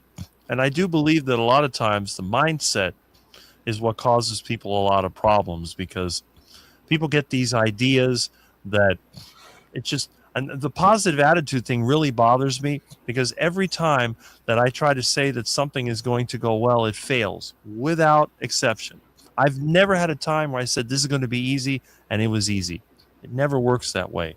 And I think maturity is when you learn that you want to try to take in as much information as possible before you make a decision, not after. Because a lot of times people will do something rash and then something breaks, and then they call you, I need help. Like, but why did you do this? Well, it looked like the right thing to do. Well, it's too late. You broke it. Now you're going to have to get another one. Yeah. Yeah, I get that. My AC, I don't think is working either. Hmm. I got Mike and my stepdad to take apart the whole thing. It's meant to be self-draining, whatever that means. But it does work, as it does keep my room cooler than not having it on. But it's set to 16, and it's currently 22 degrees in here, like in Celsius. Is it a So it's portable? clearly not working. Pardon? Is it portable or is it attached to the wall? It's portable, so it's got wheels, and it's got a pipe that goes out the window, basically. The problem with those, if it's a single hose design, it's going to be pulling air out of the room to exhaust the heat. You need a double hose if you want it to work better. Okay. Is that because the heat dissipates faster? Is that what you're saying? Yeah, that's a better flow, because what happens is your typical portable air conditioner is going to be on wheels. It's going to have a hole that exhausts the heat, and usually you just put it to a window. But that air has to come from somewhere. So at the same time that it's exhausting heat, it's pulling air from the cracks and the other spaces in the room. So it'll never get as cold as if it had a closed loop. So sometimes they have another hole where air comes in. A lot of them just have a filter, but some of them actually have another thing you can plug in. And then you could take that air from the outside and just circulate it through there. And that way you get better flow and the heat goes out without pulling air from your room. Yeah, I see. Yeah, mine won't work that way, unfortunately. Which is a bit annoying. Single with a filter. Yeah, that's the typical one. I mean, it'll work, but it's going to be limited. And the problem is air has to make up the air that goes out. So you're always going to be pulling air from somewhere else in your home. Yeah. They work best like when you're in the attic. Let's say you have a home that's fully air conditioned, but you're up in a high space where it gets hot. And what it does, it pulls air from the bottom of the house and cools it further and then exhausts out. That's okay for that. But when you're in, like in my house, when I use a portable and there's no air conditioning anywhere, it never gets cold enough and I'll sweat all night. So I had to move the air conditioner right next to the bed so it would blow air on me. I have a very high metabolism or something, because I set my air conditioner on 68 degrees Fahrenheit and it's a 12,000 BTU. My bedroom is only 10 by 12. It's small. I turn that on when I get home. In 15 minutes, the room is cooled off. But if I use a sheet, what happens? My face, my sinuses with the cold air, they dry out, and then I get a lot of sniffles. So I'll usually cover my face with a thin cloth so that the moisture stays in there, so I'm not breathing in the dry air. because the thing gets so cold, the humidity can drop to 30%. And I'm not happy at that point. But at least with that unit, it has an outside condenser, and then it's not like a portable, so the heat goes all the way to the back of the house. I see. Yeah, I'm upstairs in a chalet, like a converted bungalow. So Mm-hmm. I've got my room floor print is quite big, but I've got a lot of stuff in it, obviously. Like, the studio set up and everything. Um, it's got slanted roofs. You can kind of tell here, I guess. But yeah, so it's not. It gets very hot, especially from downstairs. If you know what I mean. Now, I don't know. You're probably like me. You're one of those people that gets hot. All my bodybuilder Baking, friends, they always got baking. hot. And this is one of the reasons why, see, I always wear an undershirt. And the reason I do that, I tend to sweat a lot around here. And I just look terrible because I'm always, my back and arms and all that are full of sweat. So I wear this and it kind of slows it down a little bit. But if it's hot, my forehead will be sweating. Right now, I've got the air conditioner on 75, so it's pretty good. But when Yeah. I'm in the heat, it doesn't take long. And when I fall asleep, I get hotter than I do during the day, which is strange. It seems like I burn energy at night. I don't even know why that is. Your detoxification pathways upregulate at night, and your liver can produce a lot of heat. Ah, Your liver's what detoxes, so that could be part of it. It could also be subjective, like your body temperature might not actually be hot. You might think because you're not doing stuff with streaming, chatting with me or whatever, you're sat there at night just doing nothing. Yeah, you're going to notice it because your mind's not occupied. So it's probably a bit both. I'd think. yeah, I'm not sure because most people I know at night, they will actually raise the temperature on the air conditioner because they don't get as hot. But in my case, it's the opposite. During the day, it's not as bad. But I guess probably another thing is I'm laying down on top of the mattress and probably the Yeah. heat builds up because when I go to sleep, I'm fine. But after I've been there a while, it gets hot. Yeah, I've looked at two things. My brother's going to buy one of them for himself, and I'm going to suss out if he thinks it's any good or not. One of them is basically like a air fan, which goes kind of under your duvet when you're lying down. Mm-hmm. And it like just blows cold air at you. The other one is a water bed panel thing, duvet mattress thing, but it has cold air that circulates through, so that's temperature regulated. So they're the only other two options. But yeah, I could sleep about a year and a bit, maybe March last year. It's so hot, or I felt so hot, I had to sleep outside. It wasn't even a hot day, you know. Well, that's what I've done. I actually cut a hole in the side of the mattress and I had a hose connected to the air conditioner that would blow air Oh, wow. directly into the mattress. And it How helped does a that little work? bit, but with the foam mattresses, it doesn't work because the foam doesn't conduct the air. But when I had the old wool mattress, it worked beautifully. Yeah, I understand that. Yeah. What is different in the average person versus the person that can hop on a trend and expand upon it? Like people who hopped on TikTok or Vine before most, or even crypto. Um, so why do some people follow trends, but some people don't do any of it? I don't know. Fear of I missing think out. I think a lot of it comes from experience. I know in my case, every time I follow a trend, it doesn't benefit me, so I avoid it. Yeah, I've never been one to follow a trend about anything. Sometimes like new tech things come out, and I think, oh, that's a good idea. I'll get one of that. Get one of those. But it's more so because it comes out rather than because it's popular. So, Mm-hmm. yeah, I see we've got no takers to come on the live stream panel yet. I think I scared them away. That's got to be what it is. They always I, complain they don't have a live stream link, but they never come on. So, yeah, I know that I've scared two of them away. I know that. Yeah. So, I don't know. you can't please everybody. Let's put it that way. No, that's right. If they Okay, can't please you, they really don't like it. Let's see. Basically, so what makes a trendsetter versus a consumer? I think most people are consumers simply because they like to be they want to be accepted. I think most people, they don't want to stand out because then you're left behind is what they think. But I tell everybody the time something becomes a trend, it's already been taken over. There's no sense to go onto a trend by the time it becomes mainstream. You need to catch it before it becomes mainstream. It's like me, carnivore diet, all these energy things that are going on, recycling, reusing, all the things that I do. And I even messed with Bitcoin when it was $10 a Bitcoin. I won't touch it now because it's rigged. There's always the big money, the big powers are looking for a way to control. Once they find the trend, they take it over, and then they use it as a way of taking advantage of people. That's the way that I see it. Yeah, I can get behind that. Anything good has been exploited by the time it's come out, in my opinion. Exactly.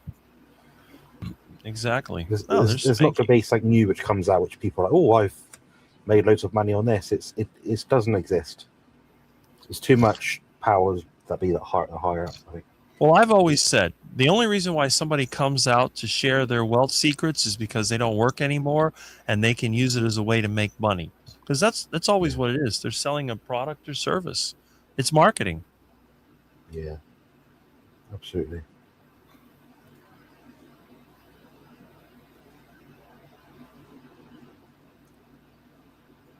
Let's see.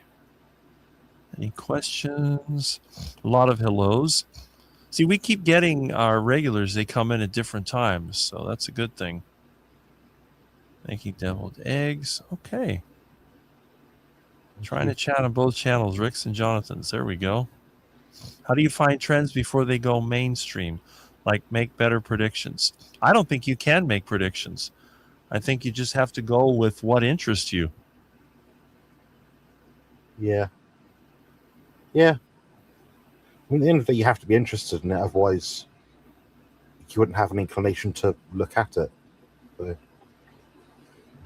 So it sounds like a very obvious sort of answer, but yeah, that's my opinion. I think a lot of it is just people feel like they're missing out, like you said, the fear. I tell everybody that the only way that people are motivated is by fear. They're either fear of harm or fear of missing out. And I've said that many times in my videos. That's how you get people to do things they wouldn't otherwise do. Oh, it's the offer's running out. You have only 5 minutes left, or you have to do it now before somebody else does it. Buy that gold now before it goes up. You have to buy that real estate. It may be expensive, but it's going to be higher. It's always the same thing. And then when nobody wants it, they don't get it. So it's like, let's say the market crashed, and now that stock that was $100 is now 50 cents.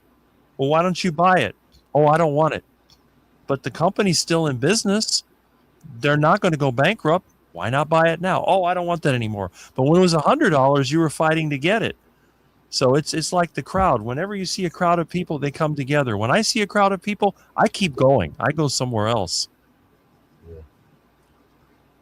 Yeah, I mean, people are generally quite unhappy. And if you always do what that 50% plus of people are doing, you're going to end up with them, feel like that. It's a very sort of like simplistic kind of way of putting it, I think, but you can't, well, I guess it's that risk, isn't it? Do you want to be at 10% of people that just do get general benefit from something, or are you willing to risk not having a benefit? I don't know. Right. Exactly. And I really don't understand why people keep doing it, but I guess it's just human nature. You would think that after somebody's been burned a couple of times, they would stop putting their hand on the fire, but they keep doing it. They keep looking for the latest get rich quick scheme or get healthy fast scheme. I want to lose 10 pounds. Why do you want to lose 10 pounds? Because I've gained weight. Is it the weight that's the problem, or is it your lifestyle that's the problem? And they won't admit that. Oh, if I can go on this diet, or I'm going to go and get some fat removed or whatever, it's always something. A quick fix. I said, look, this didn't happen overnight. I got to get in shape for my reunion. I got to get in shape for summer. Well, you should have thought about that years ago. Just start, and whatever happens, it happens. But it's always about a certain result. It's got to be, I got to make 10% of my investment, or I got to do this or that, and I'm going to do whatever it takes to get it done. And then they end up causing more destruction in the process, and they end up worse than they started. Yeah. Yeah, I mean, there's been at least 3 people in our chat today that they know what their goal is to health, body weight, whatever it is, They keep doing different things.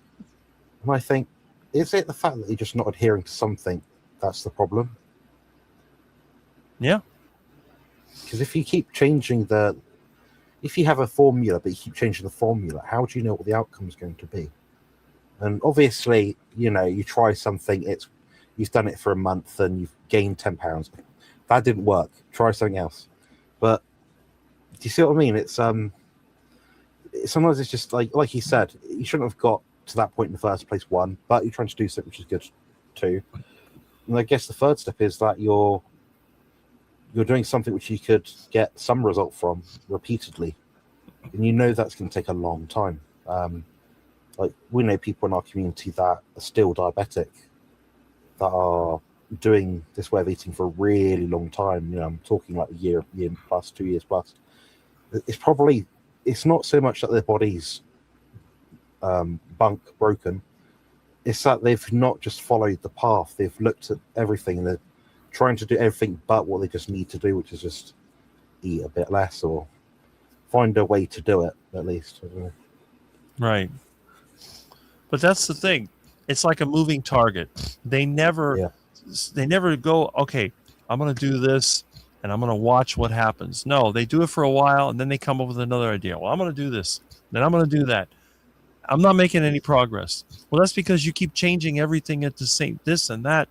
You need to do one thing at a time and see if it makes a difference. Then they get mad. Well, I lost 20 pounds and now I've stalled and I'm not losing any more weight. It's just complain. But, and again, you see them, they're still overweight, they're still diabetic, they still have these problems. And then they say, well, it didn't work for me. It's hard to say that someone is that much of an outlier, that something, I mean, granted, this is the survey on the Carnivore Diet 2024. Over 90% of people achieved like really good health outcomes or whatever it was trying to do. It's unlikely you're that 10%. And even if you are at 10%, virtually everyone experiences some benefit of some kind. I mean, Coach Stephen made a blooming good point here. The more I learn, the more I realize I don't know enough about. And that's what I always say is wisdom. That's coming from someone who is a world expert, in my opinion, in understanding blood work and tying things together and piecing together pathology of why someone has a problem, a health issue. He doesn't know it all. I can say the same for myself. I mean, I've had a few clients recently where I've been stumped where I'm like, they're getting better, but we've made that massive change which should yield a bigger outcome because we've got a set time period to achieve whatever goal it is. But they're not getting exponentially faster results. So it kind of makes me think, well, I've been through my playbook. They're still going to stick around to try and get the result, but it's just going to take them a bit longer, Well, that's the thing. We're always learning. I think if I knew everything about what it is that I'm an expert in my field at, and I'd say I probably know about 10% of everything there is to know. 10. Mm-hmm. Exactly. And that's the thing that a lot of people don't want to admit.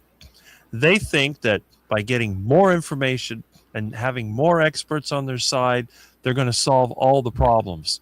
And I try to explain to them, whether you're growing a garden or whether you're building a home or whether you're trying to reverse health conditions, there's more than one way to do it. And a lot of it depends on the location and the materials you have to work with. A person like me is not the average American.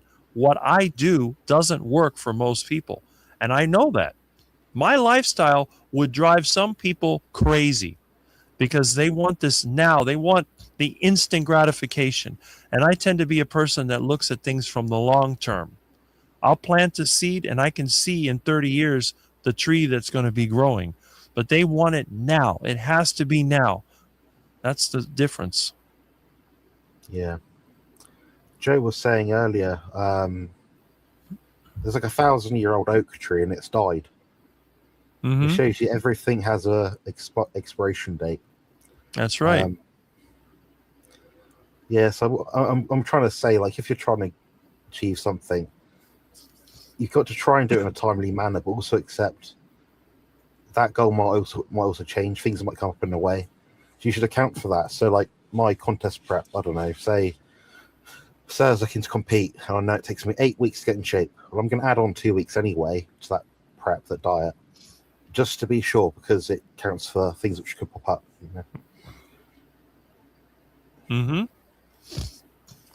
But again, everybody wants that expert. Everybody wants that secret, that shortcut. There's always the shortcut.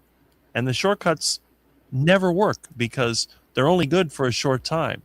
They always end up causing more problems in the future. And I just, whether you're eating duck food from a gas station or whether you're trying to cut yourself up to lose weight, I mean, it doesn't work.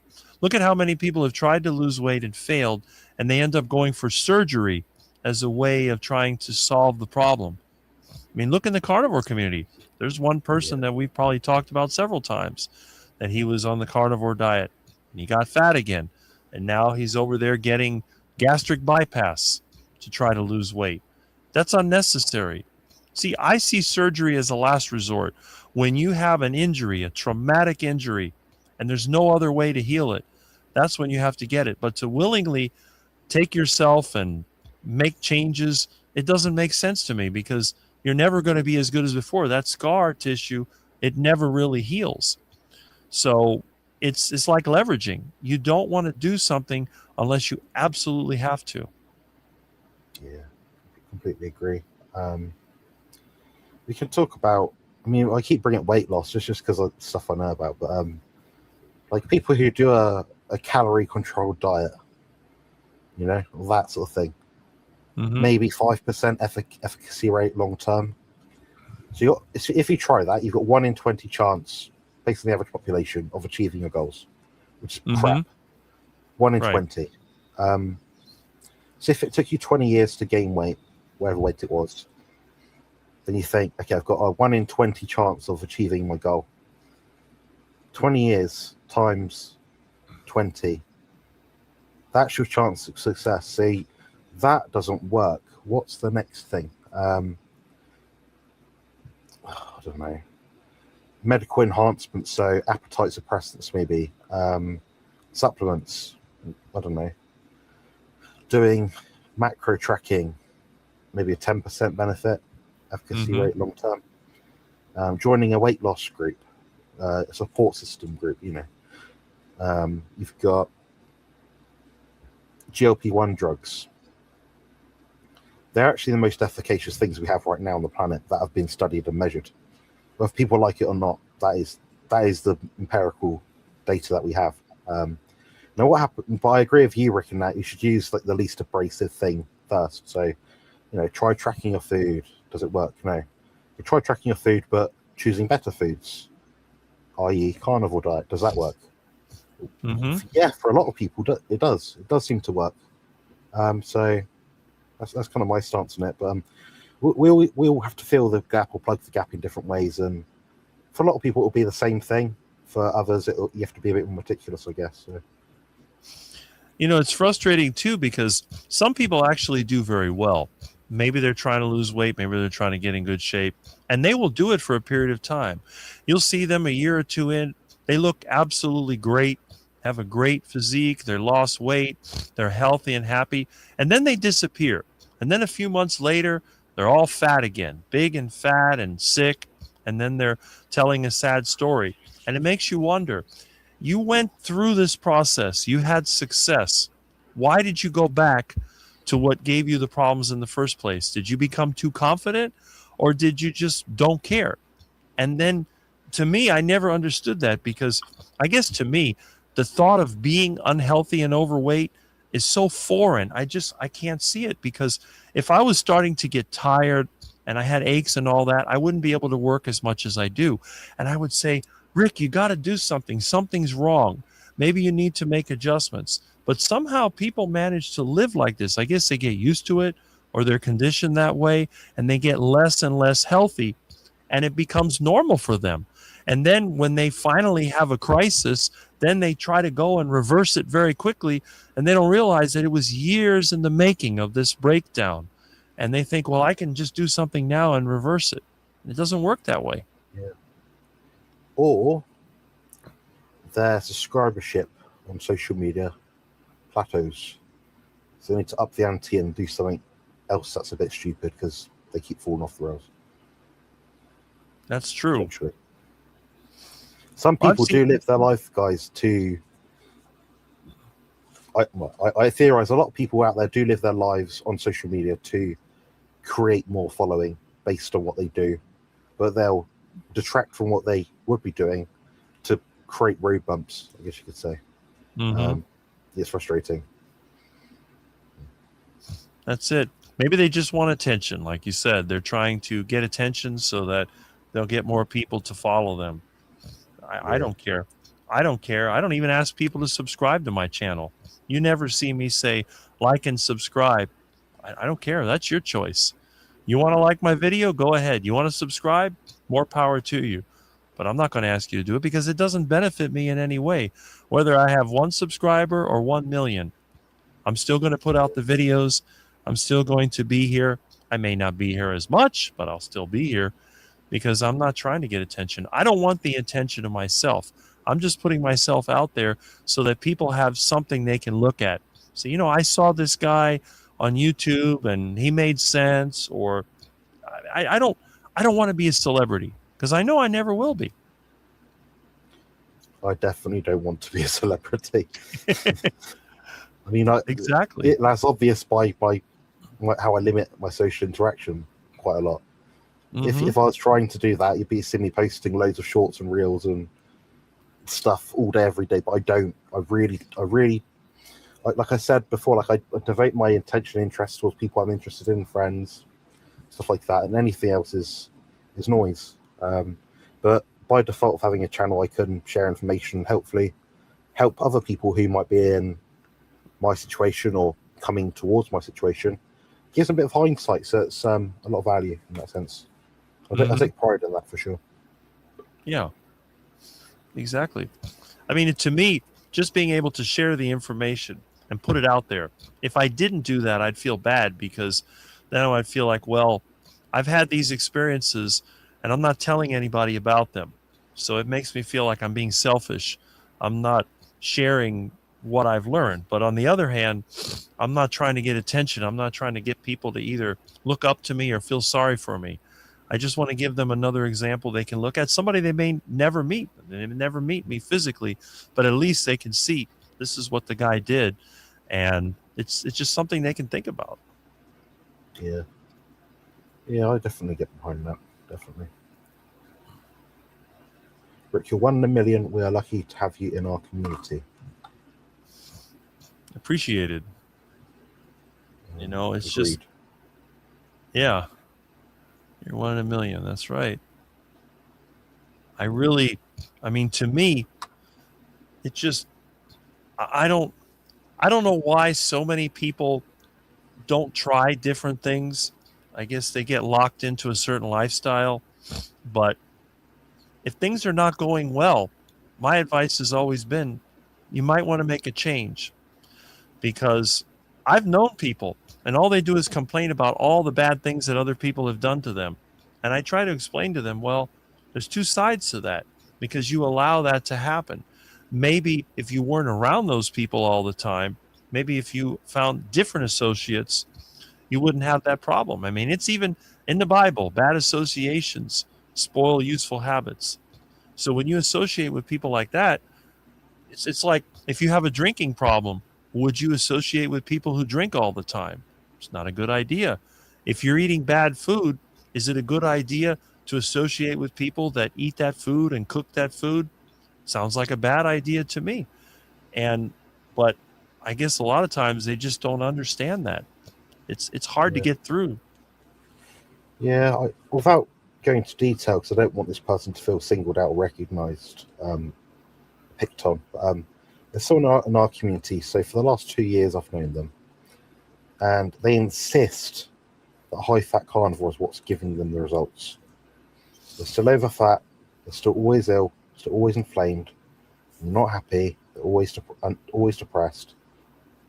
But the fat is healing them because at the start of their little intervention, when they start the carnivore diet, it worked great. That's a good point. The target, like you said, the target always changes. Yeah. My diet to get into shape, like I said earlier, what do you eat? You know, well, at the moment I'm eating this. 4 days time, I'll have a check-in, maybe 3 days time. My coach, that might change because the goalpost has changed, because the situation, the environment of the body has changed. Well, you can see there's actually some people in the carnivore community that have said that they've had to cut back on their fat because the body fat was not coming off. So when they start saying, huh? Funny that, isn't it? Yeah. So they're talking about, well, look at how much fat I eat. Now, obviously, I eat a lot of fat. I admit I have a high-fat carnivore diet. But again, I've always been skinny. I work physically all the time. If you have an office job, maybe you spend most of your time using your mind on a computer. Does it make sense to be eating sticks of butter, loading up on the fat? It sounds like you're getting more macros than you need. You're just loading up on all that fat, and your body isn't going to be able to use it. It's got to either go out the other end or it's going to get stored. But then they talk about, well, it's not a carnivore diet, it's a fativore diet. Like, no, it's a carnivore diet. Both. It's a carnivore diet, and Dr. Kilt said this very recently, and it's such an obvious thing to me. It's a different stance, but a better way of framing a carnivore diet. It is a meat-based diet. The meat as it comes. Meat as it comes should land a human being, assuming they're relatively normal within the 80% bracket, I guess you could say, in a good body fat, body composition state. Yeah, I've heard people that are diabetic in our space online, and they've been told by experts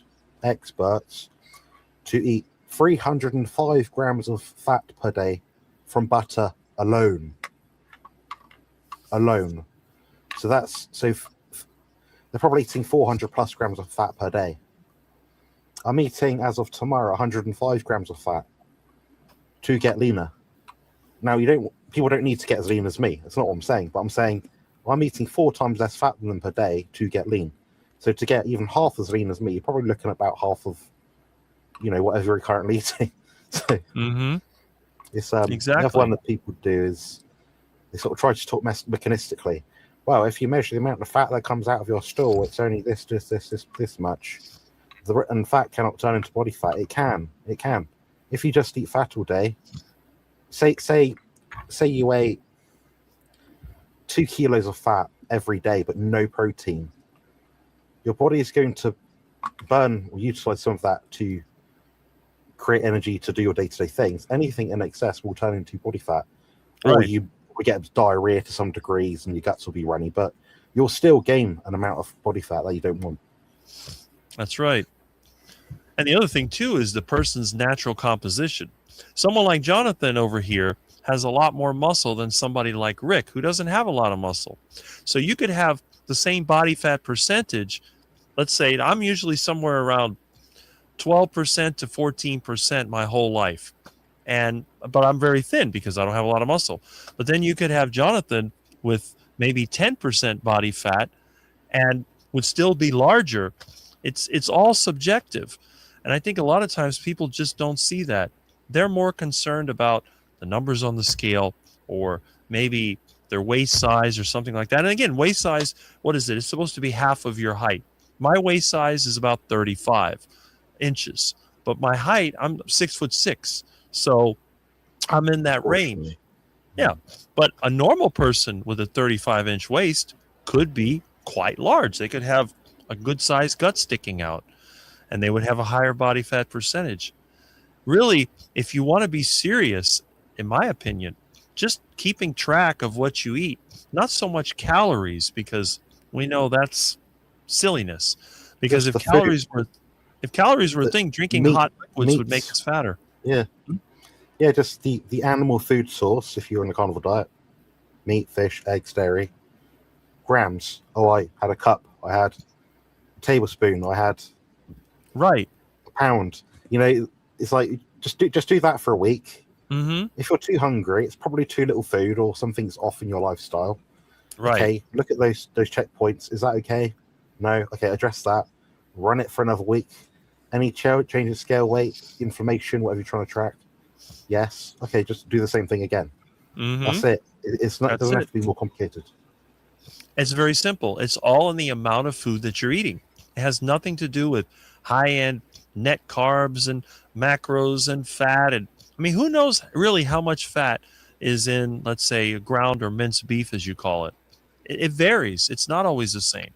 So you just say, well, I ate this many grams or this many ounces or whatever measurement you use. And then if you're not getting the results you want, adjust it. And like Jonathan said, if you're feeling hungry, you're lacking something. You may need to do a little bit more research. And if you're smart, well, obviously you could go online and estimate it.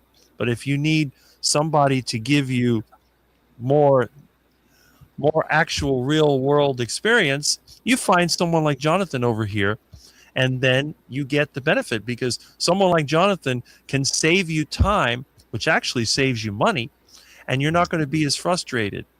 So that's why it's worth it to have people like that. There's several carnivore Yeah. coaches and carnivore people out there, but again, finding the right one, it's great to have a reference. It's like when my friends have a problem, they call me. I give them some free time and I'll explain what the problem is. And they may decide, well, you know what? I don't want to deal with that. When can you come over here and do this for me? And we make an arrangement. So it's actually, in my opinion, it's good marketing because if you offer that service and then you answer the brief questions generally, they say, you know what? I realize the smart person says, I'm going to need some help. I'm going to hire this person over here to help me. But the person that's foolish is going to go, well, you should tell me everything for free. Well, that's nice, but somebody's got to pay the bills, don't they? It's I give you the information on my videos on my website. You can look it up. It's there. But would you rather I don't think there's information I haven't put out that would help everyone. At well least with that's like it. standard, typical goals. You know? Right. Would you rather trial and error on your own or would you rather have someone give you more guidance? And again, some people may be able to do it on their own, no problem. But other people they Yeah. need the additional help. And that's why I'm glad that that you're there, other people are there because I'm not going to do it. I'm not going to charge people money to help them with a carnivore diet because that's not my field. Now, on the other hand, if you have a problem with your equipment, your vehicles, maybe even electronics, plumbing, yes, Light bulb need changing. exactly. Anything that involves any kind of machinery, whatever it happens to be, I can help you with that. But when it comes to diet, when it comes to psychology, when it comes to all those things, that is not my field. I don't want anything to do with it. And again, Yeah. I've said that from the beginning. Some of those people need a different touch as well. You get people like me who'll provide the guidance, the plan, the information, the empathy, the understanding, accountability. You get people like perhaps Professor Bart Kay, have the consultation with him. You've got a very complex health history. He'll go through it and give you the dot-to-dot plan, what best practice is. Then you get people who might be less educated in terms of information, but they're excellent people's people. Got the gift of gab. They've got a way of encouraging you that no one else does. They're very motivating. Right. Know? So you have to just go for who provides you what you need. And you don't always get it right. And sometimes you waste a bit of money, but that's just life, isn't it? That's the thing. I've said that many times. Some people, they're the people pleasers. They're the public relations. Those are the people that do that very well. But on the other hand, like when I had a business, you always have the expert that can solve the problems, but they're generally not the people person. They're not the one that has the patience. Because the thing is, when you're specialized and you have all the knowledge, you know what the solution is. But a lot of times people, they want to be talked to. They want you to soothe their mind because the problem made them upset. So they want this sort of personal attention. And I'm like, This is not the place for it. Here's the problem. You give it to the guy. He types it in there. Problem solved. It's done. And then you hand it back to him. That's why a lot of times I was a go-between. I would talk to the customer. I would listen to all the complaints and all the problems, and I'd make notes. I would tell my guy, hey, they got this problem. But if I would have sent the customer directly to him, there would have been a fight going on there because he gets mad. That's not what I told you. You're supposed to do this. So I would be the go-between. I would talk to customer. I had the patience to listen, but I knew what the problems were, so I could write them down. I said, okay, I talked to the customer. They can't access these files. They want to make this easier. Can you do that? Yes. And it's done. And there's no conflict. But some people are just not a good fit. And then they say, well, your guy is no good. I said, well, that's your judgment. That's because you didn't relate to him. But he does the work for me exactly the way that it needs to be done, and I don't have a problem. Yeah, that's definitely sensible. I've had a few clients that have chimed in the live chat today, actually, and if you looked at my feedback to each of them in the check-ins each week, you wouldn't think it's the same person writing it, honestly, because what they need is different. Kimberly, for example, she's not the same, but like similar background to me with like health issues. She's very diligent. She's on point. She doesn't miss a beat. She doesn't need the hand holding someone else needs. She needs a bit of encouragement like anyone, but she doesn't need a 20-page long description of, exactly what she needs to do and how she's going to do it and all this mindset stuff. I'm working with someone that's just starting up on a carnivore diet. They don't need to be overburdened with fasting and tracking ketones and God knows what. They just need a way to stick to the diet the best they can and find out roughly what works best for them so they can navigate it themselves over time with the tools that I teach them. But yeah, I've kind of pigeonholed myself into like the body composition space, which is funny because I've got as much expertise in medical science as I do in body composition. More of my training is around that, but what I enjoy doing is the body composition stuff mostly, but that's just me. Well, that's it. And a lot of times, that's one of the things that people, they're not really, they can't really master it because I think they concentrate too much on trying to make the customers come back. They're not really into solving the problem. They want to make people feel good, so they keep subscribing to their service. And the thing is, a good service is when you have it for a period of time and then you don't need it anymore. It's not like a lifetime subscription. A lot of people, they want to make it a lifestyle where they sign up for their group and they pay a certain amount every month. That way they have a recurring income. But the real expert, he or she says, okay, I'm going to do this for you. I'm going to charge you this much. And then when the job is done, they don't need them anymore. Unless another problem comes up. Yeah, I'm working with someone for about 3 years now. So, he's a big name often in my chat. Yes. So he probably knows everything there is to. I'd say he's, in regards to biohacking, nutrition, understanding, body composition training, he's probably one of the best in the carnivore space online. He doesn't have a social channel or anything. He's not a content creator. I've taught him pretty much everything I know, near enough anyway.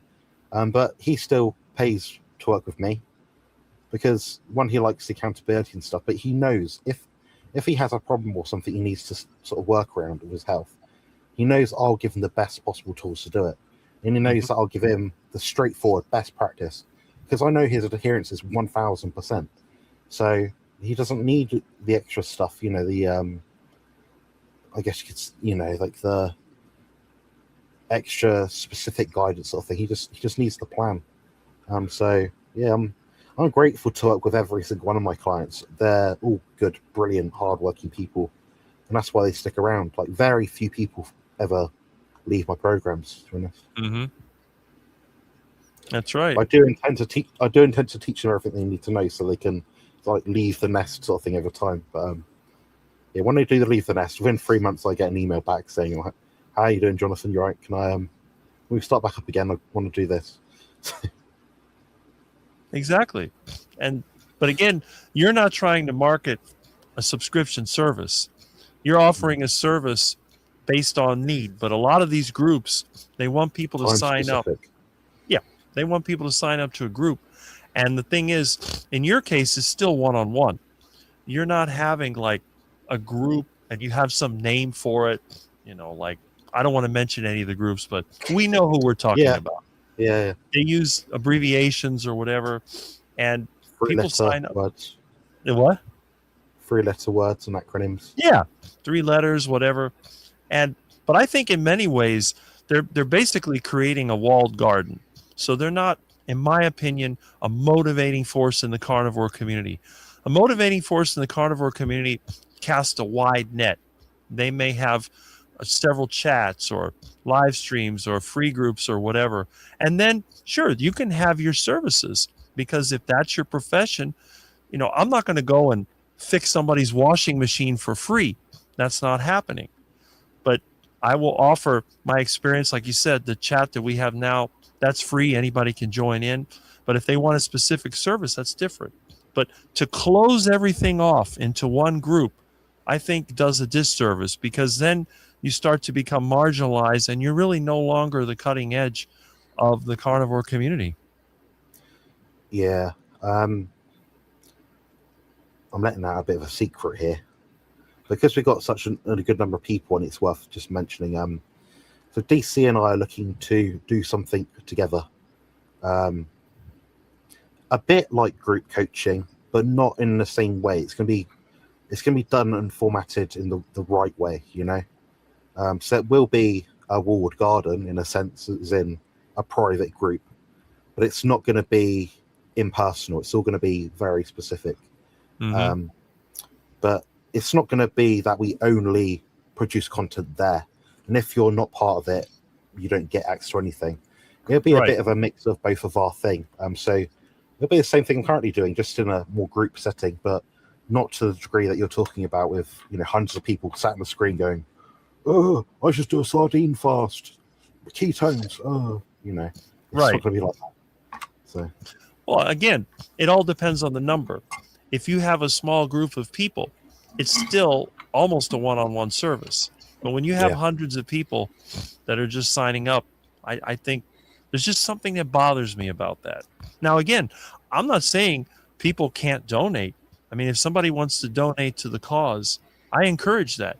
If you feel like somebody is giving you a good product or service, or you just enjoy them and you want to help out Jonathan, you can feel free to send him whatever you like, because I think that's a good thing. If you have that ability, it does say that there's more happiness in giving than receiving, and that's a good thing. But to put up the block and said, like, here's my website and this is it. You want to see what's in here? Pay me this much a month. That's where I draw the line. If you're going to continue to do the free videos and offer the paid group, I'm 100% behind that. I think that's a good, valuable service. And really, you can kind of try before you buy, because you can see who you're dealing with. Well, this is the person that I'm dealing with. I like what he's putting out there or she's putting out there. I want to sign up for the program. And you do that willingly, that's a good thing. So I hope that goes well. Thank you. Yeah, I got scammed by 2 clients in this year already. I'm annoyed by it, to be honest. It's the time perspective of it. It's a disrespect of someone's time is more discouraging than the money side of it, I think.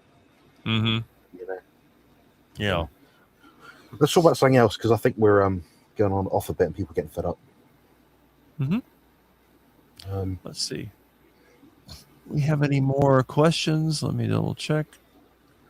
This is the opportune time, guys, to collaborate. Come on screen, both of us. Mm-hmm. Opportune. You can't get better than that. I think we scared them off. That's got to be what it is. Yeah. Let's see. Okay. I'm really surprised that I figured somebody would join, but I guess. Yeah, I'd thought even for half an hour. It is open, guys. I don't care if I've never met you before, or Rick, or vice versa, or anything. you just want to say hello and put your face on the screen, go for it. Yeah. I mean, if you turn out to be a troll, it'll just turn you off. That's all. Yeah. You got Jonathan and I here keeping an eye on you. So if you misbehave, you'll be gone. Yeah, Rick's a bit more open with trolls than I am. I'm a bit more militant.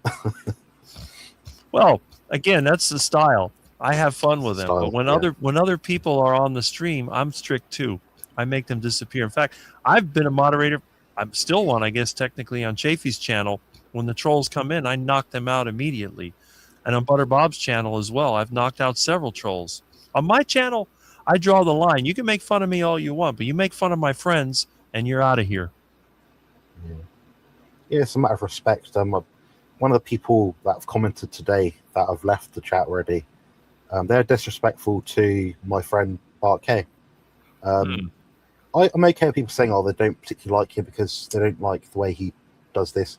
That's fair enough. It's a character thing. But if you just outright say as if he's like not a good person, I'm like, no, I don't agree with that. Actually, quite militantly. So, no, you're not going to be welcome on my channel because you're disrespectful.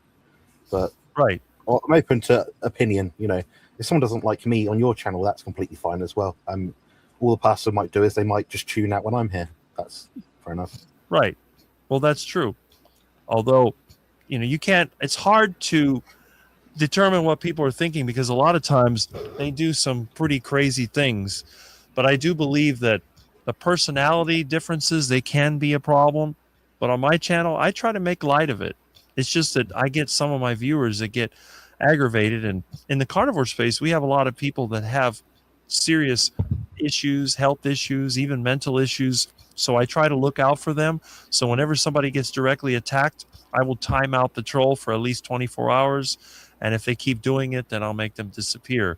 But, we got somebody wanting to come in. Spanky's here. Let me add him. Bear with us, Spanky. We're going to have to press some buttons to Okay. around. There we go. Hello. Hey. Hello. Hi, guys. How you doing? Good. Good, you? Good. Been listening. A lot of good advice. Not too bad. That's what we're here for. It'll be good. I'm just trying to figure out how to set my screen up here now. Spanky, I think this is the first time we've ever really spoke, kind of. Yeah, we've had comments back and forth, but that's about it. Yeah, glad you're here. I was hoping you'd come on, actually. Yeah, you got to have some eye candy on here, eh? That definitely adds to it. Definitely helps. That's true. Well, you got it over there. It's not here, that's for sure. It's funny, we're saying, Spanky, I got some screenshots of it on my phone, but we're saying, we're talking about good-looking people. I think it was on Grandma's Crochet Corner either last night or the night before. But, Spanky, I said, Spanky's a good-looking guy. He's got a great smile and stuff like that. And everyone's like, yeah, he's a good-looking guy. So, you're much loved, admired. Oh, thank you. I appreciate that. Mm-hmm. Yeah. No worries. Yeah, I got Debbie's blanket on my shoulders. I haven't parted with it at all. Huh. Yeah. Is it cool there? I mean, it's too hot here for blankets. Well, where I sit in my office, I got a register. I probably should shut it, but I got the air conditioner on, so it blows down on me. So I got my air conditioner right over my head. I love cold air. I mean, look at how close this is. Wait a minute. Oh yeah, oh smokes. That's a 36,000 BTU air conditioner set on 75. That'll do some damage for cooling. Oh yeah. Well, again, I'm always hot. That's the one thing about me. I'm always hot. Yeah. I think Wendy's unwell, the feral grandma. Get well, Wendy. Oh, really? Best wishes to you. Hold on. Still sick, yeah. Yes, yeah. What she has. Hopefully it's not that flu that's going around. Should be right. Knock on wood, that's something I haven't had probably in about 7 years is a flu. Wow. I get it about 3 times out of the year. But it's a 3-day thing. Headache, sniffles, nothing. I haven't had a serious flu since 1993.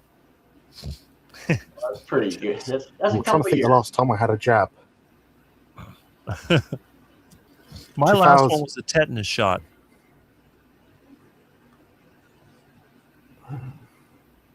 Other than COVID, once, I think it's 2018 when I had a jab.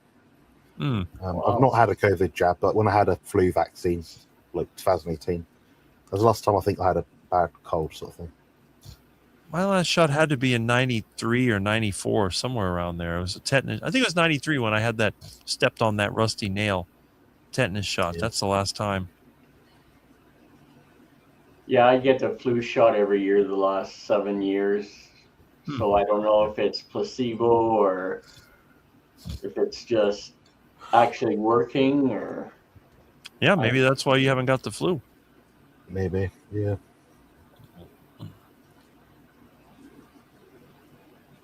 So what's going on over there in Canada?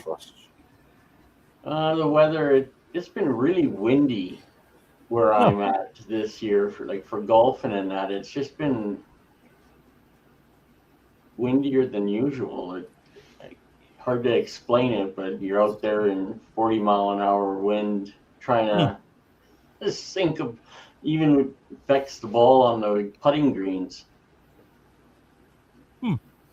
But our leadership up here sucks, so everyone's unhappy with the politicians up here, just like it is down there. That seems to be true everywhere. Yeah. Kakistocracy, ruled by the least qualified.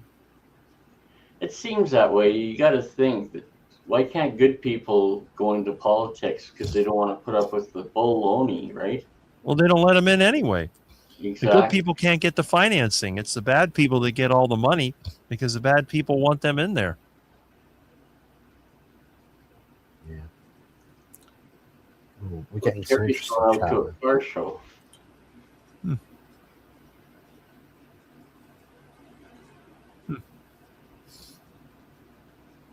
You said you got another chat? Oh. Hold on. I'm going to press some buttons quick. Hold on. Jamette, I've told you this once already. I just told you just now. Yeah. Okay, don't ask again. Yeah. Jamette's a very sweet, very, very sweet person. Where are we up to? Sorry, I was fucking with the chat. Yeah, could everyone send best wishes to the feral grandma? Mm-hmm. Yeah, sending positive vibes. Yeah. And Terry's going to a car show and she's hoping that they've got some really good sausage down there. You know, well, I always like to carry a portable grill. And my friend David actually gave me a nice little grill setup last year. I haven't even used it because my truck's been broken. I'm going to make a video one of these days between engine cooking and portable grill. That's a great way so you never have to worry about what to eat. That's the ideal situation, isn't it? I mean, a delivery that came today I got from Temu, £35, so like $45 US. I don't know what it is in Canadian. It's like an electric grill. You know, you can put a plate on it, or you can put the the zigzag grill thing. Then it's got like a hot pot next to it with separate things. So I'm thinking that's gonna be perfect for me because I can just turn it on, right? Like grill or heat my meat when I'm cooking in the slow cooker or the hot pot. So I can fry my eggs in the morning. Ideal setup. I'm like, brilliant. I like my cooking utensils. I like things. That's one thing I am quite big on is like cooking and kitchenware. Like my bodybuilder, I eat a lot of food like bricks. My whole life is around food near enough, and I talk about nutrition. So it's definitely something I spend a lot of money on. Waste a lot of money on. You know, it's funny because I'm the opposite. I'm about as far from a bodybuilder as you can get, and yet it seems like our lifestyle when it comes to food is very similar, which I think is really interesting. Yeah. We eat for function, though, don't we? We with purpose. We also like what we eat. There's no two ways about it. I look forward to every single meal I eat. Like, there's never a time I'm sat there thinking, I do too. Eat this again. Yeah. I always look forward to eating. And the thing is, I never get hungry. This is the other thing. What Jonathan said is eating for function. I'm not eating because I'm hungry, and I'm not eating because I want to have some new, exciting flavor. I'm just looking forward to the meat and some of the dairy and other things that I eat. And I don't even know what I'm going to eat until I walk to the kitchen. This is the funny thing. I open the refrigerator, I look, okay, what meat's been in here the longest? I'm going to eat that. And that's always the way it works. I mean, yeah, I mean, if you had more money, Rick, and you had like whatever food you liked in your fridge, I'm sure that you'd have a taste for different things each day, and you'd rather than be nice as your friend. It'd be nice to see you one day be to the point where you've. I know people, buy you food and stuff like that. When you go into a fridge, you pick out whatever you like. You don't worry about money, expiration dates, cost. What if I got to pick up the next time and get the deal from Glass? I don't know what it's called. Your shopping grocery marts. Not have to worry about finding food somewhere and getting it reduced. Coupons. That's true. That's one thing I'd wish for you. Yeah. Yeah. Or having to go to the canal. Yeah. Go to the canal with a net or a crossbow. Yeah. But the thing is, if I did have money, it would be different because I wouldn't be living here. I'd be out in the country, and I'd have my little house, and I'd have my guest house, and I'd be inviting my friends over. You want to come down? We'll have a barbecue. We'll do stuff together, and that's what would end up happening because if I had a lot of money, I'd be kind of bored by myself. So, and I might be going around other places. Ah, there we go. Oh, this is what food came in today. Yeah, this isn't like luxury food, guys. It's not premium. It's it comes from a store here called Morrison's. I'd say it's upper mid-range, but they do these chicken drumsticks fillets, so skinless, boneless. Not ideal for standard carnivores. For getting lean, they really help, and they work out $6 a kilo. So like 2 and a bit pounds for about £6. Yeah, 2 and a bit pounds for about $6. Just quite cheap. These are chicken thigh skinless boneless fillets on the right. They're a bit more pricey, but maybe $7.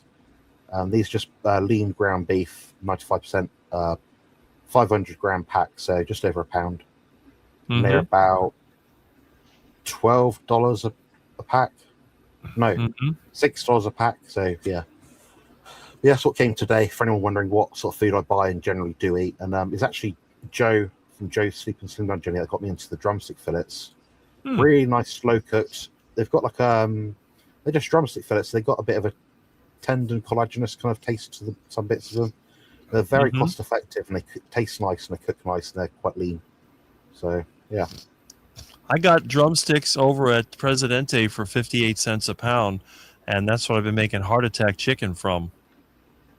Yeah. And sometimes I get them from the dumpster. I've eaten food from the dumpster more than once. Beef, chicken, pork, whatever. If it looks good and it doesn't smell bad, I mean, the worst case scenario, I give it to the ducks. But if it's edible, I eat it myself. I'm not ashamed to eat out of the dumpster. Yeah.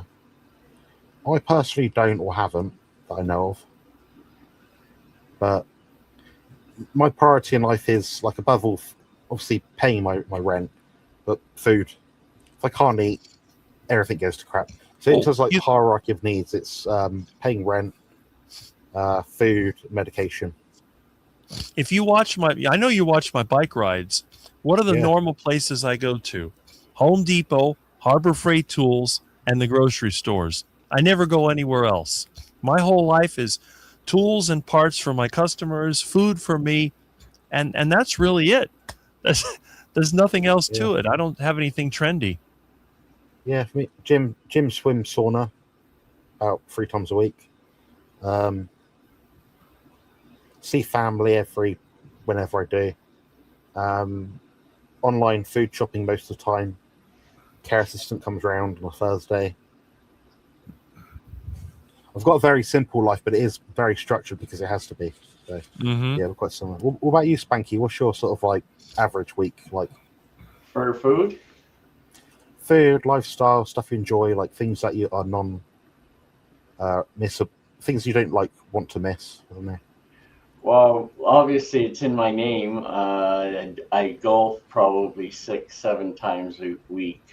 I thought you said you like to be spanked daily. No. I just saw the spanky bit and I was like, oh, spank. Well, if the right lady comes along, I don't know, whatever. I'm open to ideas. Yeah. But no, right now when it's nice out, it's all about golfing for me, and the camaraderie with a lot of the guys I golf with. A lot of them are older gentlemen in their 70s and some 80s, and some of them still got some really good game in that. But it's the friendships, and the only problem with that is every year I seem to lose one or two of them, and it's kind of sad. But That comes with life. yeah. Hey, bowling is my game. I got some bowling lanes. If they're still good, I get my house. I'm going to put my pin setters, and it's going to be bowling time. I used to do that. I used to have my own bowling balls and all that stuff there, but when I was younger. Yeah, but believe it or not, I have the whole setup. When they close the bowling alley, I got 2 of the lanes. I had to keep them. Yeah, I got them in storage. I got the machines in here.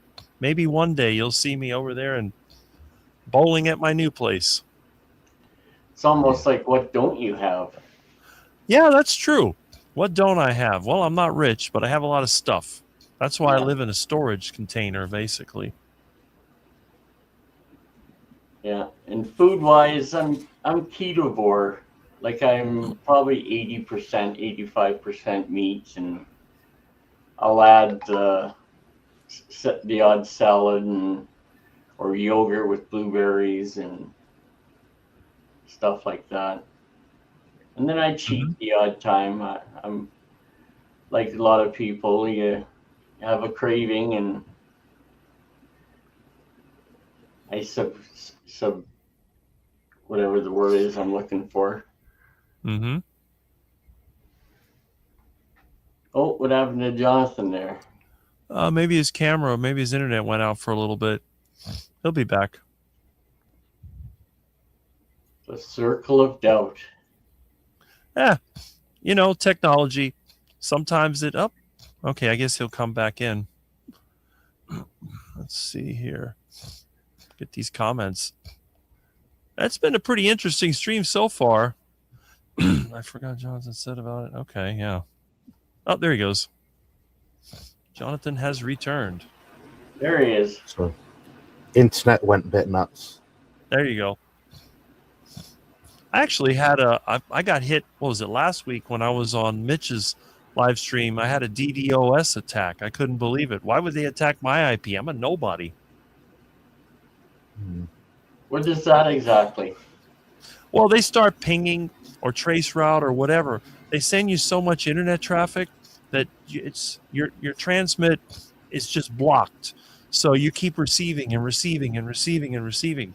And it knocked my router. Basically, it overloaded the modem and it knocked the router out. And I had to restart everything.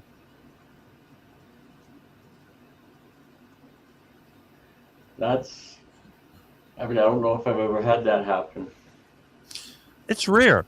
I've had it happen a lot with corporate clients, but I never had it happen at my home. It was very strange because I was getting, the internet was lagging. I'm running, what is that open source? I keep forgetting what it's called. It's a Linux based. And I got in there and I kept getting all these trace route and pings. They were coming from IP addresses all over the world. It just shut down everything.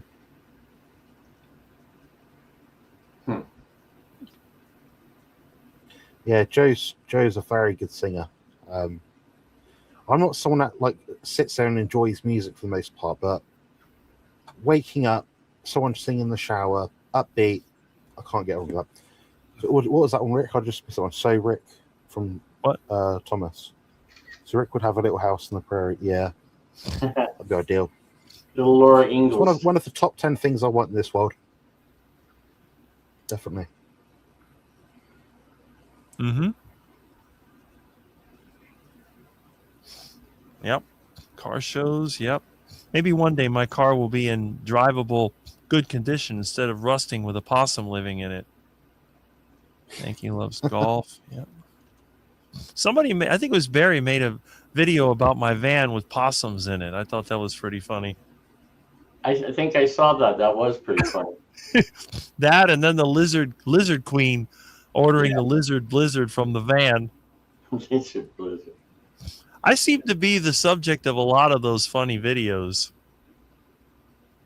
Oh, yeah, there's my friend you Tim. and Milton. There you Tim. go. Yep. I want to give if I may, I want to give Tim a shout out. He has a channel. I wouldn't say he's not carnivore, I don't think, but he's kind of animal based. But he puts a lot of talks and stuff and chats about training and exercise stuff. So if you're into my stuff, you might like his stuff as well. That's right. I always recommend his channel, and he's in his 40s and he's not slowing down. So there's no excuse. My friends that are in their 40s, I tell them this is the best time of life, and you're complaining about all your problems. You need to get off your rear end and do something. Yeah, I agree. And when I was in my 40s, that was the best. See? And, not in my 60s, so. Hey, you're still alive. 60s aren't that bad. There's quite a few people out there in their 60s. I mean, look at Kiltz. Kiltz is, 70 now? You got a bundle of energy, that guy. That's right. And he turned 70, I believe. Yeah, see? Jonathan met him. I met him, yeah. He's full of beans. For like a 71-year-old, I was like, yeah, if I had his muscle tone and strength and energy at 71, I'd be thrilled. I could ask more. Exactly. And then again, I'm late 50s, and I got plenty of energy. I figure if I make it to his age, I'll probably be just as energetic. Just bigger. That's all, because I'm taller. Much bigger. Yeah. Short, is he? You saw the picture. Well, I always have it in my intro, but you can see the picture of Kiltz with me and even with Adam Lacey from the Healing Humanity. I'm like way up there. It's funny. I mean, look, I'm taller than Dr. Baker. That's pretty unusual. Yeah. Absolutely. Well, somebody's asking if they can join the live. Yeah, you got the link right there on my channel. Sparks. Yeah, hop on. Definitely get on top on. I'm going to be going shortly to walk my dog just because it's part of my routine. If I don't do it, he gets wound up and he'll look at me funny. I don't like him with dirty looks. Yeah. Eventually I'll get off because I'm going to be working later today. So you know how that is. Yeah, try and take a bit of a mental break, Rick. All right. Yeah. Yeah, for people asking about DC and I don't want to put pressure on the subject by saying we're going to do this, and this is when we're going to do it. But we are going to do something. It is going to be meaningful and run properly, and you won't be disappointed. Ring. Sorry. Oh, okay. It was on your end. Jeanette, I've got a Labradoodle called George. I might be able to find a way to put them on the screen. Bear with me. You guys carry on chatting if you want. That's a whole different show. Oh, that's funny. We got some funny comments as always. Can I join the live? You just have to click the link. That's all. I'll be 70 in August. There you go. See? You really don't look at. Yeah, no kidding. Nice. Kiltz is like an Energizer bunny. Yes, he is. Yeah. Always smiling and on the go all the time. But he did take the week off, so I guess he needed a break. He took the week off. Okay, he answered the question. Mr. Carnivore, do you ever eat carbs? No. I'm sure there's some carbohydrates in the cheese and yogurt, but not deliberately. Where are Carnivore Woman? Well, that's a good question. Where are they? I got not in the same way this person asked it, but someone asked it when I started up Carnivore Team GB over here a couple of years ago. I thought, why do you not have women on? I'm like, women are welcome to come on. There's just not many Carnivore Team GB people that are female. If there are, they're welcome to come on. You know, we actually went out of our way to find them, to invite them, and they didn't want to come on. So, you know, it's not. I'm definitely not like someone in our community who gets a bit flustered if it's women come on. I definitely don't mind females at all. So if you want to come on, please do. I don't know. I pinned the link in my channel. Maybe they're on the other channel. That's weird. Maybe. No, Jonathan doesn't do cheat days. I know that. No. Well, no. I mean, I'll have a treats day where I'm like, if I see an advert for something or something I enjoy, which is like, I know I'm going to enjoy this. Yeah, I'll have it if I'm not dieting for something and my guts are fine. But otherwise, no, I quite enjoy my food, my carnivore food. So. Love women who love meat. Yep, I agree with that. I can't see a link post in the chat. What channel are you on? I'll post something and see if it comes through. Yeah. Oh, Jerry's having her sardine fest today. Well, her live is in 45 minutes, so. Yeah. Out of respect to her, I'll definitely hop off then, and Rick, you might as well, I guess. I don't know. Whenever you want to. Yeah, actually, I got to run too. Got to take my dog out for a walk. So the dogs run our lives, don't they, Jonathan? I told my customer I'd get with them after 12:30, and who knows when they'll pop up. You know how that goes. Well, if you guys wait about 2 or 3 minutes, I'm just uploading a video of my dog. All right. Because I've sent it to my email, downloaded it, but it won't let me post it, so I have to basically download it and share it that way. Right.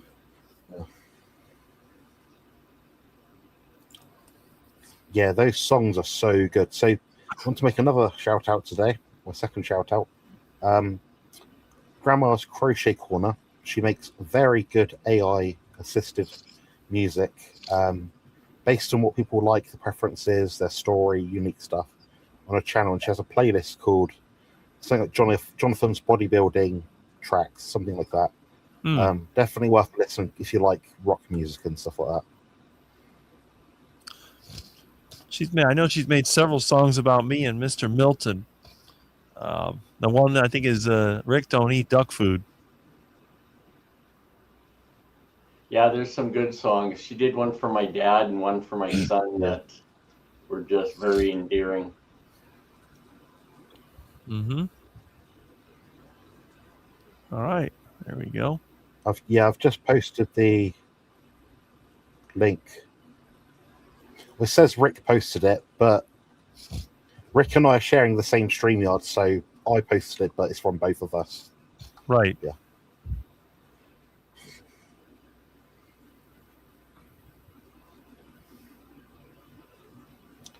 Right, is it downloaded yet? I think it is. All right, I'm going to play it.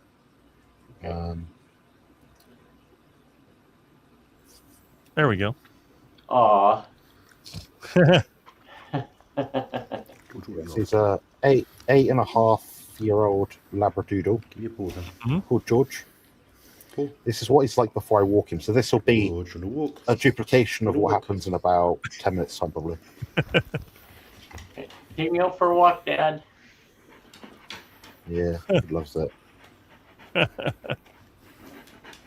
my smart they are. cool way. Don't know when his birthday is, actually. So, with dogs' birthdays, they'd use just the first day of the month. I can't remember what it is. My mum will remember. My dog will be 10 in September 15th. That's sweet. Oh, I think Milton's about 2 years old by now. Aw. Black Menace. He gives me an assist to get up. It's quite good. That. And that's George. There you go. He's precious. Yeah, he's a very lovely dog. Good around kids. Doesn't ask for anything more than what he needs. He will attack cats, Rick. Oh, He will eat. He'll usually like trap them, then they'll run away. But yeah, he will attack a cat if it gets too close. I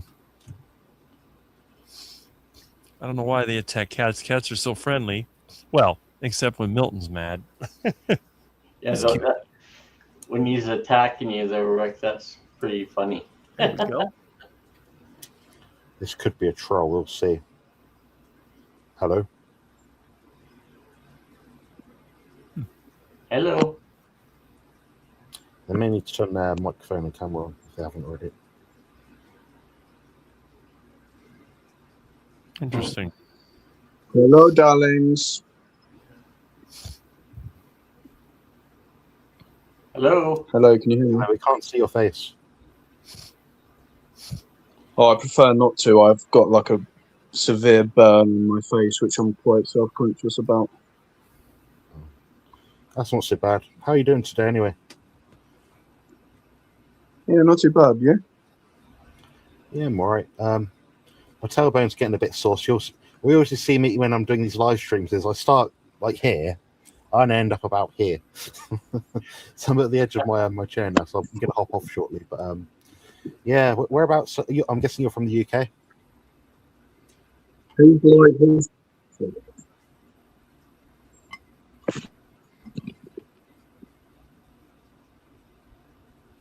Can't hear very well. Yeah, I'm from the UK. Ah, okay. Yeah, I'm guessing down south somewhere. Can you hear me okay now? Yeah, that's far better. Sorry, I was switching between earphone and phone. That's all right. Yeah. You're from down south. Better now.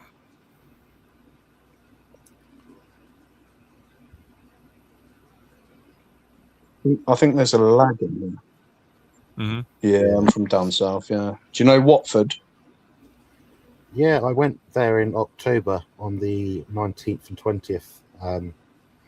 Quite familiar. Really hard to get to for me on a train. Remember that much. I think there's a proper lag in it. Yeah. should we go through? Should we carry on going through the chat? I don't want people to get missed. Yeah, so Miss Mary turns 12. Whereabouts are you from? There's a massive lag. Can you use like a mobile phone or something which doesn't have a lag?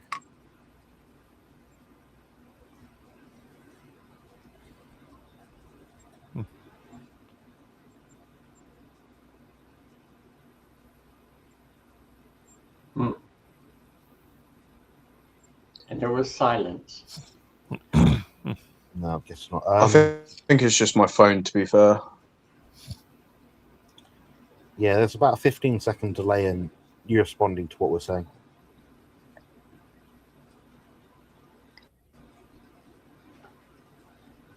Hello. Hello.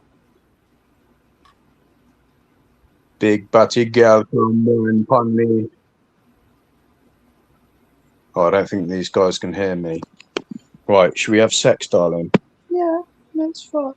All right, bend over.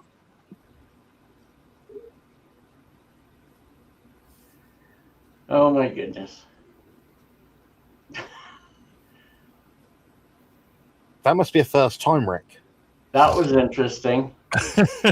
No, they pop up in a lot of channels. Never on my channel, though. That is the first time on my channel. Yeah, they've been eliminated for good permanently. Well, you were right. Oh. Yeah, you called that one. Mm-hmm. Rick, you make the decision.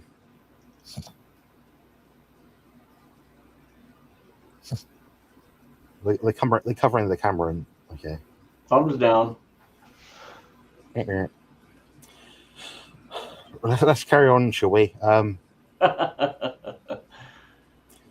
dear. Yeah, I don't want to miss people's chat. Sorry. Yeah, very handsome dog. He is extremely energetic. He's got more beans than any other animal I know. He's extremely smart. To the point that I'd almost call him like a medical assistance dog. He knows if he recognized if I'm going to have a seizure in the past, so that's quite cool. There we go. Rick's in charge of admittance. Let's see. Come on. George is carnivore, yeah. I think that's everything. Hi, Desiree. Hi. Hello. Can you hear me? Yeah. Yes. Wow. Oh my gosh, for the first time ever, I'm talking to the legendary Rick and Jonathan Yep. and Spanky? Yes. Wow. I'm a lazy bum today. You guys are not going to believe the night I had last night. Don't tell us it's like the guy that was just on this channel. Yeah. Jeez. I stayed up until 5 o'clock binge watching Jerry's channel. I did. Oh, wow. There's so much to catch up on. Oh my god. I like Jerry's channel. Well, first of all, I didn't even know that she did lives until yesterday. Really? And yeah, I guess I thought, so I think, Rick, there was a Saturday, maybe you went through your like list of people that you're subscribed to, channels you're subscribed to. And so I was like, oh, I know that person. And then I would go in like subscribe to them, you know, just because you got to support your fellow people. I mean, I'm super new, but I'm like, I'll still support everybody, you know? Yeah. And so I subscribed to a bunch of people. And then, there was another live I was on. Maybe it was yours again. I don't know. But I was on another live with somebody. And we were all like subscribing to each other's channels. This was just maybe like a month ago. So I thought I had everybody, but apparently I did not. And so last night at Grandma's, John was on and he was doing a giveaway, and then he kind of talked about doing something today. And so I was like, wait, what? Jerry's got a channel? So I subscribed to Jerry's channel. So Jerry, I sub now. And yeah, I just kind of went back and just watched some videos, and oh my gosh, girl, you crack me up. You're crazy. So fun. But so yeah, so I just got up and now I'm out here doing my grounding. Just need to get out here and walk around in the grass for a little bit. My husband needs to mow, but it keeps raining, so I don't know. He'll probably mow today, maybe not. I don't know. But anyway, I don't really have anything super exciting to share. I just wanted to jump in. It looked like an opportunity to let everybody see my sleepy face. I probably still have pillow marks on my face, but I'm like, well, whatever. I'll just embarrass myself. Who cares? I've shown a lot worse.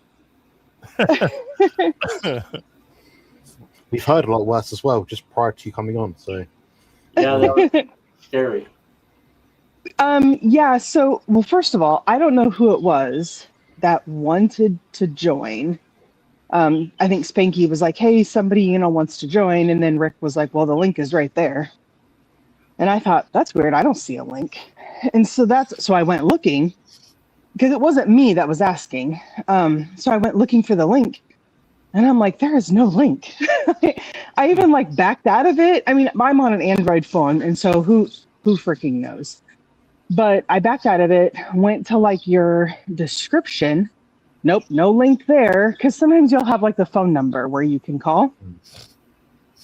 But I was like, nope, don't see it there. Went back to the chat. I can only see, and this is just for me, but when I join, any chat that has happened prior to me joining, I can't see that. I mean, I might be able to see like 1 or 2 minutes back, but I can't see all the way from the beginning. So yeah, let's you go back to up to a certain point, maybe like well, I was trying to be helpful, but if you must, okay, you should come back. I'll go back in. So it lets you go back on the chat up to like a certain time period. So I don't know, say maybe 50 messages back or something. There's a function where you press comments or something like that, or a button, and it'll say show all comments top comments. That will usually show you like, everything. Failing Okay. that, usually we pin the message to the chat. If it's not pinned to the chat, we may have replaced that pinned message with something else, which is why you might not have found it. Yeah, because it wasn't pinned. And then I did see that Rick just like posted it as a regular comment, and I thought, oh God, don't leave the live stream now. I wasn't planning on joining, but then I thought, these people are so welcoming. They ain't gonna care. They're not gonna care that you just got up. So anyways, I was just getting ready to join, and I was scrolling up through the chats, and then I heard the prior person, and I was like, wait, what kind of channel is this? I'm like, I thought It's this a was family hotline. friendly before. Yeah. That surprised even me. My breath was taken away for a second. We had someone join after who was calling themselves Nick R. I think they made a mistake because it had their name typed in, and you could see them for a brief second. Then they covered the phone camera, so I'm guessing it's the same person but under a different phone or something. Probably. So we didn't permit them in. Weird. I don't have time to do that. Jeez. I mean, I'm shy just to come on, as who I am. Some people have no life. Yeah, true. Isn't that the I've truth? been on Grandma Crochet's Corners video with my phone at like 3 o'clock in the morning, topless. So I don't think it really matters too much. Well, I got to see a lot of Kurt the other day. Never really met that guy, but now Yeah. I've met him. So There you go. I was like, that's no shirt Kurt. I saw him before. By the way, Yeah. seems like a very nice guy. He is. It just made me chuckle because the first time I saw him come onto a panel, he had no shirt on. And then I saw him come on Grandma's the other day, and I'm like, oh, this guy, he goes by Meathead, but he should be no shirt Kurt. Yeah. It just made me chuckle. There you go. Well, the one time I did that, I got told off by some idiot saying, "Don't you know the blue light from your light bulb on your screen will give you cancer if you don't wear a shirt?" I'm like, What? what? So you're telling me you've never taken your top off or shorts off or trousers off in your own home whilst the light's been turned on? Okay. It's that kind of level of biohackery that I'm not into. To be honest. Well, I will let you guys get back to your gentleman's panel. It's not a gentleman's panel. I'm the most It's anybody's panel. There you go. Yeah, it's lunchtime. It's time to start cooking that heart attack. Yeah, you got to get brewing. You got to get started. I'm going to head off like in about 1 minute because I need to go to the toilet and walk the dog because he's going to get really mad. Yes, Jonathan, you have a very, very cute dog. Oh my goodness. It's good. He is adorable. I tried changing my camera so you guys could see my cat here laying in the grass.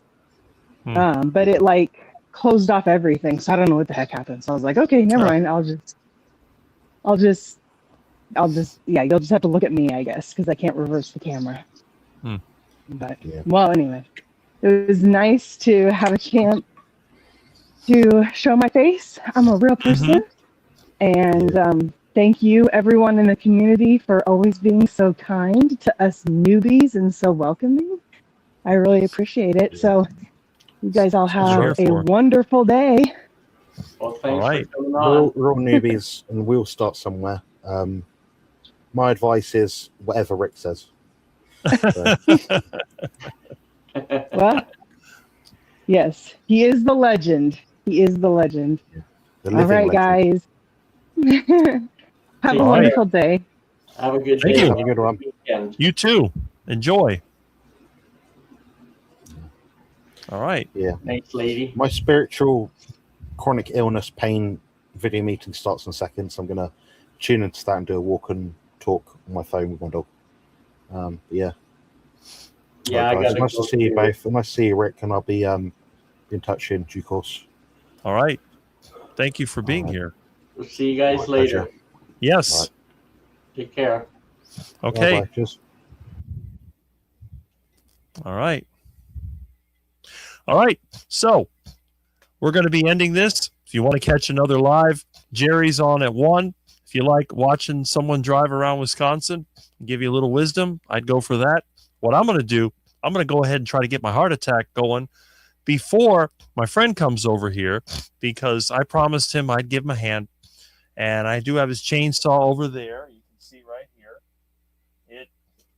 The problem with the chainsaw, they damaged the chain. I got a couple of links that are sticking, so he's going to have to go to the Home Depot and get another chain. I'll get his saw working, and that'll be that. And then, if I get some time and my part comes in, I'm going to fix Bob. I'll try to make a video on that because I got all the pieces apart. Once I got hydraulic seals, but this is what's called the gland nut. This is off the hydraulic cylinder. You can see it's Bobcat, so it's aluminum. The internal seals blew out. And this is what's left of the seal. And if you look, you can see it's all brittle. It broke. Look at that. So, no rubber and plastic failing. So anyway, thank you so much for being here. Let's check these comments. I missed a bunch of them, but we'll just catch some of the end comments here. Okay. And I was happy to have so many people come in. We had over 80 at one point. We're about 41 right now. Great show today. Thanks. And there's Joe's Sleeping Slim. Yeah, there we go. And Jamette and Thomas. Very good show, Rick. Well, thank you, Thomas. The reason it was a good show is because I had excellent co-hosts and guests. And the next time we do it, hopefully we'll get more guests. And as Tim says right here, Not for Vegans channel. And again, vegans are welcome here. And if you are a vegan and you want the world's best mangoes and avocados and you live in the Miami area, why don't you give me a call on my phone number? You can find it through my YouTube profile, and I will give you a box of delicious mangoes or avocados that you can enjoy.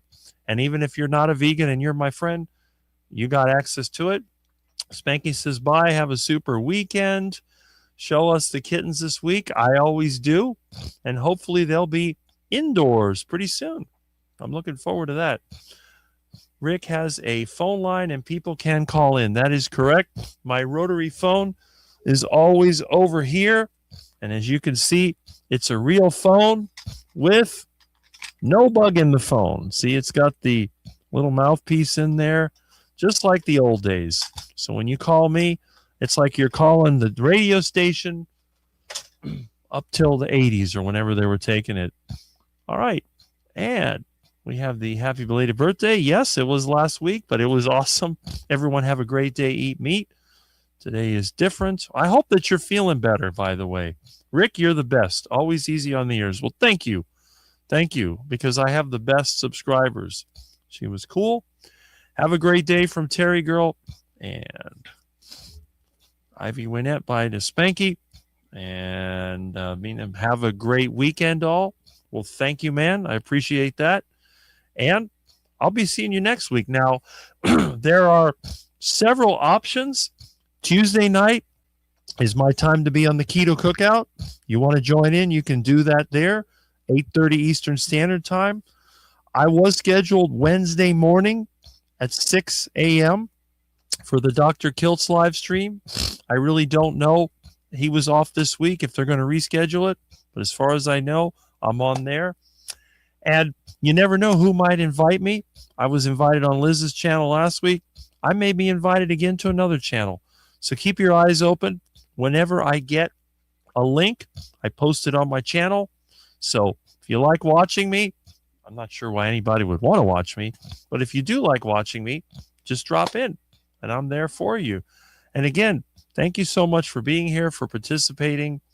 We're going to end this. I don't have any of my usual gimmicks, but next week, if I'm back on the old computer, we'll have the old gimmicks that go with it. And again, don't forget to check out our Carnivore Associates. And don't forget to check out our non-carnivores like Tim, and even Jonathan recommended his channel. So let's see if we can get Tim's subscribers over 1,000 in the next month or two. Let's see what we can do. I think we can do it. So we want to get all of our friends, carnivore, omnivore, vegan, vegetarian. We're all friends. Remember, we have more in common with each other than we do with the average person eating the sad duck food diet. And CB Carmack says, take care to all. Wendy says, bye all. Bye. Glad you are here. Mitch just dropped a new video. Well, Mitch was here earlier. I figured he dropped out to make a video. And don't forget, tomorrow morning, I think Mitch is going to be doing it, 10 a.m. Eastern Standard Time. The normal Kilts live stream is going to be in the hands of Mitch. So why not check it out at 10 a.m.? And again, I look forward to seeing you. Thanks, Rick. Bye all. And Jonathan says he's got, let's see, the symbol. Yeah, thanks all. And thank you, Jonathan, for being here, spending a lot of time. I think it was an excellent live stream. But then again, I can't remember the last time I had a bad live stream. So I'll be catching all you tomorrow morning, next week, or whenever. Thank you. And again, try to have the rest of your day, well, let's just say, unless you have a heart attack, in which case, if you do have a heart attack, you're good. But have a good rest of your day, and I'll see you.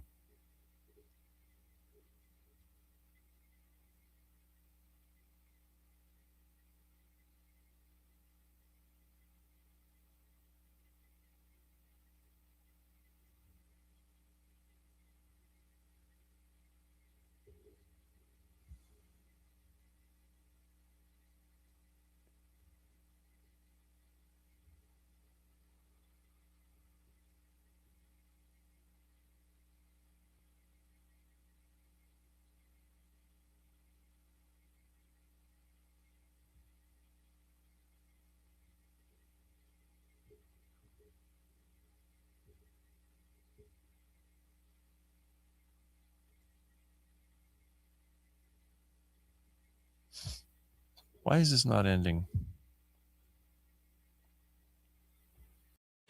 I live with a condition called CRPS, which is the most painful condition known to man, and also suffer with autism and chronic fatigue syndrome. I've been having a hard time recently. I'm reaching out for help. If anyone is able to support me, it'd be much appreciated. And it is for a Give, Send, Go link, which I'll link below this video. Thanks very much, and enjoy the rest of this clip.